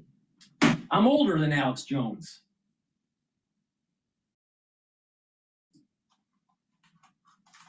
Well, this is an enterprise. It's at 12 sites. Some of the buildings there's 25 to 30 buildings on some of these nuclear sites. Their academic universities are all tied to it in terms of research that's done with it. This is a major, major enterprise, and now they're within 2 weeks of being able to weaponize. And because they haven't made the decision to do that, we're absolutely in the same condition that we're in North Korea. If they made the decision, let's say today, 2 weeks later, now they have 9 weapons. Now they're a nuclear power. Isn't that what happened to us? And to suggest that, well, maybe we shouldn't do. And that's what Alex Jones wants. Alex Jones is saying that we're going to stop Armageddon by just not engaging. Now, if you look at this from a Kabbalistic point of view, and I'm 100% right on this one, you look at this from a Kabbalistic point of view, if you don't attack negative Esau and destroy Satan, you are a part of negative Esau, and you will die. That's how that's how the metaphysics of this works. But Alex Jones knows better. Alex Jones is negative Esau.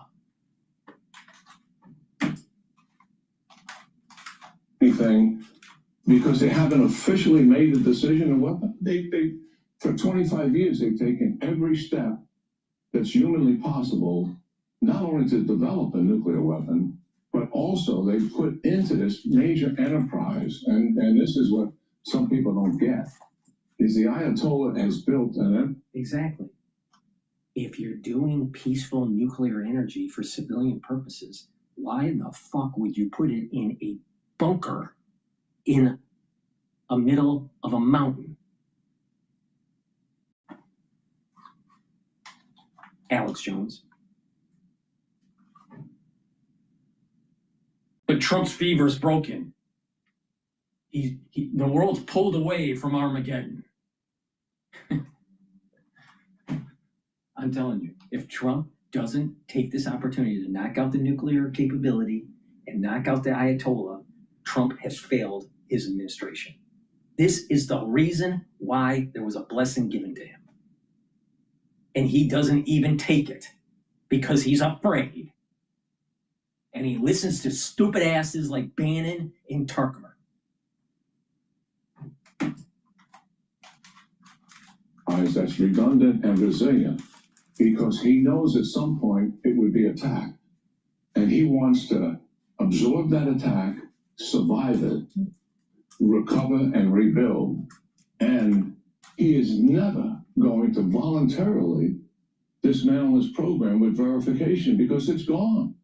He believes some of it will be left and I can recover and rebuild. That's really where we are. That's why no progress in negotiations have been made. And that's why the only way to deal with this is you have to forcibly dismantle the program. Sandra, what could you tell us, General Aquino, about what the president may be weighing in this very moment? We know that Caroline Leavitt at the White House press briefing yesterday made the news of laying out within 2 weeks. We'll know how the president plans to proceed. I want to also add that we just learned through sources to Fox that Senate Majority Leader John Thune has now scheduled an all senators classified briefing on Iran-Israel, on the conflict. That's set for next Tuesday, June 24th. So within 2 weeks means we could have the president tell us how he's going to move forward in an hour. It could be in a couple days. It could be in 2 weeks. We know he's meeting with his national security team this morning. We don't know if he's emerged from that yet. But what options do you think he is seriously having to weigh in this moment? Yeah, certainly. Well, he's had 4 or 5 meetings, and these are very detailed meetings in terms of what is our policy overall. And I think when you strategically look at it, I would assume someone like Secretary Rubio is saying, given what the Israelis have done to the Iranians and how back on their heels they really are, you know, they took down 70 of their air defense batteries. There's none left. They've hit 40. We're seeing the actual melting away of Iran. It's a blessing from God. If Trump doesn't take this, he's going to be cursed. I'm telling you. And the United States is going to, there is a metaphysical thing that is happening here that was written down 2,000 years ago. 2,000 years ago. And if you go against the grain, there's going to be a negative pushback. There's going to be a pushback to it, metaphysically. Trump's going against the grain here. Because he's afraid. He's afraid. Like Bannon is afraid. Tucker's afraid. Alex Jones afraid.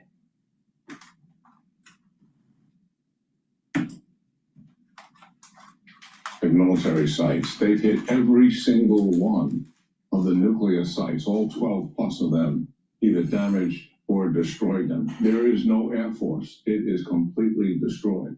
They decapitated their military and scientific leaders, as you know. And listen to this.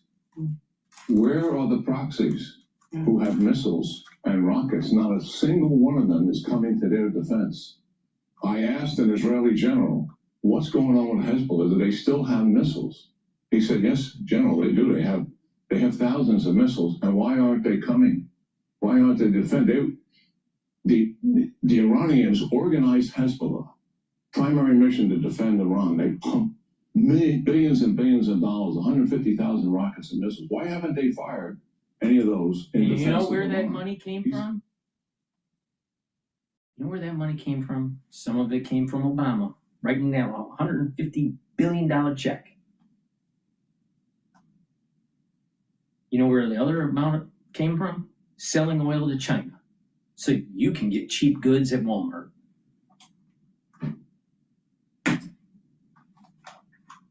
They have lost their will, and they believe that Iran is about to be finished. Where is Russia and China and North Korea, their strategic partners, that then they have been cooperating, coordinating, and collaborating with each other for 4 years during the Biden administration? Where is the assistance coming to Iran, given the situation they're in? They have plenty of ballistic missiles. They have plenty of rockets. They have all sorts of things that can come to Iran's aid. Not going near it. Yeah. It is isolated and most vulnerable it's been in 45 years. So I think Rubio would likely say this is a strategic opportunity for us to not to remove, but to end Iran's domination of the region in their adverse behavior that has been going on for all of these years. We could come close right now to ending that, and maybe in the long run. And don't you think that there was a metaphysical, construct here, that there's a blessing that's wrapped up that I've been saying since October 7th of 2023. All right. There's been that nations and people are going to be cursed or blessed and cursed, right? So there's going to be cursed and blessed and blessed and cursed. Everyone in the world and nations. And they have to look at themselves and try to become better. All right. Including Israel, including the United States. and that there's going to be this battle between Jacob and Esau is going to have to repent and align with Jacob, and the part that doesn't repent, what I call the negative Esau, is going to die. And this is not just a great thought from Dr. Paul Cottrell, even though I do have great thoughts, but this was written down 2,000 years ago, and no one's paying attention to the Zohar about this. Listen. Iran is supposed to fall. It always was supposed to fall. Now, Syria melted away.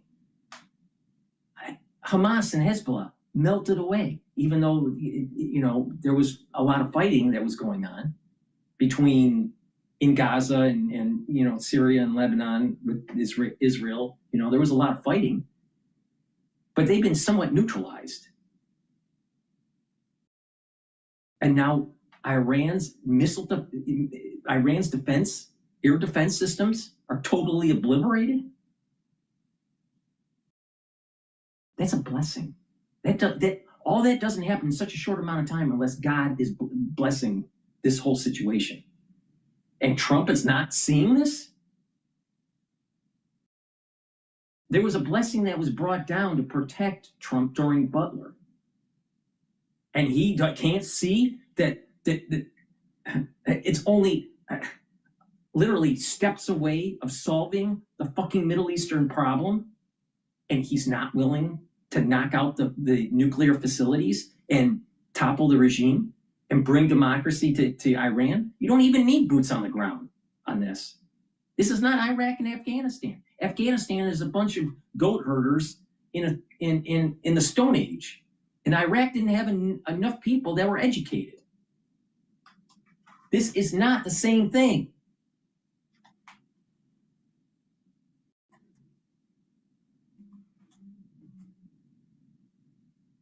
But you listen to Scott Ritter and you listen to Alex Jones and that Israel was going to fail. Really?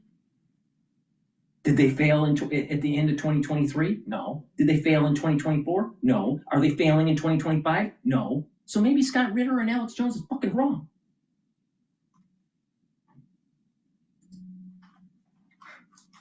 Internally will make a change themselves in terms of their direction. Yeah, and I think President Trump gets that. And this 2 weeks deadline, and when we just have a few moments here, General Keane, but I do want to put it in the context of some of the reporting that came out from the Times of Israel, how an Israeli-American deception campaign lulled Iran into a false sense of security. Is it your view that this 2 weeks language, the public broadcasting of where President Trump's head at, could be a part of a strategic plan, maybe to either lull Iran into a place of comfort, or there's some four-dimensional chess going on with what's being publicly broadcast and then privately discussed behind the scenes? Yeah, well, certainly that could be the case. And, I didn't fully answer your question. I just dealt with the policy issue. But getting back to what's happening here, he gets briefed on what the military option is or options, and what the risk is to executing those options. And then it will take the president down the path of what is Iran's most likely reaction to it? What are they probably going to do? What's their most dangerous course of action they would take for us? And then they'll walk him through what we would do to deal with all of that. So those things are clearly out there. In terms of the 2 weeks, I think the carrier strike group may be a factor here. It's coming from the Pacific Ocean. It arrives this weekend. I don't think it has much to do with protecting our forces as much as it has to do with retaliation against Iran if they make the decision to strike our forces. Now, obviously, they can thicken the defense, but I think that extra combat power. He's right, but I think that what really is going to happen is that because Israel knocked out their command and control, military command and control, the transmission mechanism of an order from the Ayatollah to actually what to do isn't there anymore. We're literally seeing Iran fall apart.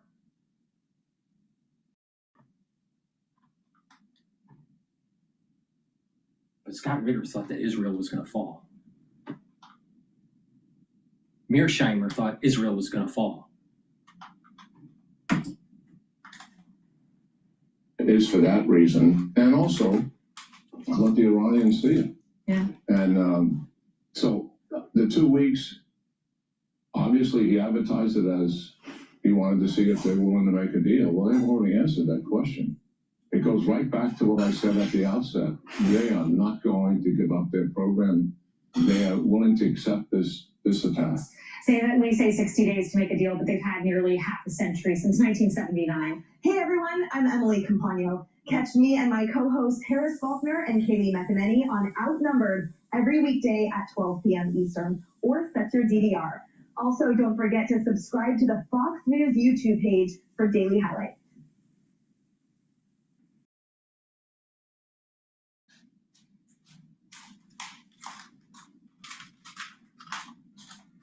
All right, let's go to. This is what Ivy League universities you can get into with a 3.6 GPA. 90%. All right, let's listen to Bloomberg here. Stand out in historic terms. The larger ones were done in a large bipartisan package. When you consider deal breakers here, next in line might be SALT, which is amazing to me that it's come to this. But there was a deal, of course, in the House. If you watch or listen to Bloomberg, you already know it's a big story around here, $40,000. It came out of the Ways and Means Committee at 30. A lot of people thought maybe that's where this would settle down. Senate kicks it back at 10. We don't know. Not at all. We've learned why. Republican senators aren't in blue states where this matters. Mike Lawler is. Your former colleague talked to us about this on Wednesday, because the position of the SALT caucus is over my dead body, right? I'm a no vote, not a dime less. Here's Mike Lawler on Bloomberg. The Senate needs to recognize they can make changes, they can enter into negotiations, but the fact is you need 218. Let's go to Alex Jones and listen to his rhetoric.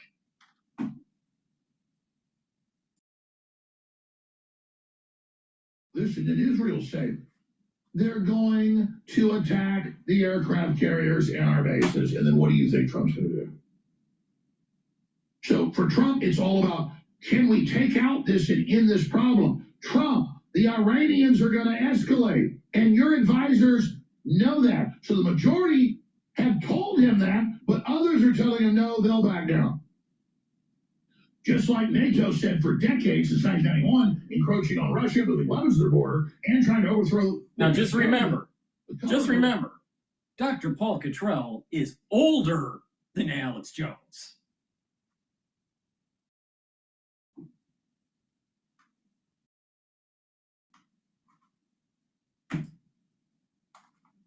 According to all the military actuaries, with thermonuclear war.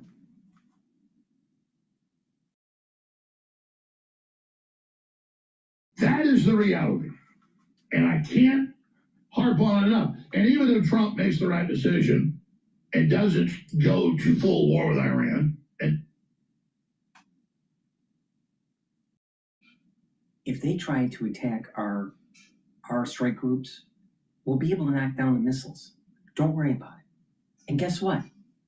Being a risk taker is part of being a leader.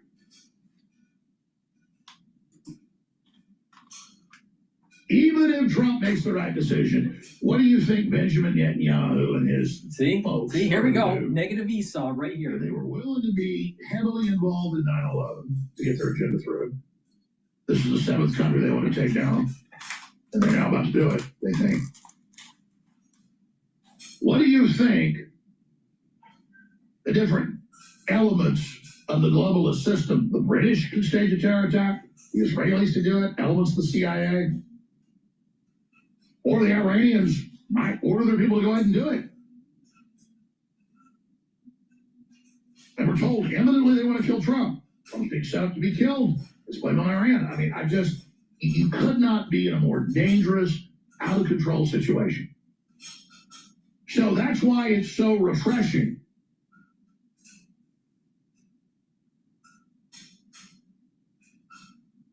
that Trump came out yesterday and said, okay, 2 weeks, I got to assess this. We got a lot of issues here. Yeah. So let's say this nuclear site's full, all this radioactive material, you're going to drop a bunch of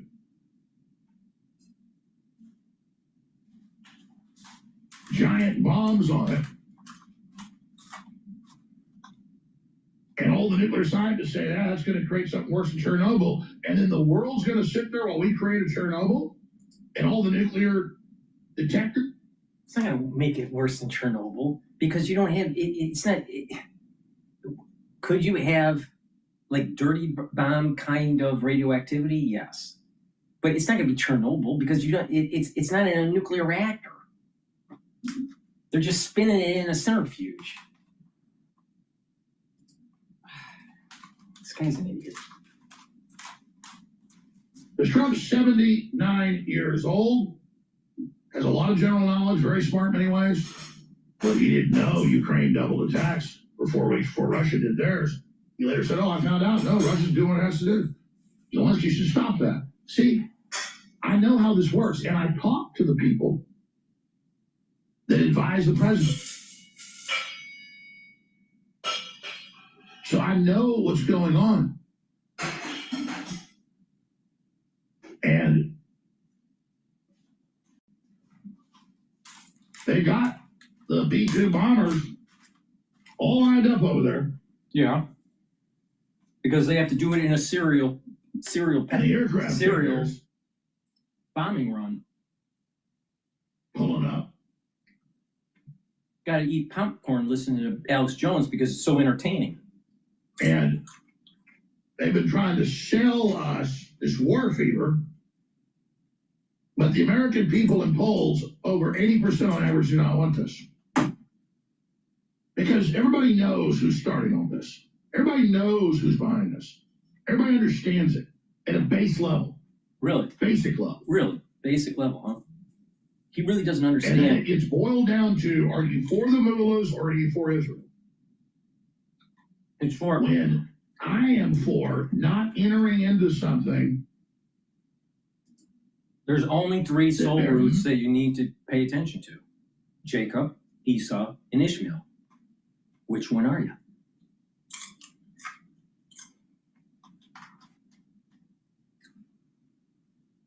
This guy is not Jacob.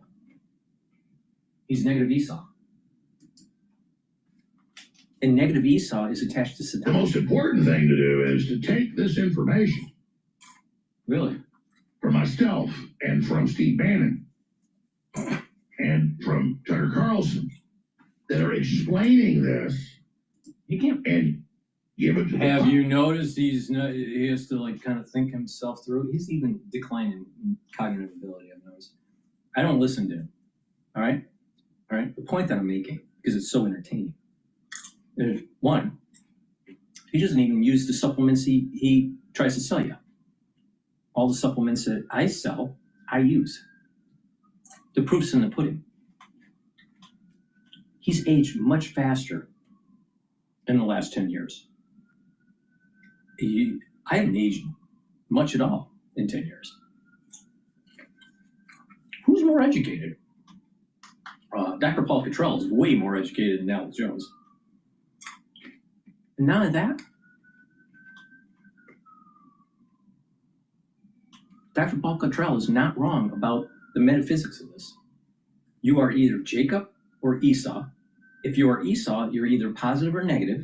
And to be positive, you have to repent and align yourself with Jacob and Ishmael. That's it. That's your choices. You don't have any other choices. That's the way it works. There's no other choices. And if Israel is so bad, why does it seem as though there is a cleansing process that's taking place on October 7th, from October 7th, to curse Israel by God because of the secular movement that's trying to erode following Torah principles? But, like I said, there's 2 phases to this. First, you get cursed and then you're blessed, or you're blessed and then cursed. And the United States is somewhat blessed before and during October 7th. Be very careful. The United States can be cursed. We are a prosperous nation because of the blessing from God. It's called the COB flow. All right? So if you want to sever that flow, you're not going to be successful. Israel is doing the impossible. If you just like sit down and try to think about the probability of them doing this, it would have been impossible. There is only one explanation of how they were able to do what they were doing. Because they got a blessing. Now, why would they get the blessing? Well, we're getting closer and closer to the Messianic time period, only 215 years away. And a whole lot has to happen between now and then. Don't you find it really odd that 5 red cows pop up during the crisis of 2020? You need the red cows to build the temple. This is metaphysical. It's not the standard Westphalian bullshit that everyone's been dealing with for the last 4 or 5 decades. And that's the reason why he's wrong. Leaders take risks.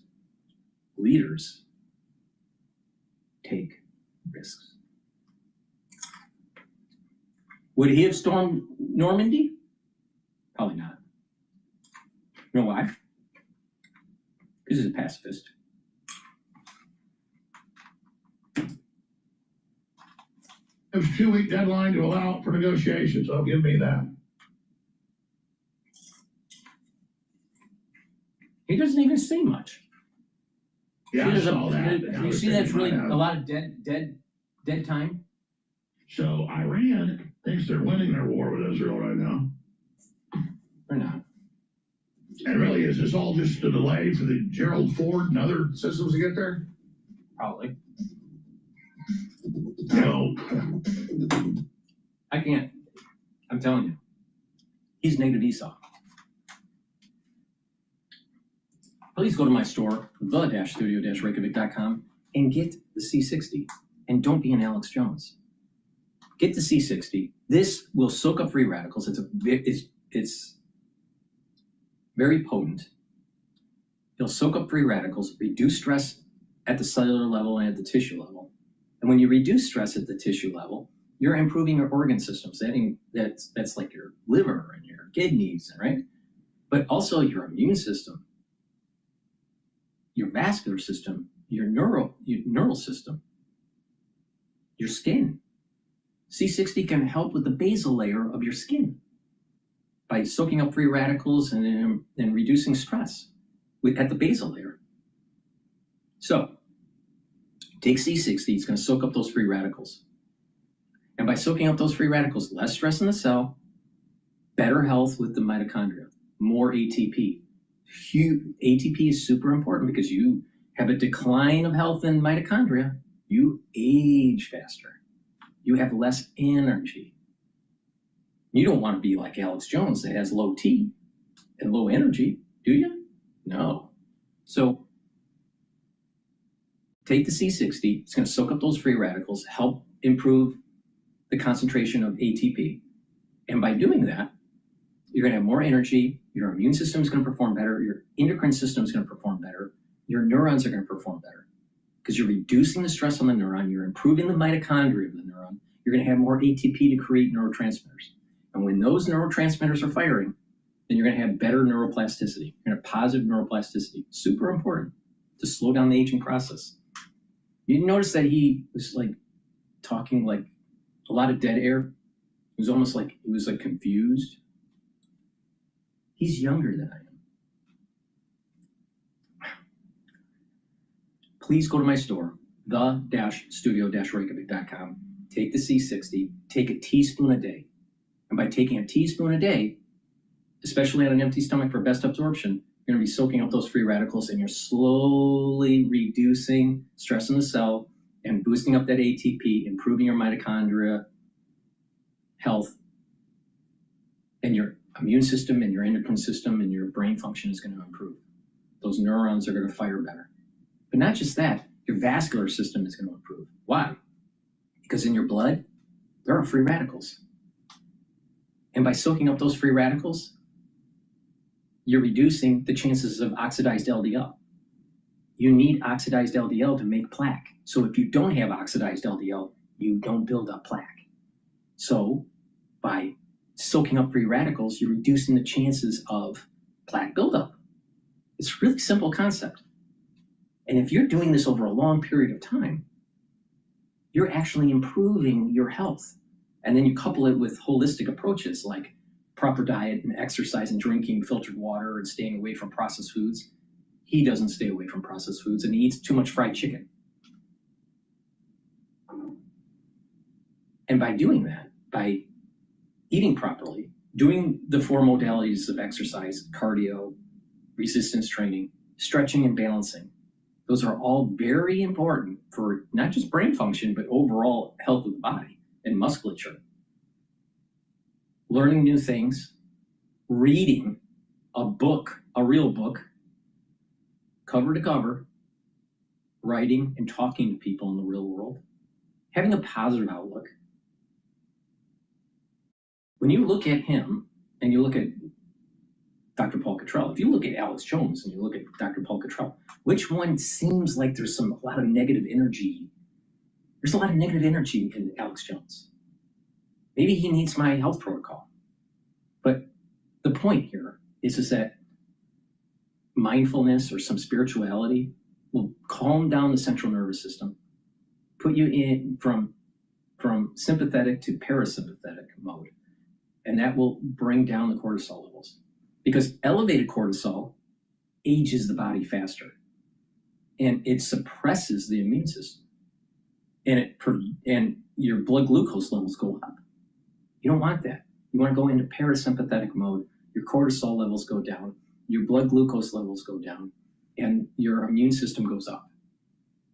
Now, because Alex Jones is a hothead all the time, you have seen him, plus his fried chicken, age himself much, much faster.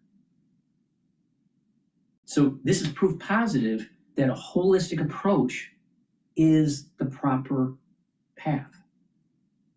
And then you go to your doctor and you get, tests, blood work, get, a EKG, make sure you get bone density scans and calcium screening, right?